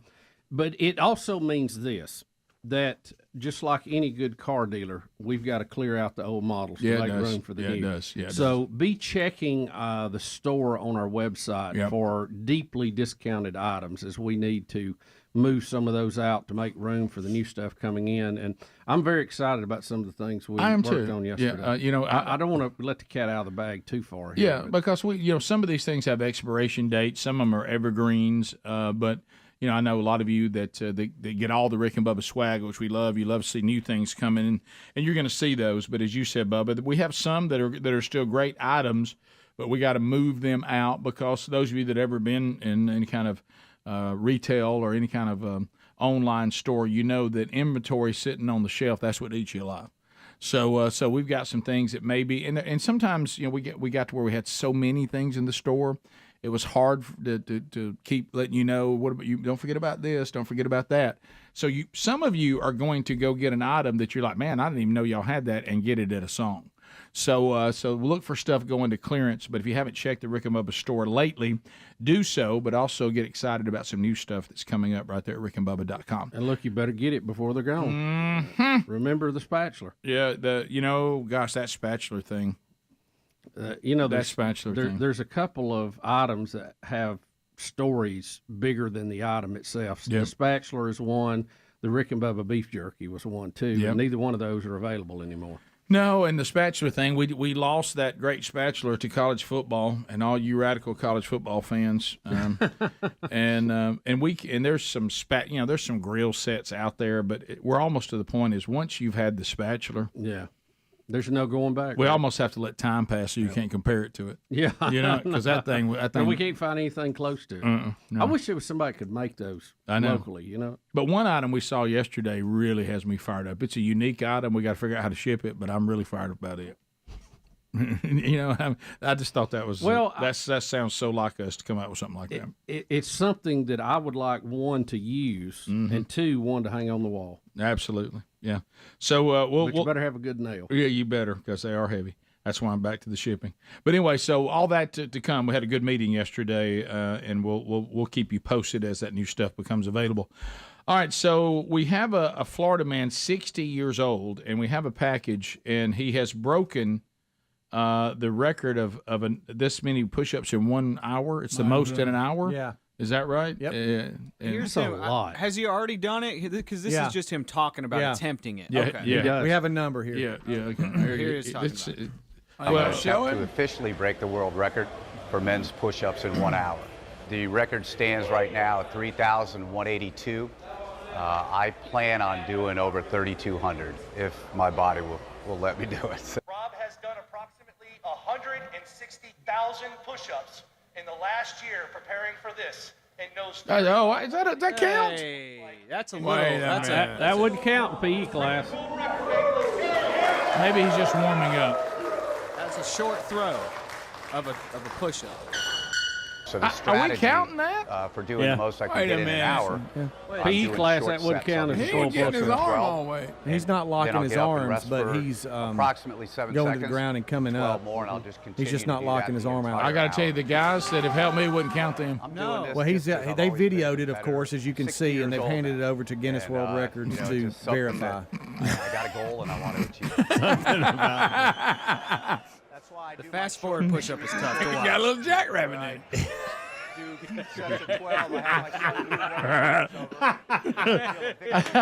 Greg, I hadn't seen that kind of quickness as that monkey got loose. So how many, Adler, how many is he doing at a time before he's taking a break? Like 12. 12? In fact, they're running 12. I think they're 12, 12, 12. I mean, the guy was in good shape. No, He's in good shape. And he's 60. Let's not forget that. I'm taking nothing away from now he's him. working that butt cut. Yeah, he is. But I just don't think these are push-ups that people would count. I know. I mean, I'm not saying this is phenomenal. That's ridiculous. Hey, Coach Dearman wouldn't count that one. It is phenomenal no rep. for somebody to be doing that at 60, but those are not push-ups. No, That's not a push-up. No. That's not a push-up. That's holding myself up and doing it. I mean, it's impressive, but it's not a push-up. Why do they count it? I don't know. That's a great question. Does that qualify as a push-up in the eyes of the record holder? Apparently. Yeah, evidently it does. Well, I'm gonna start doing them like what that. in the world? I mean, look, Look, he's cut. He's incredibly built. He's for a incredible 60-year-old, shape yeah. for a 60-year-old, no doubt about He's that. incredibly built for a 20-year-old. Yeah. Taking nothing away from him. I'm just a little gray on what's considered a push-up. Are they drug testing? Coach Dearman wouldn't allow that one. No. We'd had to start over. In April of 2022, an Australian, Daniel whoever, he had the world record at 3,182. And I'm sitting here watching him do the push-ups, and it's very similar. Yeah. So I can do a million of those. Adler can do it. He's I'm not locking out a sure. little bit more, but I mean, it pretty much Well, I looks. guess like- that's illegal. let me I guess ask you that's this. considered I illegal. didn't get counted on that yesterday. Right. Let me ask you this. I think Adler could break the 1-minute record. It's 144. I agree. Of those? Ooh. I think you could. 144. That's Could you do it for the 60 show and seconds. we do it right here? I mean, that. How many is that a second? He's How putting many? you on the Two? spot, Adler. How many That's straight See how he's doing straight. Almost That's three. tough. I mean, you're in good shape. Well, you have to train for it. I'm Y'all not gonna saying time it? do We it. got 1 I'm not minute. saying do it next What if segment. Bubba dove down? I've got a timer right here. Here, We can- y'all wanna you do it? just- Let's do it. You wanna come back, I'm or- on you. we got to come back, squirrel. Adler. I mean, you Adler, need we to got to come back. I want to see you do it like a And sewing machine. Go. I got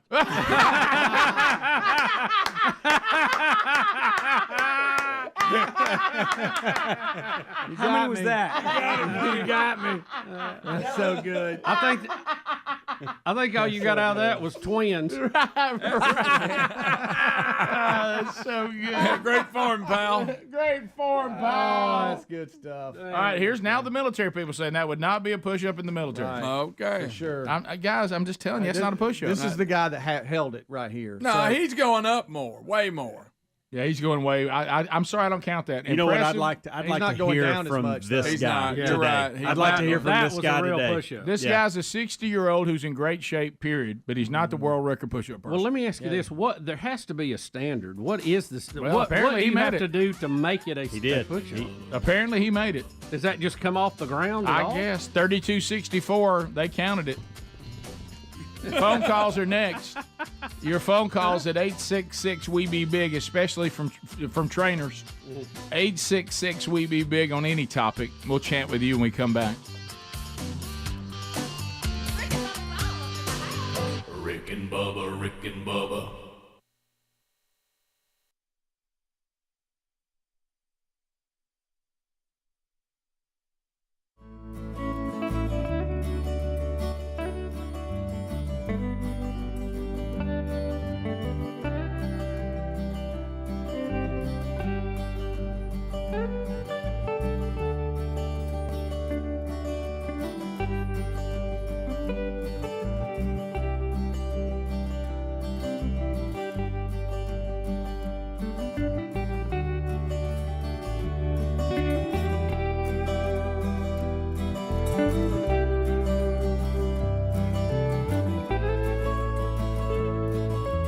Bubba, you upset Adler?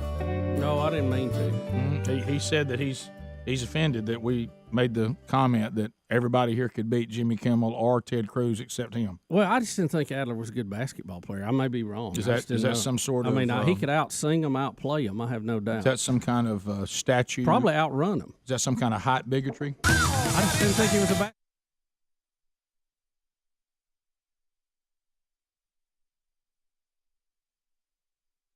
Adler, I actually thought he was going to come in because sometimes he'll get a little political. I thought he was going to come in and talk about the detention centers at the border and all the celebrities and the way they're acting. right, And I saw his face. I said, well, because sometimes Adler will come in because frankly, he's a little more on top of the news sometimes than I am, and he'll come in and say what I thought he was going to say was, "Hey, by the way, somebody in the Trump administration is saying there's no plan that divides families up at all." Right. Now, I don't know why that person's saying that when obviously they are, right? I mean, well, there's a lot of people seem to think. I don't know that any of these people protesting have actually been to one of these places and seen it. Oh, no, Bubba. The protest is certainly an emotional shoot, ready, aim. That's no doubt about that. So I thought that's what he was going to say, and then he said this. Let's go to the tape. This just happened last segment. Okay, all right. Let's go to the tape. All right, let's go. Let's go to the tape here. Is it on 3 here? Yeah, it should be. It should be rolling. Oh, I hear it was buzzing. Yeah, there's no audio for some reason. Okay, but it was you. I don't know why. Could be. We're talking about it. There we go. After seeing the highlights of them perform, I think anybody on this show could beat either one of them. Maybe with the possible exception of Adler. Okay, that is.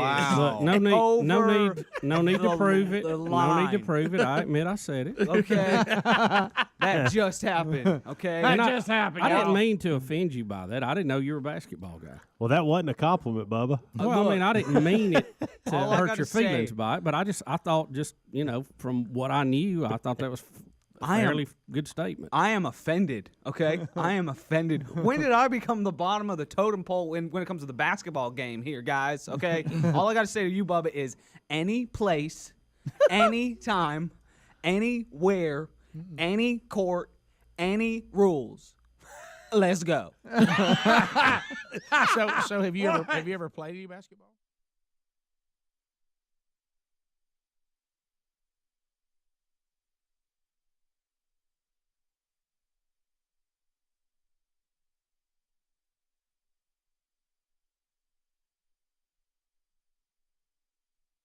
All right, so we were in the break. I said that I thought first of all, I can't say that there would never be a Rick and Bubba track team, right? I mean, we talked about. So I don't really see it, but I'll be honest with you. If you take some other group that doesn't have a track team, I think, post stint, we're all fine. I think we could take them. Track? In anything. I think we'll win anything. You talking about other radio shows? Yeah. Oh, yeah. Well, other people of our age and our body type. So you're becoming my dad now. What he said about the 77-year-old. Right. As long as Muhammad Ali was dead. Yeah. I mean, we got. It's all. So, but is there anything we would put together? Because Adler was offended that he said if we did any kind of sport that he thinks he'd be picked last if we divided up among the team, or he wouldn't be one of our starters. So you want to leave that genre? And is there like anything like say we had what? A golf team. Right, let's have a golf team, and let's say that Helms and Speedy are the captains, and we're going to have 2 golf teams. All right. So how would you pick? How does he fare then? I go Bubba first. If I get first round pick, I go Bubba. Speedy. Boy, I don't know. The Burgess boys. What are we doing? All in golf. Playing golf. We'll just pick one. No, I can't play golf. We'll just pick I'll one. go Rick. Mm-hmm. All right. And I definitely go Greg. So he's last on that one. I don't pick Adler to play golf. See, they think we have more potential to play golf. I did play. What about if it was the? Well, I will say this: Greg has touched a golf club in the last month or 2. Yeah. And can actually hit the ball. Now we may have some trouble finding it, but I don't know that Adler can hit a golf ball. All right, let's try. I don't know. He might can. All right, let's try bowling. All right. Who are still so mad let's about do this. The bowling captains are going to be the Burgess boys. How would y'all pick it? All right, here we go. 35 minutes past the hour. Rick and Bubba Show. 866-WE-BE-BIG is the number. Phone calls coming in, and we'll chat with you. And there's lines available. Calvin, Speedy, Wilburn taking your phone calls right now. And you can join us. We go to Crystal out of Sweet Home, Alabama. Crystal, welcome to Rick and Bubba. Thank you for your patience. Oh, you're fine. Thank you for having me. Our pleasure. I was listening earlier about the Hershey commercial, and I had seen where Jeremy Boeing from the co-CEO of Daily Wire was challenged to make his own chocolate candy bars. So he made him, her, and she, her candy bars. And it says, one of them has nuts. If you need me to tell you which one, keep buying Hershey. That's if you funny. know what a woman is and love chocolate, go to Jeremy's Chocolate Binary. That's funny. That is funny. That's a funny line right there. It makes it even funnier. Yeah, it does. Yeah, you're right. You don't hear that every day. You don't. But not in your aunt's voice. It's just I can't believe that we've that we've arrived at where we are. I mean, I just can't believe it. It's mind-boggling, isn't it? Well, it just seems so elementary. Any topic you want to comment on, go ahead now at 866-WE-BE-BIG. Let's go to Brian in Mississippi. Brian, welcome to Rick and Bubba. How are you? Y'all trying to get over that last call. Oh my God! Look, I know y'all carry "We Be Big," but we ain't be being big in that T-shirt store. We need a 4X in there, Rick. I know after the man church conference, you done sell off a little bit, and I'm proud of you. But I need you to step up. We need some 4Xs in there. Well, we had a discussion about that yesterday, and sadly, a lot of these manufacturers just do not offer them. Yeah, not a great demand for that. Yeah, we found. Well, in our crowd there is, but not overall. We found yesterday there was a T-shirt that we talked about, and I heard the JDA bunch, and that's who handles our online store. They said, now this shirt right here does come in 3 and 4X, and we said let's go with that. So I think you're going to see that. But to Bubba's point, there's just not that many places, and of course, it's going. The thing we never liked is you got to pay more for a 3 and 4X, but that you don't pay less for a medium or a small.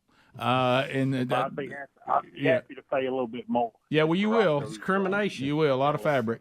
So it's a shirt that's going to be coming out in the spring, and some of the styles will be in 4X. So that's good news. Awesome, guys. Appreciate you. Thank you, buddy. See you, man. Get Omar to crank up the sewing machine. Right. Mike in Alabama. Mike, go ahead. Hey, guys. Hey, Mike. Hey, have y'all heard about the new Matt Walsh documentary? A new one? I know he did one not long ago dealing with what is a woman. Has he got a new one? Yeah. What is a push-up? That's good. That's good, Mike. Mike, leave the jokes to us. Yeah. Well, that was pretty good, though. It was funny. It was funny. That's why I was jealous. It was okay. I was jealous. You can get in at 866-WE-BE-BIG. Lines are available for you. Amanda, go ahead. Hey, I was just going to call and tell you that previous caller had talked about Jeremy's chocolate, and you got to watch the commercial. It's like a 1-minute clip, and it is hilarious. Now, what is the brand? I've never heard of. It's Jeremy's chocolate. Jeremy's chocolate. I've never even heard of this. I don't even know what it is. Yeah, the commercial itself is so funny. Okay. All right. Yeah, I haven't seen it. We may find it. Did y'all mention that it's from the Daily Wire people? Is that who did it? I don't know. So Jeremy's you mentioned it, yeah. Oh, okay. So Jeremy's Razors was a company that they legitimately formed after, what is it, Harry's Razors or something like that, canceled due to pressure. They canceled the ad campaign with the Daily Wire. So the Daily Wire made Jeremy's Razors. It's a legit razor company, and now evidently they're doing that with chocolate now. Are they being serious now or just doing a parody? I don't know. They literally did a razor company that has... So that's legit. Has like 1 million subscribers buying their stuff. And so maybe they're launching a chocolate company. I don't know. I'm with Bubba. I will, with zero reservation, say that the much larger market are people that are tired of all this. Yes, that is the much larger market. And growing quickly. And if I were putting out products, I would start catering to those that are tired of this. You don't have to be mean. Just say, here we're just going to sell products, and we're not going to woke you to death with things that usually are patronizing and insincere anyway. And you don't have to change your entire product line every month to reflect what's going on with a month of whatever we're celebrating. Yeah, right. You don't have to post stuff on your social media. No. You don't have to look at all of our little symbols. Maybe hit 4th of July. You don't have to put on another wristband of some kind. Or arms getting full. Right, tie a bandana off somewhere. Leslie in Alabama. Leslie, go ahead. Hey, how are we doing this morning, guys? Good. We're great. Doing good. I just was listening to y'all talking about the video from January 6th. And Chuck Schumer up there crying like a big baby about it. But Mitch McConnell did too. Did I haven't seen it. Did he make a fuss about it as well? Oh, yes, he did. About Tucker? Yes, he did not want those videos released just as much as Chuck Schumer. Well, again, what in that where you see this guy walking around is so damaging to everybody and such a threat to democracy? To me, not seeing it as a threat to democracy. I agree, because what you see looks like nothing but a setup. Well, and there are people that I know personally who know people who despise Donald Trump and went to that just to cause trouble. So I know that went on. I mean, that's been documented too. It's just strange. I really expected the machine gunners to open fire on him, Rick, and I've said that. I just didn't think you could get a mob and go bust in the Capitol without any guns. Well, you can if they let you. Right. Yeah, well, that was the helps. point. That was the point. Right, I mean, this was a insurrection of flagpoles. Here's a quick. I mean, that's just not shouldn't happen. If y'all want it, here's 15 seconds of Mitch McConnell. Let's hear him too. It was a mistake, in my view, for Fox News to depict this in a way that's completely at variance with what our chief law enforcement official here at the Capitol thinks. Okay. Well, but again, that's your not true. your chief enforcement officer at the Capitol, no offense, is the government, and if somebody who's a private citizen sees it different, that's their right to say so, and the public can decide. Well, right, and don't forget what the freedom of our press revealed is they also interviewed people who were part of the Capitol Police who had been removed that said, oh, no, that's not correct. We were begging for help from the government, and y'all wouldn't give it to us. Right. So something was not right about that whole thing, and I think we all kind of have that feeling about it. Yeah. And I don't want to see people trespassing at the Capitol, but it just the whole thing was very odd. It was. Todd, welcome to Rick and Bubba. Go ahead. Hey, guys, y'all were talking about Hershey being the candy bar for cross-gender. I think cross-gender is a better candy bar for them would be a whatchamacallit. You know what? And doing it in the voice of Senator Kennedy even made that better. You know, it sounded like him. Sir, you sound a lot like him. Mike, welcome to Rick and Bubba. Go ahead. Whatchamacallit. Hey guys. Hey, I'm an avid Cracker Jack eater, and I went to the store the other day to purchase some Cracker Jacks. And I couldn't find the Cracker Jacks, but I saw a bag on the shelf, Cracker Jills. Have y'all seen this? Is that true? Are you walking out a joke too? I know I haven't seen that. No. No, that's the truth. Look it up. It's the truth. Okay. You know, Cracker Jills. It's very, very plausible. There's the word again. Jeremy's Chocolate is selling chocolate, and they have sold over $200,000 worth of chocolate in the first 24 hours. You see what I'm talking about? Much bigger audience. Much bigger audience. And I am on the website Hershey, where you can get Cracker Jill. Cracker Jill is right there. And here's Hershey following all of themselves to cater to what percentage? The tiniest. I know. Just don't do any. Costs Just a lot sell of money to chocolate. make that product, Just I sell bet. chocolate. Yeah. You don't have to cater to anybody. You don't even have to have an opinion on this. You really don't. No, you're a chocolate bar. Eric in Mississippi. Eric, go Cracker ahead. Jill. Wish I had a cracker, Greg. Morning, boys. How are y'all? Great. All right. If y'all remember back when Frenchie was there, y'all introduced him to that song, Why Is James Crying? Yeah. Oh, yeah. I introduced my 8 and 5-year-old sons to it, and we cannot get enough of it. Oh, you can't quit Oh, saying I it. love it. I love it. Why Jane crying? You just got dunked on. Remember French, he go, you just got no. Shay, who's traveling. Go ahead, Shay. Yeah, I just wanted to bring up one fact about Mr. Schumer saying that it was disgraceful what Tucker Carlson did. But yet, this is the same man that stood on top of stood on the Supreme Court steps and yelled up at the Supreme Court, telling them that they voted something that they would be. He threatened them basically. So I don't know what's more despicable, that or what Tucker Carlson did by revealing the truth. Yeah, I the separation of power has got very, very gray here in a lot of areas. Yep. And this threatening of judges if they don't go the way you want them to. Yeah. You know, the conservatives had to put up with the crazy activist judges for the better part of, gosh, I don't know, going on now, probably 70 years. So, Yeah. what goes around comes around, right? We'll be back. More Rick and Bubba coming up right after this. Rick and Bubba, Rick and Bubba.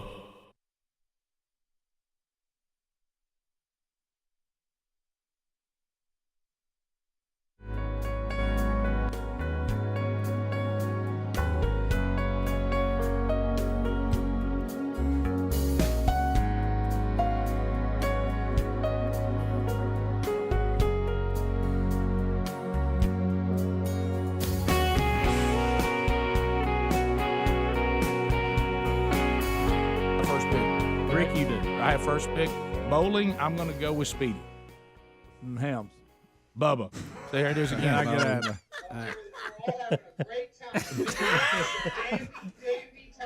All right, let's try cornhole. I'm trying something. Right. Tennis team. What about tennis? Me and Helms are the captains. You and Helms of are the tennis Go team. ahead, Helms. I'll let Speedy. You I'm gonna get Greg. I'm going Rick. I'm just checking. Okay. Just checking. All right, let's try cornhole. All right, Speedy, you and Bubba. Yeah, that should be cornhole. Let's try cornhole. You want first pick? Yeah, Speedy, you got first pick. You All right, go ahead, Bubba. First pick. I'm gonna take Helms. All right, I'll take Greg. I'll take Rick.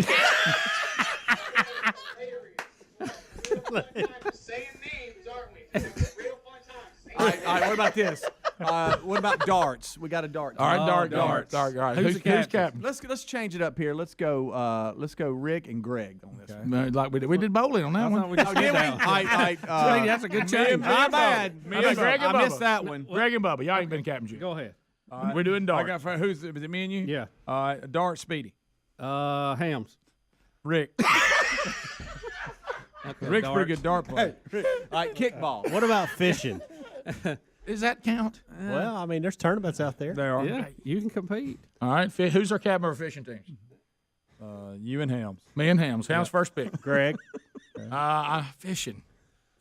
I'm gonna go Bubba. I'm going Speedy. Yeah. Okay.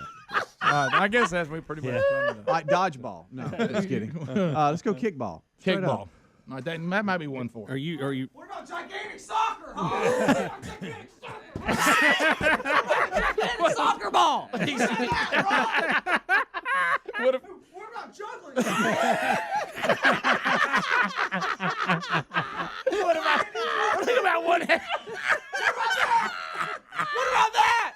What about one-handed juggling? What about giant soccer ball?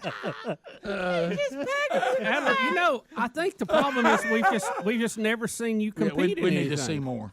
Guys, anything that requires any kind of endurance, I would be second at least. We saw your defense a minute ago, and you were here breathing. It concerned us. You're not as good a shape as I thought you were. I am out of breath right now, but that's because anger gets. That's yes. I'll give you this: if we're doing one-handed juggling, you do get picked first. I don't know. Y'all see Well, me then do again, 100? that's true. Or pull-ups. If we're doing I mean, me and Bubba are pretty good at one-handed juggling. I don't know if you've seen us. I can juggle. I might pick him third, but I ain't picking first. That's true. Maybe not first. Adler, here. Wait a minute. Here's something. Shooting team. Great.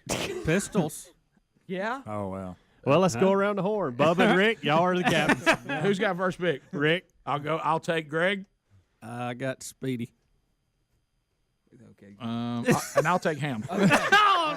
Well, it was close. Okay. He hesitated. He hesitated for a minute. That's a well, I win. just couldn't remember who was still available. All right, Rick. Let's say skateboarding with dogs. Okay, thank you. I gotta tell you, I still like Bubba on that. Rick, I'm gonna take Bubba first. Are we talking about speed coming down the hill? I'm going with Bubba. Rick and Bubba.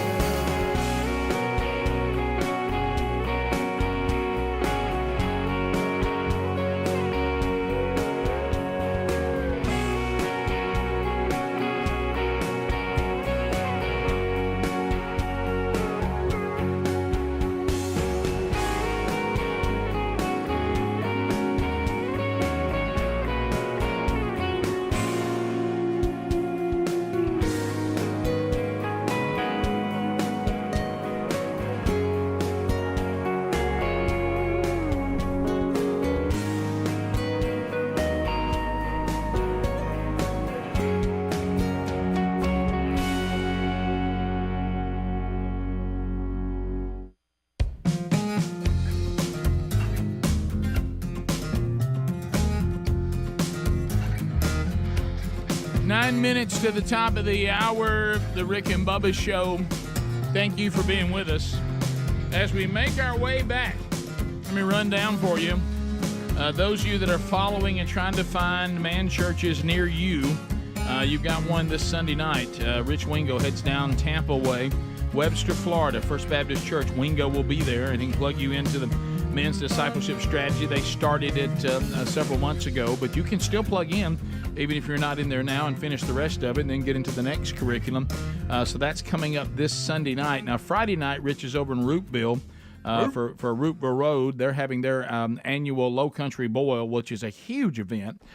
He'll be there for that. I'll be on video letting you guys know about the new 31-day devotional that we just put out called Transformed, and also giving you some curriculum to take home with you from themanchurch.com. So the 10th and the 12th, it'll be Rich Wingo at both locations. So if you're not already going to be part of that, make plans to do so. All right, so one thing, I know the kickoff hour hit it briefly on Monday, but, you know, everybody's been waiting. You know, Chris Rock, because the reason why it reminded me of it, I see us getting ready for the Oscars. Is that again this weekend? Has it been a year? Is it coming up? I think so. They're talking about it on these shows right now, so I don't know if it's this weekend or it's soon.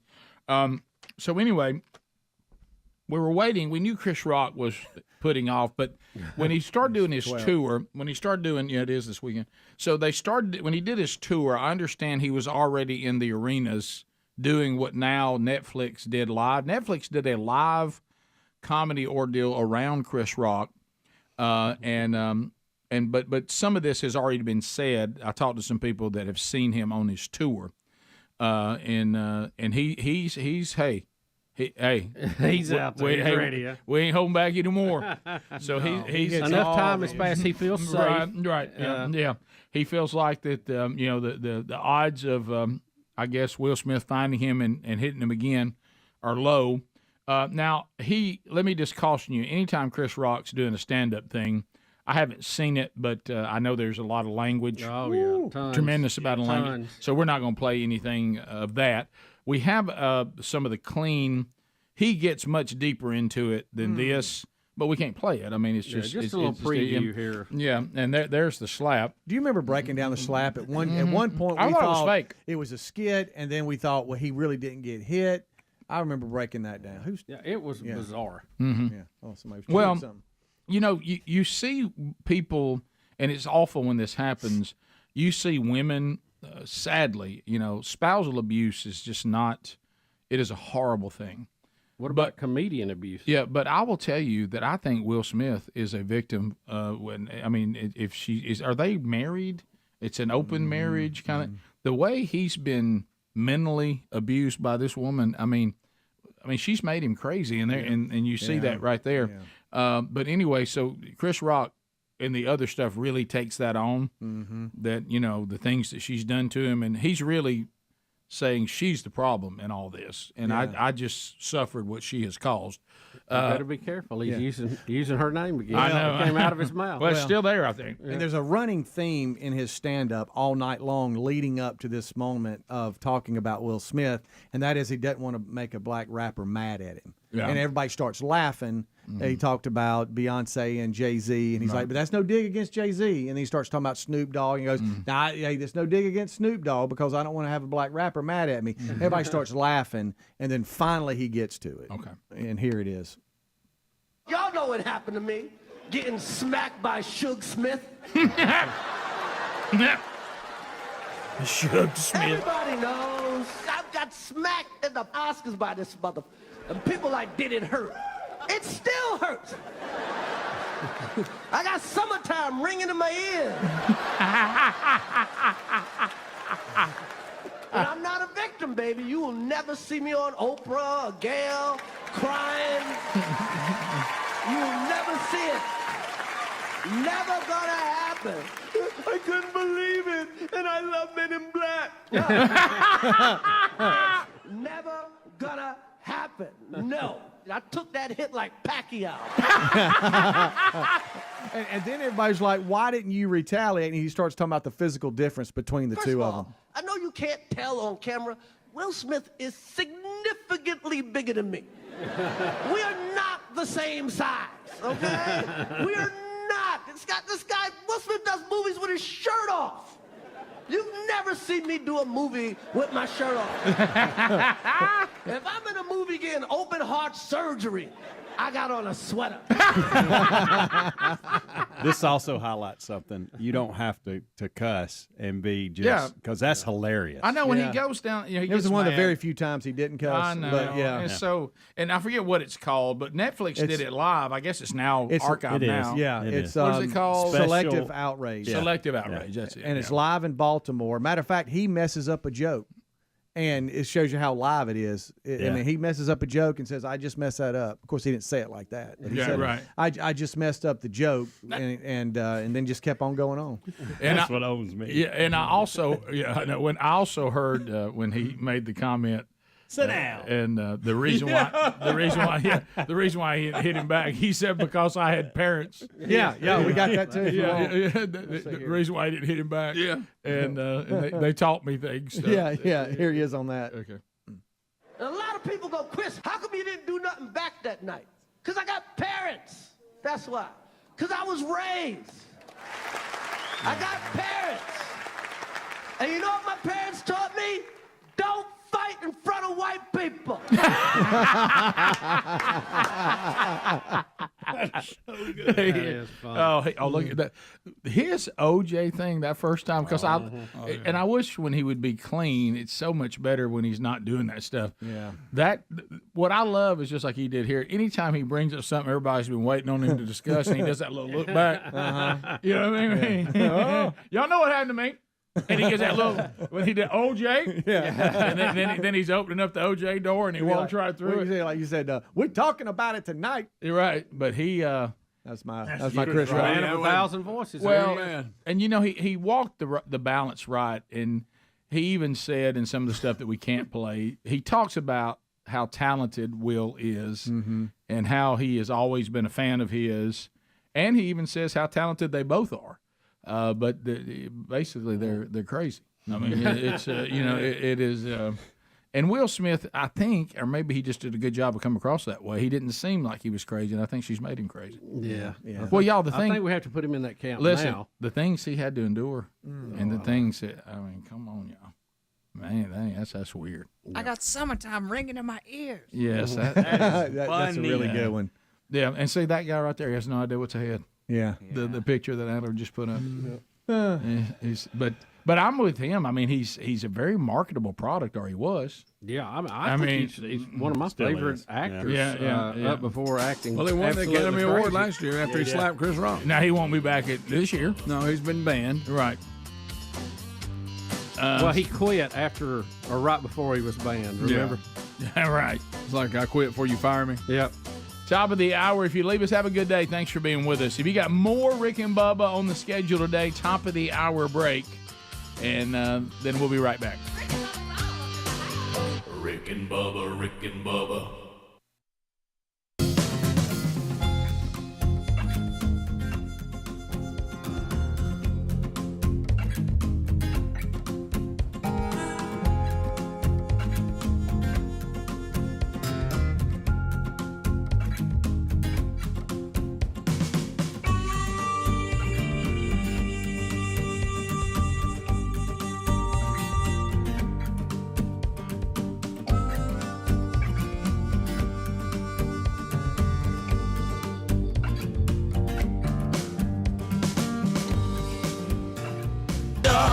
There we go.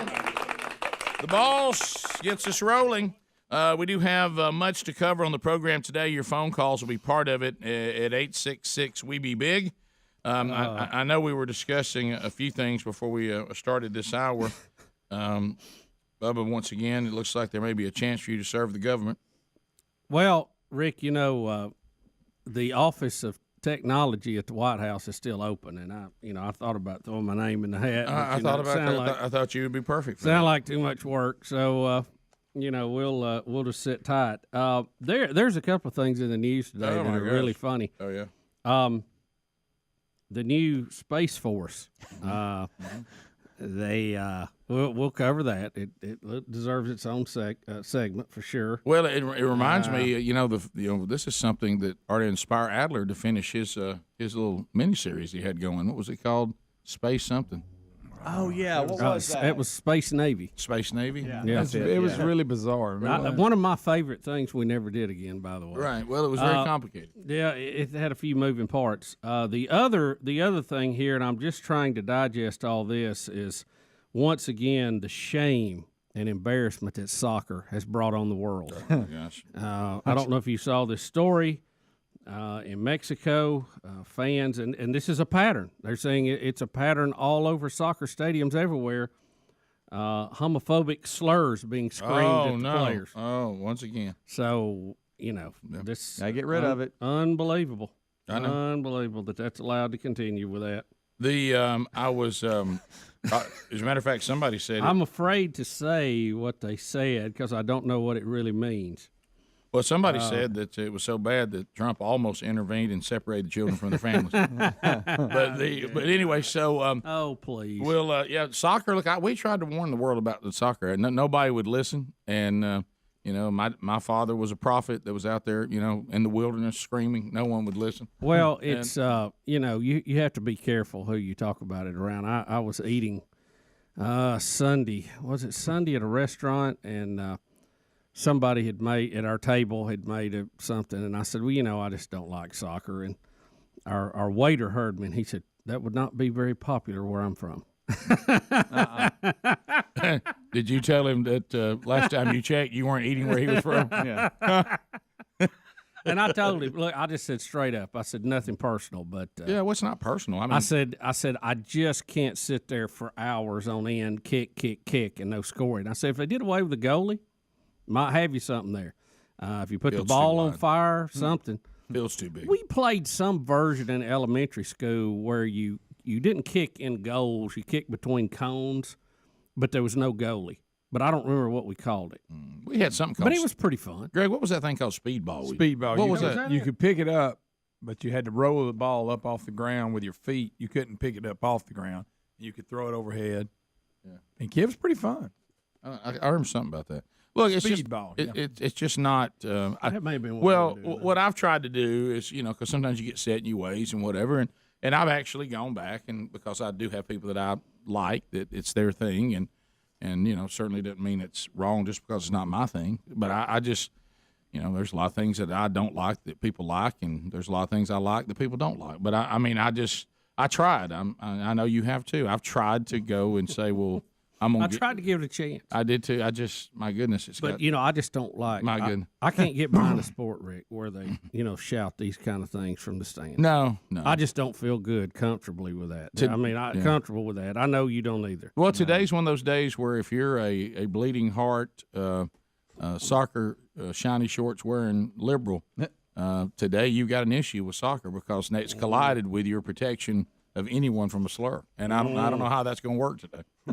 Well, again, that sport is a slur spouting sport. The number of brawls that they have in the stands compared to other sports, I can't remember the last time I've seen a crowd fight at a Major League Baseball game. Can you? I just don't remember. I've seen teams, but not the crowd. Yeah. I don't remember the last NFL footage I've seen where the fans were having it out in the end zone. Now there's an occasional fisticuff, but I mean as a group. You know what I'm saying? Right. You don't see it a lot. No, but it's Rick. It's clear. I mean, I don't think you need to be a social, engineer to figure this out. They're bored to tears. Yeah.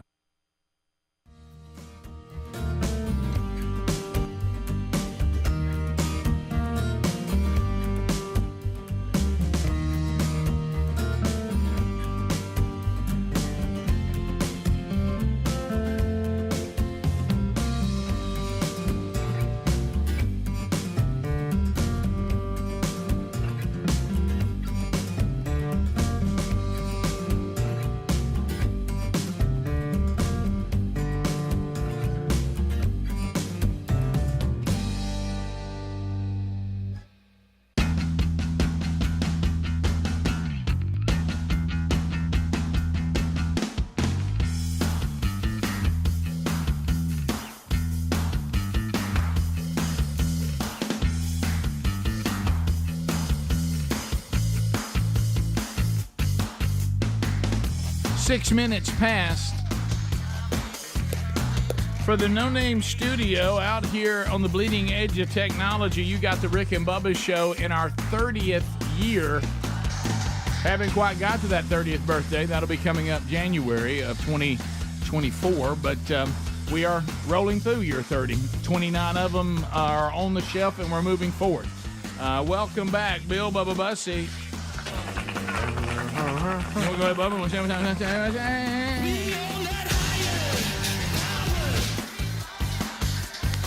Somebody say, we the choir, we the champions, throw flowers, power, we stronger.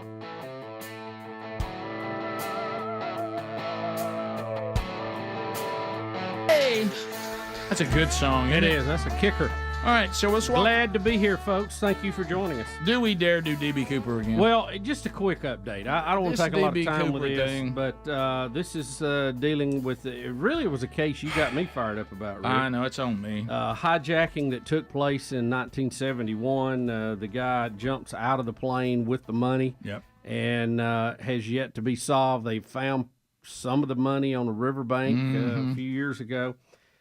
We've got a guy now who is he calls himself the world's leading DB Cooper expert. That he's named himself. That's what he says he is. And he says that he is suing the FBI for under the Freedom of Information Act to have access to the tie and a DNA expert. And he says they can use that and the genealogy database to finally put this case to an end.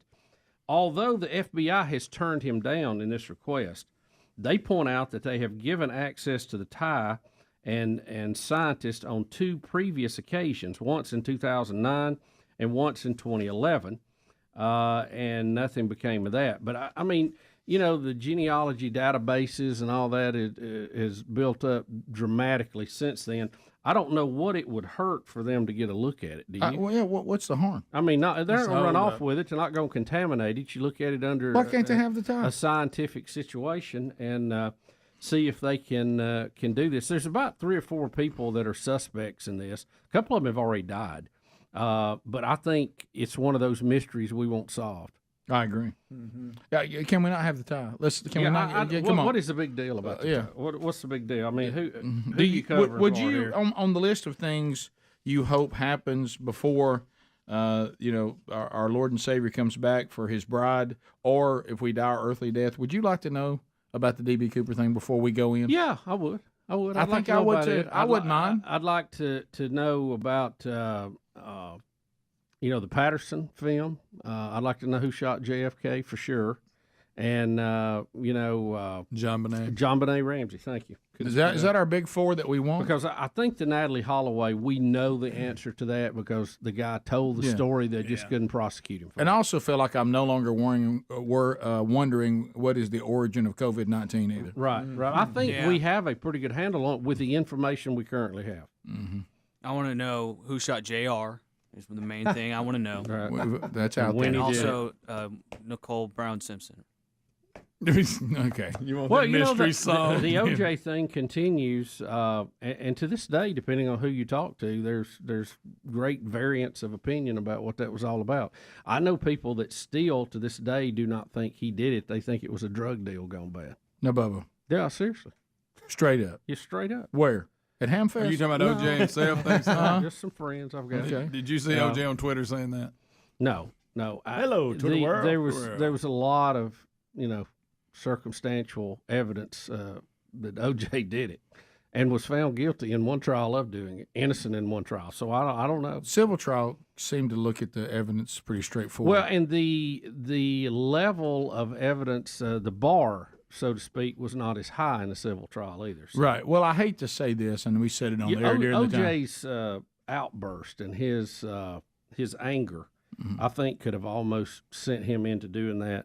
And, he almost becomes a different person when he gets mad like that. You remember he tore the door off a car, guy, trying to take a picture of him? And, he was going to dedicate the rest of his life to finding the killer. And apparently he must have evidence he's on a golf course somewhere. Right. Yeah, but that's not right. Well, but I want to love the juice. I mean, I grew up loving the juice, and I don't want the juice to be guilty of it. Well, no, I think what you're really saying is you don't want the juice to be mad at you. Well, I wouldn't either. Well, that too. That too. Right, right. Because he still run through airports. He can. Well, I go back to this, and I do think the evidence says likely he did it.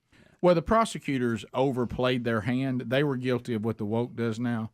You just simply had to stand up and say this, and you're going to have to deal with the what's his name, Mark, the racist policeman. What's his name? Furman. You're going to have to deal with Mark Furman. That's what it cost. Furman was not a good witness, and they didn't know that. And they were wanting to let OJ off. So I understand I'm on an uphill climb there, but because this is factual, I would have stood up. My prosecution of OJ would have taken less than a minute. Hey, guys, good to see y'all. Hey, won't you know something? And I'm going to interview a few people to confirm this. At the blood scene where everybody was dead, we found 3 people's blood. We found 2. They're dead. The other was OJ. Okay? So what they've got to convince you is somehow the police got OJ's blood and put it at the scene. There's 3 people's blood we found here. 2 are dead. The other is OJ. And you're going to see me also show you that he cut his hand real bad. And that's not going to be disputed. Now, he's going to make you believe, and he's going to give you about 3 different stories about how he got his hand cut. I'll say it again. 3 people's blood at the murder scene, 2 dead, 1 OJ. Thank you. We're going to sit down. And, I mean. Well, and I think there were some things in play, Rick. And the way they got to get that blood there, I'll let them try to sell you on that. Yeah, that most of us didn't fully understand about the optics there in L.A., that there was a huge distrust of the police. Correct. Especially from the African-American community. So, justified or not, I think that was in place. So anything that made it look like they were out to get O.J. made, any evidence like what you were talking about. I mean, they just considered it planted and went on. That's a big step. I know. Yeah, that's quite a reach. Because it's hard to draw that out, how that could have happened. But you are correct, and I've heard people say it this way, and you just said that, but they said it this way. Their verdict was an indictment on the L.A. police, not a pro-OJ indictment. Yeah, I think that's correct. They thought they had a chance to get the police, and they got to the man. Stick it to the man. Yep. And OJ benefited from that. That's right. Because he's certainly not a hero of the black community. I mean, he didn't. He wasn't prior to that. And that's what Chris Rock walked out in his stand. Right. Chris Rock probably, and I hate to say this, I don't want to quote Chris Rock too much, but right. I think he probably hit that case right on the head. He did. In his little stand up. I ain't saying he should have done it, but I understand. And the fact that he's like, I went to the mailbox again today, still no check from OJ. he wanted somebody to tell him what OJ had done for the black community. Yeah. He said he wouldn't even date us. And so he said he hung out. He didn't want anywhere near. I want OJ to be a better person than what I think he is in real life. Yeah. Just because I just want to like And you know OJ, what? That's all right. I'm not saying I really do think he did it. But watch his interview on the "If I Did It." Remember that interview? Yeah. Mm-hmm. That was good. OJ, real smart. Mm-hmm. And the prosecution rest. And what they did, they tried to thrill everybody with all this stuff, and they overplayed it, and they got they confused it. They confused the jurors, and then they got Furman up glove there. trial. And they tried that stupid glove thing. Yeah. That's just like they. Yeah. Now he's got rubber gloves on first, and he's spreading his hand like this. Mm-hmm. Act like, well, come on. No. Yeah, that wasn't a good move. You should have just stayed with the pictures of him wearing it on TV if you were trying to prove it. But again, think back then, Rick, DNA evidence, people didn't know it. They didn't understand it. No. And all it did was confuse them. And that's the reason why I would have said it simple like that. 3 people's blood. That's not what all this means. 3 people's blood, 2 dead, other OJ. They have to convince you that somehow OJ's blood got there. Not by this cut that we're going to talk about. It didn't happen that way. It happened some other way, and that's what they want you to believe. Somebody did it. Mm-hmm. We'll be back. Rick and Bubba, Rick and Bubba.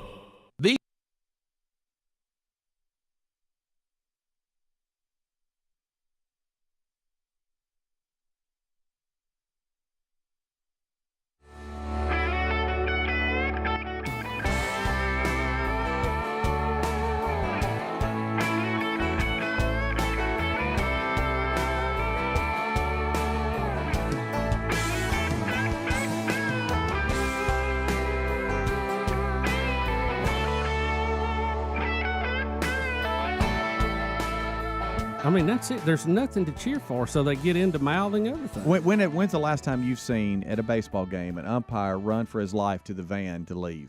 Oh, because if not, he'll get killed. But don't forget, we had the League All-Stars, 12-year-old, right? And it was at Saks. But but other than that, you hadn't seen multiple ones. Though. No. Well, you remember the time that they actually executed officials on the field? Yeah, that's what I'm saying. I mean, when's the last time that's Don't happened? miss that one. I mean, wasn't a head put on a stick or something? You always have the rumor of, hey, a dad in the parking lot with a gun. That was always big. When I was hey dads. When I was the times I've tried to watch, soccer beyond little kids running around in a mob. When they have the little wad run around, that's kind of cute. But to try to watch like a high school or above soccer match, I found myself sitting in the stands mad, just looking for anybody to say something, just frustrated. You know what I mean? Just so do you know what this word means, Speedy? Yeah, it says it in there. I'm just. I mean, do you know how to say it? Y'all talking about the slur? Yeah, I see it. Are we going to unpack the slur? Do you know how you say it? Or does Ham? Because I know I wish you'd stop saying it. I see you keep saying it. I'm trying to mouth it to you, and you won't look at me. What is it? I wouldn't have guessed it was that. I would have thought that was something else. We'll be right back. Rick and Bubba, Rick and Bubba.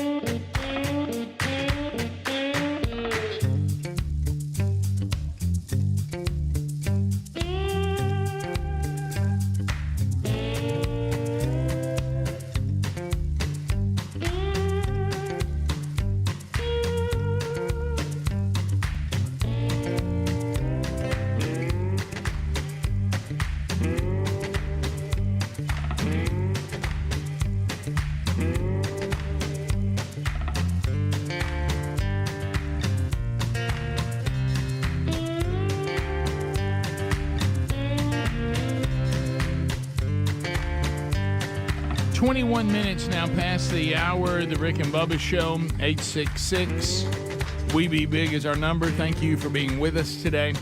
All right, so we are tomorrow we'll record another edition of Rick and Bubba University, the podcast. We did not have a new one out this past week, but we'll have a new one out this week, and we're going to go back I mean, 45 minutes in podcast world is not an extremely long podcast, but it's all that we wanted to do because you get us for 5 hours during the week. But anyway, we have some people we're going to rotate back through again that we need to expand on. We've got. We've got Pilatus, and that's his name, the missing 411. David Pilatus. He's coming back again. We're trying to get Travis trying to get him back from the Skinwalker Ranch thing. So, but Dr. Jordan Vaughn was on our program on Rick and Bubba University, the podcast, a few weeks ago.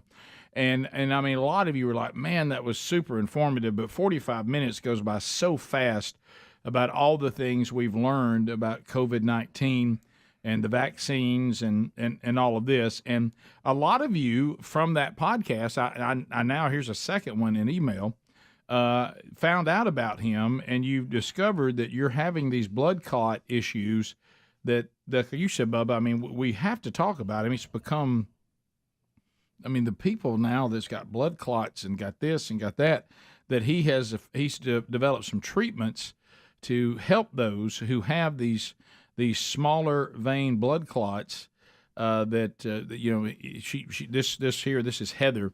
She said he actually showed them to me on that microscope y'all are asking about, and some additional testing to rule out any other issues. I'm going to start this therapy in a few weeks. I've got another friend that's already on the therapy for the exact same thing, and he's feeling much better already. So we're going to bring Dr. Vaughn back tomorrow. And we're going to now talk about treatments and talk about this blood clot issue. Yeah, and Rick, I don't want to overplay it. No. Okay, and I'm not saying that every single person that had COVID or had the vaccine is going to get a blood clot. But no, I cannot either look the other way at all of these occurrences of blood clots, Right. which by some of the people that work in the industry are telling us it's 4 or 5-fold what it was pre-COVID. So Correct. there is something going on there. Yeah. And I think it's worth noting. And like this lady, she had problems, had issues, didn't know what it was. Right. Heard the podcast, went and had it checked, and she does have that problem. Yep. So, I'm glad we're able to help people in that way. Another case here, and I don't think they're saying absolutely this was due to COVID, but it is an interesting case, and it appears to be one we're hearing more and more. I know, young people.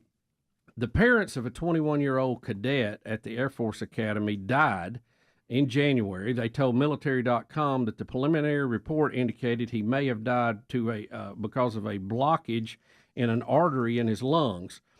Cadet 3rd Class Hunter Brown died on Monday, January the 9th, after suffering a medical emergency on his way to class.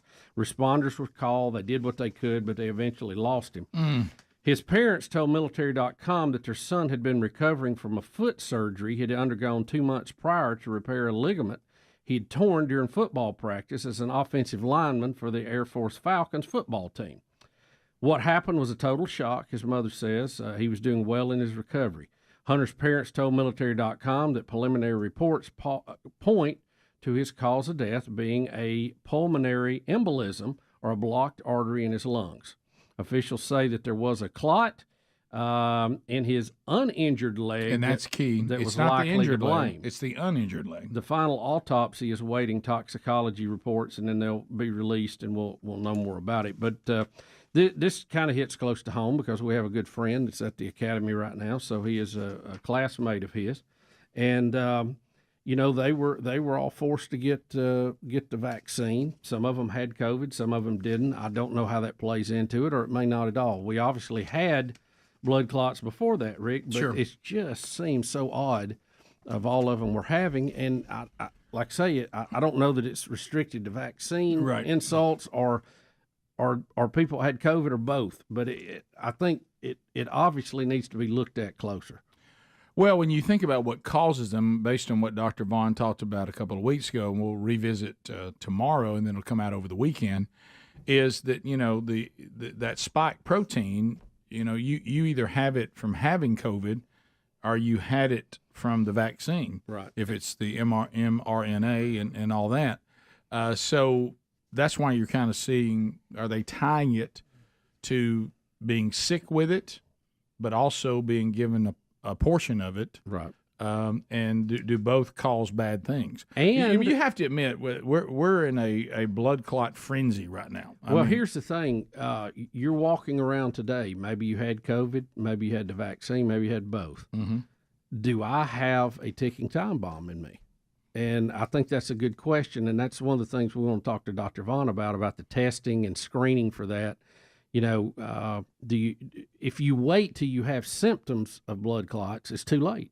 A lot of times you find out, as they're performing CPR on you. So, I'm interested to know what that process is and what can be done. Yeah, and the one that we're hearing about in this emailer and the friend of mine who did not have the vaccine, just only had COVID, is this thing called microclots. Now, the good news about microclots, the bad news is they can be very dangerous. The good news is there are symptoms that come with these, and that is everybody I've talked to that's had this, they say they start feeling like they have no energy. They can't get. They say that this is what people are calling the long COVID. They can't seem to get their energy back. They seem lethargic, and the reason why is their blood is full of microclots, so it's kind of almost like syrupy. And not flowing like it should, and this treatments other doctors are developing seem to be able to help that. So if you're having those kind of symptoms, you probably want to get to someone that can do this test to see if they can see those microclots in your blood. Yeah, this is not about politics. No. It's not about wouldy, couldy, canny, could we do.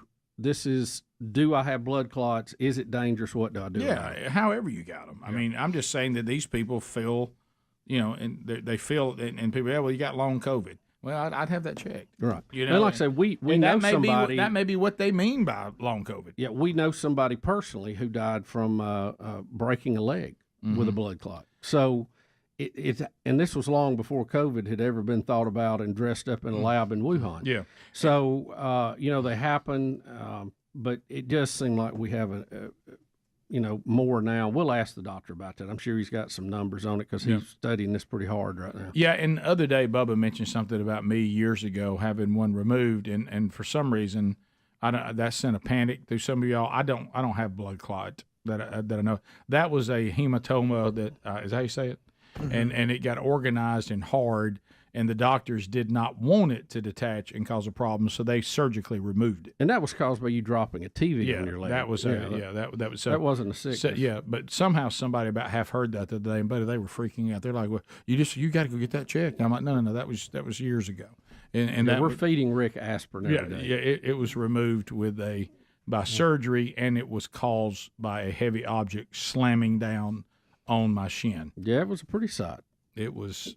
It really, really. That was a big heavy TV. That's back when you had tubes. That's when you had tubes. That's them old ones. Hey, and it hurt real bad too. Yeah, hurt real bad. I spoke in tongues and had no one there to interpret.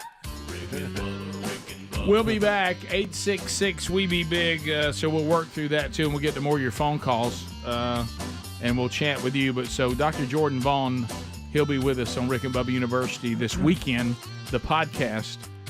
So look for that wherever you get podcasts. We'll be right back. Rick and Bubba, Rick and Bubba.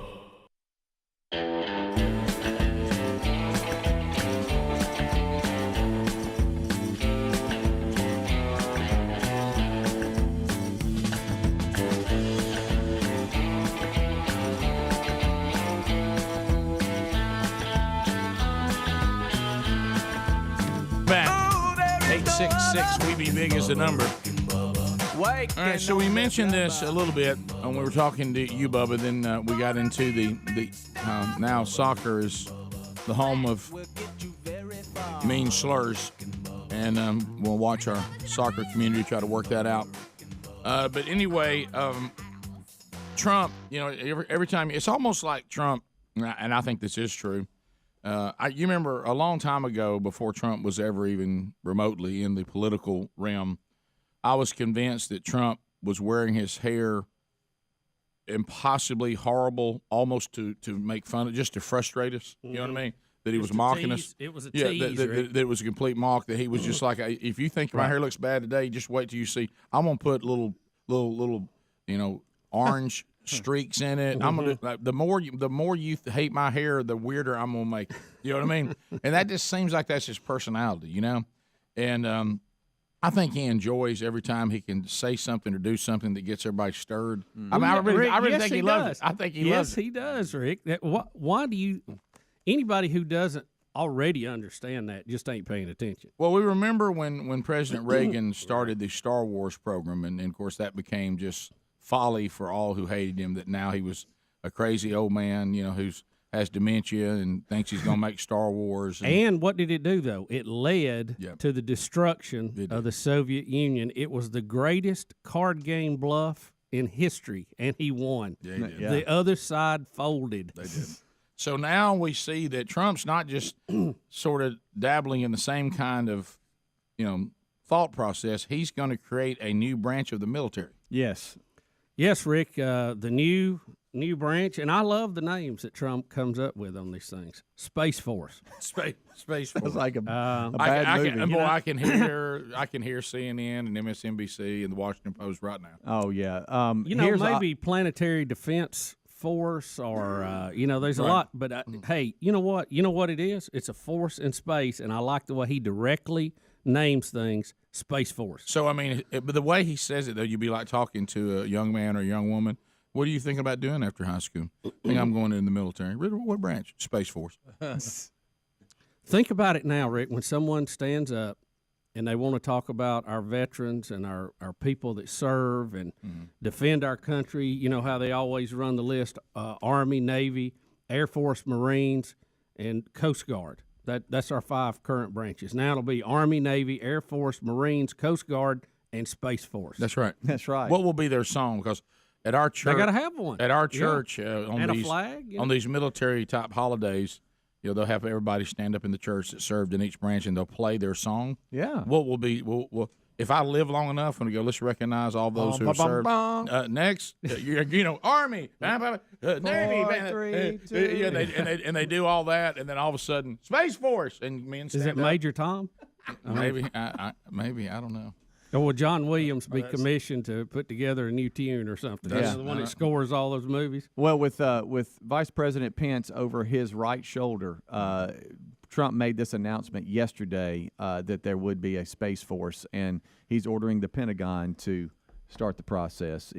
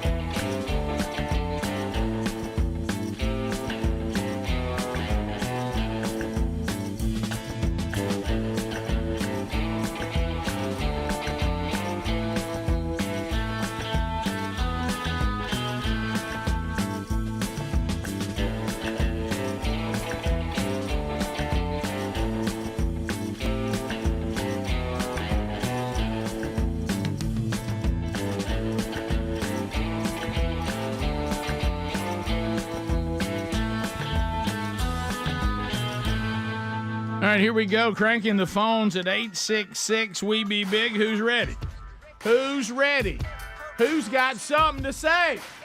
Crank it up at 866 We Be Big. All 10 lines are available. Make a comment, ask a question, bring information to the table. This is your moment on the Rick and Bubba Show. You're the program director. This is what I'd like to hear you guys talk about.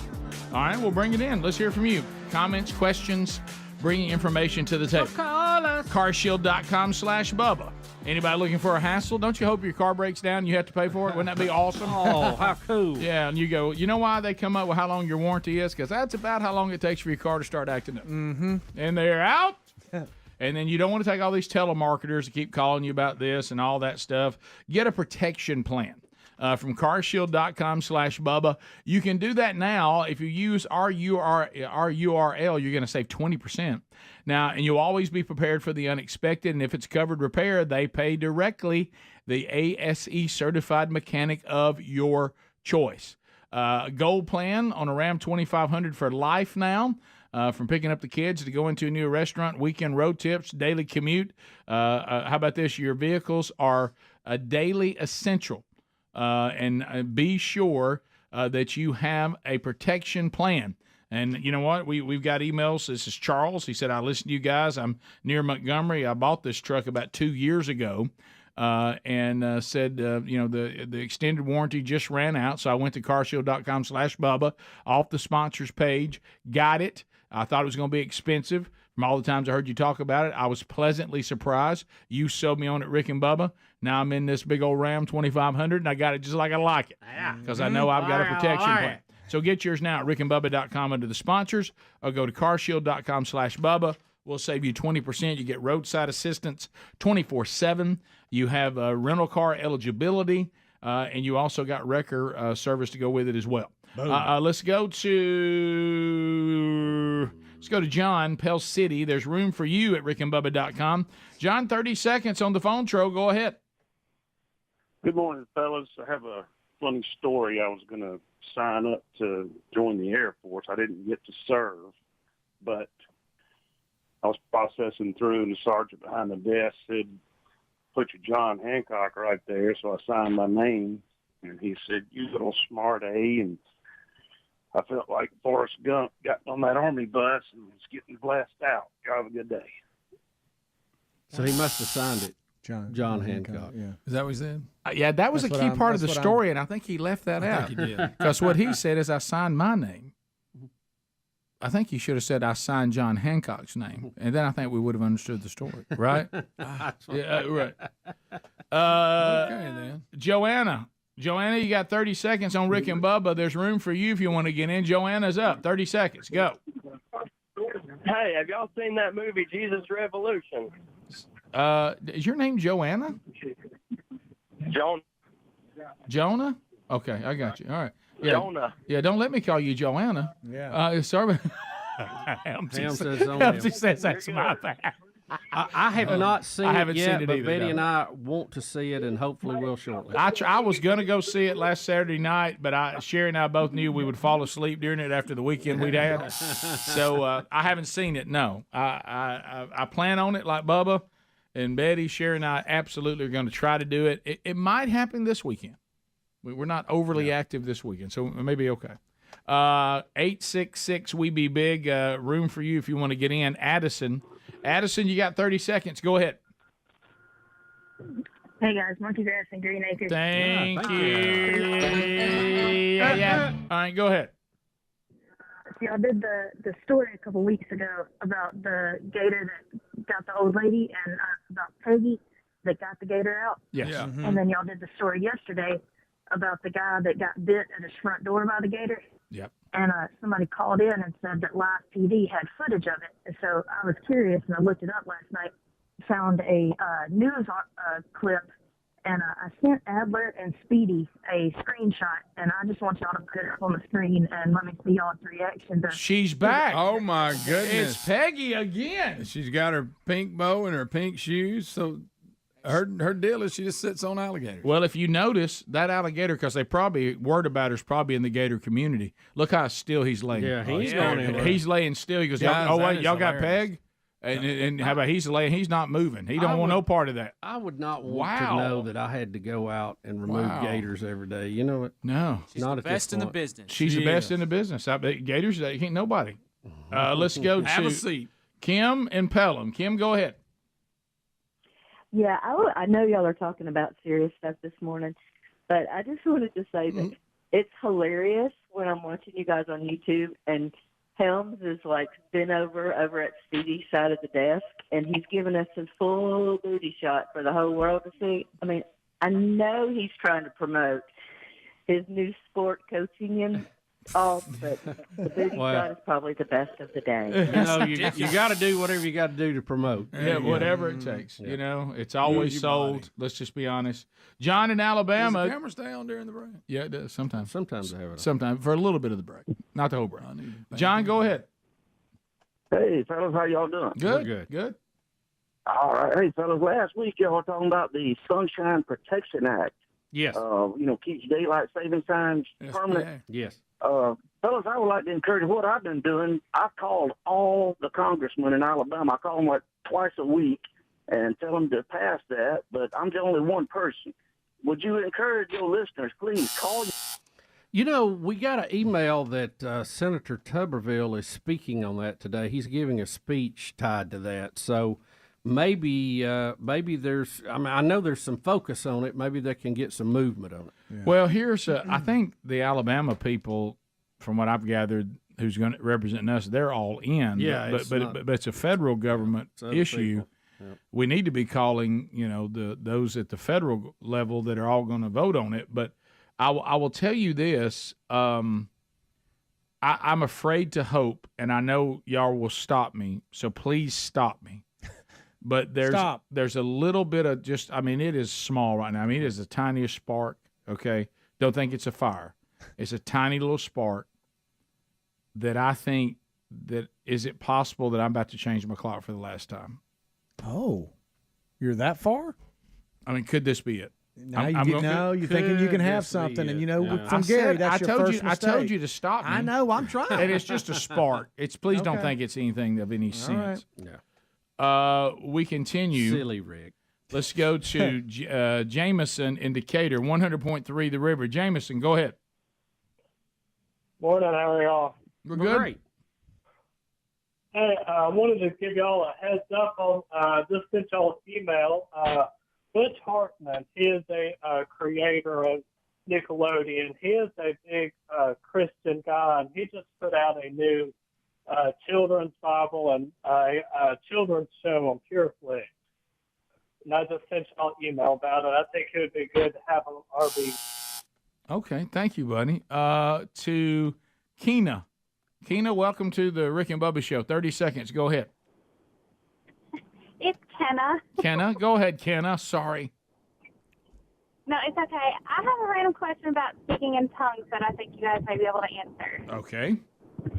We'll try. So I have always wondered, because according to the Bible, when you speak in tongues, there should be interpreters who can, in fact, let people know what you're saying. Right. What do you think about people who speak in tongues just in general in church? Is it genuine, or is it like kind of for practice? Well, obviously we can't be the judge of that, but I mean, to me, and I've gotten in discussions with friends of mine who I love, and I certainly think I'm going to spend eternity with them. I have no question about that. I don't know why. I guess and maybe I'm just uninformed, but I tend to stay with Scripture. And Scripture lays out, I believe it's in 1 Corinthians, is it 14? I may be off on where it is, but Paul is giving an instruction on this, and the instruction looks quite clear. And to oversimplify the instruction is, don't let this turn into chaos. You've heard me say 1,000 times, God is a God of order, and don't let this turn into it's bringing attention to the person, and it's not glorifying God. If it's worse, and Paul says himself, I would rather say a very few words that people can clearly understand that points them to Christ than thousands of words they don't understand. And he says how many should be doing it at a time. He says if it's being done, there should be an interpreter that can interpret the tongue. There's discussion over the spiritual prayer language versus are these people able to speak foreign languages that they didn't know before and now they supernaturally can. We certainly saw that at Pentecost.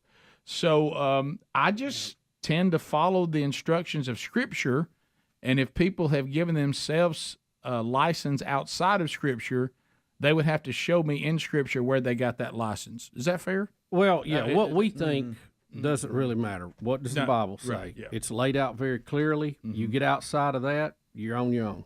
Right. So I mean, really, it's just that simple. Unless you can point to me scripture where you go, well, see, this is where you're wrong. Like, oh, okay, well, maybe I wasn't aware of that. Right. But when I see those instructions in the letter to the church at Corinth, because the problem with that church, one of the problems, they had many problems, was they had become arrogant about their spiritual gifts.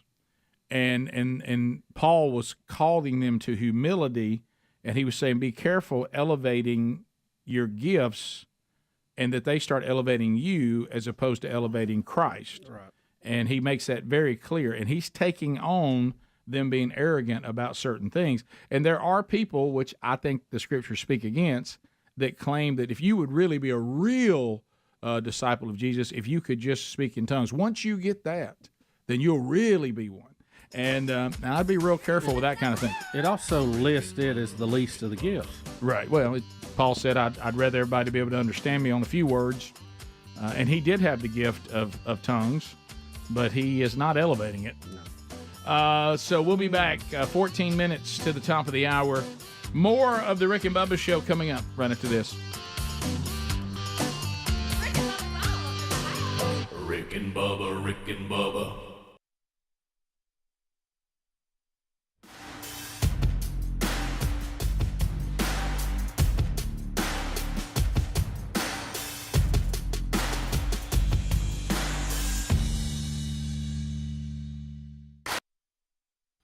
That audio video. Yo, let's hear it. I want to hear it from the man. Hereby directing the Department of Defense and Pentagon to immediately begin the process necessary to establish a Space Force as the sixth branch of the armed forces. That's a big statement.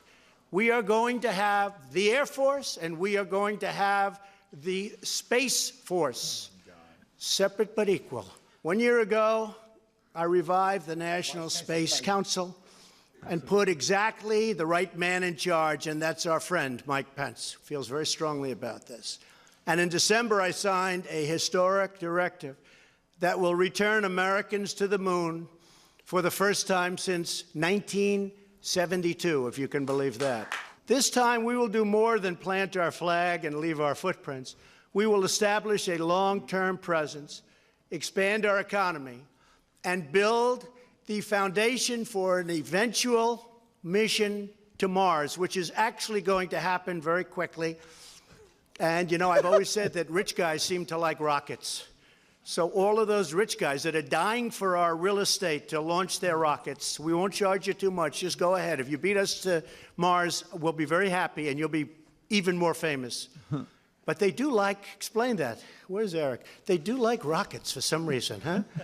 They like those rockets. But you know what? If as long as it's an American rich person, that's good. Okay? Oh my gosh.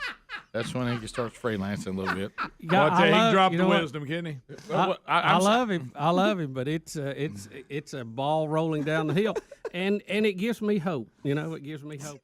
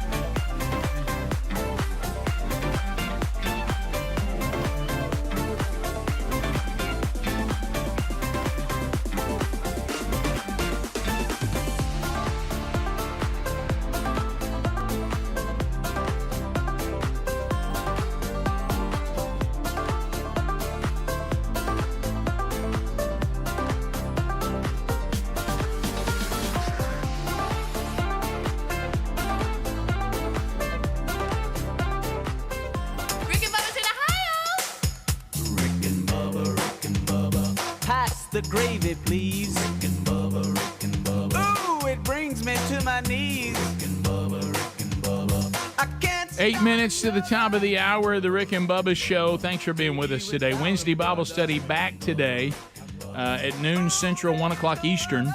We walk through the Revelation. We'll be in chapter 4 today. Also, Bubba, some other stories, and we'll get a few phone calls on the way out. Judge has granted bond for Southern Poverty Law Center attorney that was charged in Atlanta's Cop City domestic terrorism. So he has been granted bond. Cop City. Yeah. That, Cop City. Cop City, and so he will be able to be out of jail until the trial comes. So, and that we showed you that footage. Was it yesterday or the day before? But wow, that was He was one of the two people from Georgia that was reeled in. All the rest of them were traveling. Yeah. That's good. And then the whole Biden pick for FCC. Yeah, she has withdrawn her name. Right. The FCC is still split 2-2 with Republican and Democrat appointees. She withdrew her nomination after Joe Manchin said that he would not be voting for her. So that pretty much killed any chance of her being confirmed. Yes. And I think she's pretty extreme, and that's probably a good thing for all of us. I think it is, too. Also, the Baltimore Ravens have placed the franchise tag on Lamar Jackson. How does that affect his contract? Because they were trying to renegotiate a deal, and they were at a deadlock. When they do that, does that automatically lock him in to a certain amount? I know what the franchise tag is, but I don't know how it affects them financially. I know if another team makes an offer, they can match it. Yeah. I don't know, something weird. Well, the price tag they say for Lamar right now is $32.4 million for the next season. That's for one season. But that tag is non-exclusive. Other teams are allowed to talk with Jackson about a possible contract. But I guess you're right, Greg. The Ravens own the right, there it is, to match any offer that Jackson signs, or they get 2 first-round picks in return for him. Wow. That's what that means to put that on him. So Which means nobody's going to sign him because nobody wants to give up 2 first-round picks. No, I don't think anybody would want to give that up. And I'm not sure I'd want to take on that price tag. To the phones, Brody out of Jacksonville, Alabama. Brody, welcome to Rick and Bubba. How are you today? I'm good. How are y'all? Good. Great. Good. I was going to ask, what are y'all's thoughts on the show Chosen that represents Jesus' life? I've seen 2 seasons of it, and I've seen a little bit of season 3. My overall experience with it has been positive. The first 2 seasons is all that I have seen, and I thought it's been very well done. Yeah, I think you have to put it in its proper place. Meaning there's going to be some, creative licensing that they're using with these. The original plan was to show these 12 men that Jesus selected, that they were just people like you and me, and the only thing great about them was Jesus. And they try to make them, representative of, and they were, of a lot of different aspects of the culture. And they're certainly using their creative style on some of it, and some of it I thought's a little bit corny, but a lot of there have been episodes where it was a very worshipful experience. Yeah. And of course, no surprise here, the ones that I like the most are the ones that don't really vary out of Scripture. And I'm not talking about theology. I'm just talking about the historic event, how it went, as documented in the Gospels. When they stick to that, and then they use their great talent to what it looked like for Jesus to heal someone, what it looked like for Jesus to do these miracles and all that. Those have been so moving. Yeah.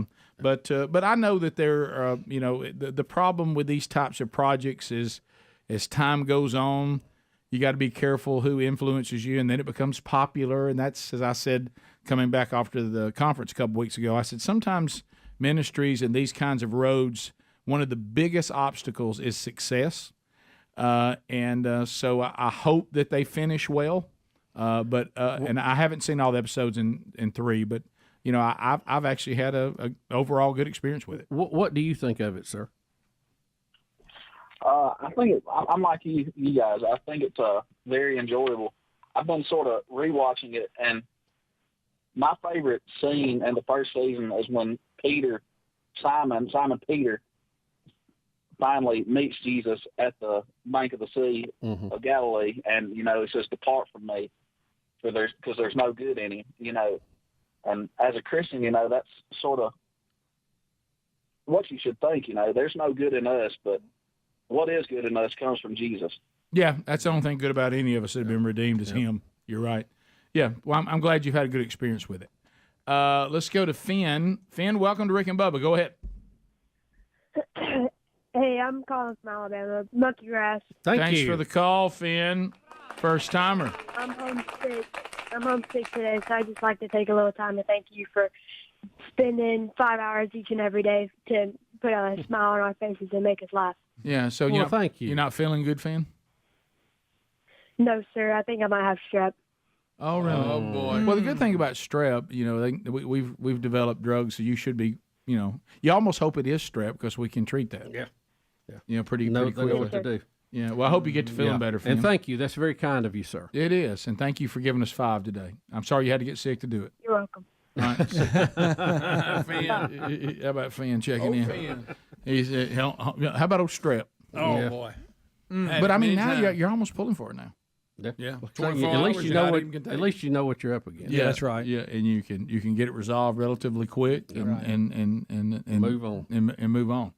That's it is when you don't feel good. I mean, I'm glad to have something like this to kind of pass the time. Because to me, one of the worst parts of not feeling good is being stuck at home, and you realize how terrible most of the options for you. Daytime TV. It's terrible. Oh, You talk about making you just want to rethink your whole life. Yeah. Is to get stuck at home watching some of that. I've tried to explain that to the boys. At least they have streaming options now. Yeah. But when we were growing up, there weren't many options. No. Well, it happened last night. Sherry was like upstairs, and I went downstairs, and I was just flipping around. I didn't want to commit to anything. She was walking down the steps. I said, "I got bad news for you. I've been up and down these channels. There's nothing on." I said, "This is a wasteland." I said, "So if you want to watch something on streaming, we could." But I said, "That's a commitment." Yeah. And we looked at the clock and said, "I don't think I can commit to it." Yeah. Let's just go to bed. Top of the hour. Rick and Bubba, Rick and Bubba.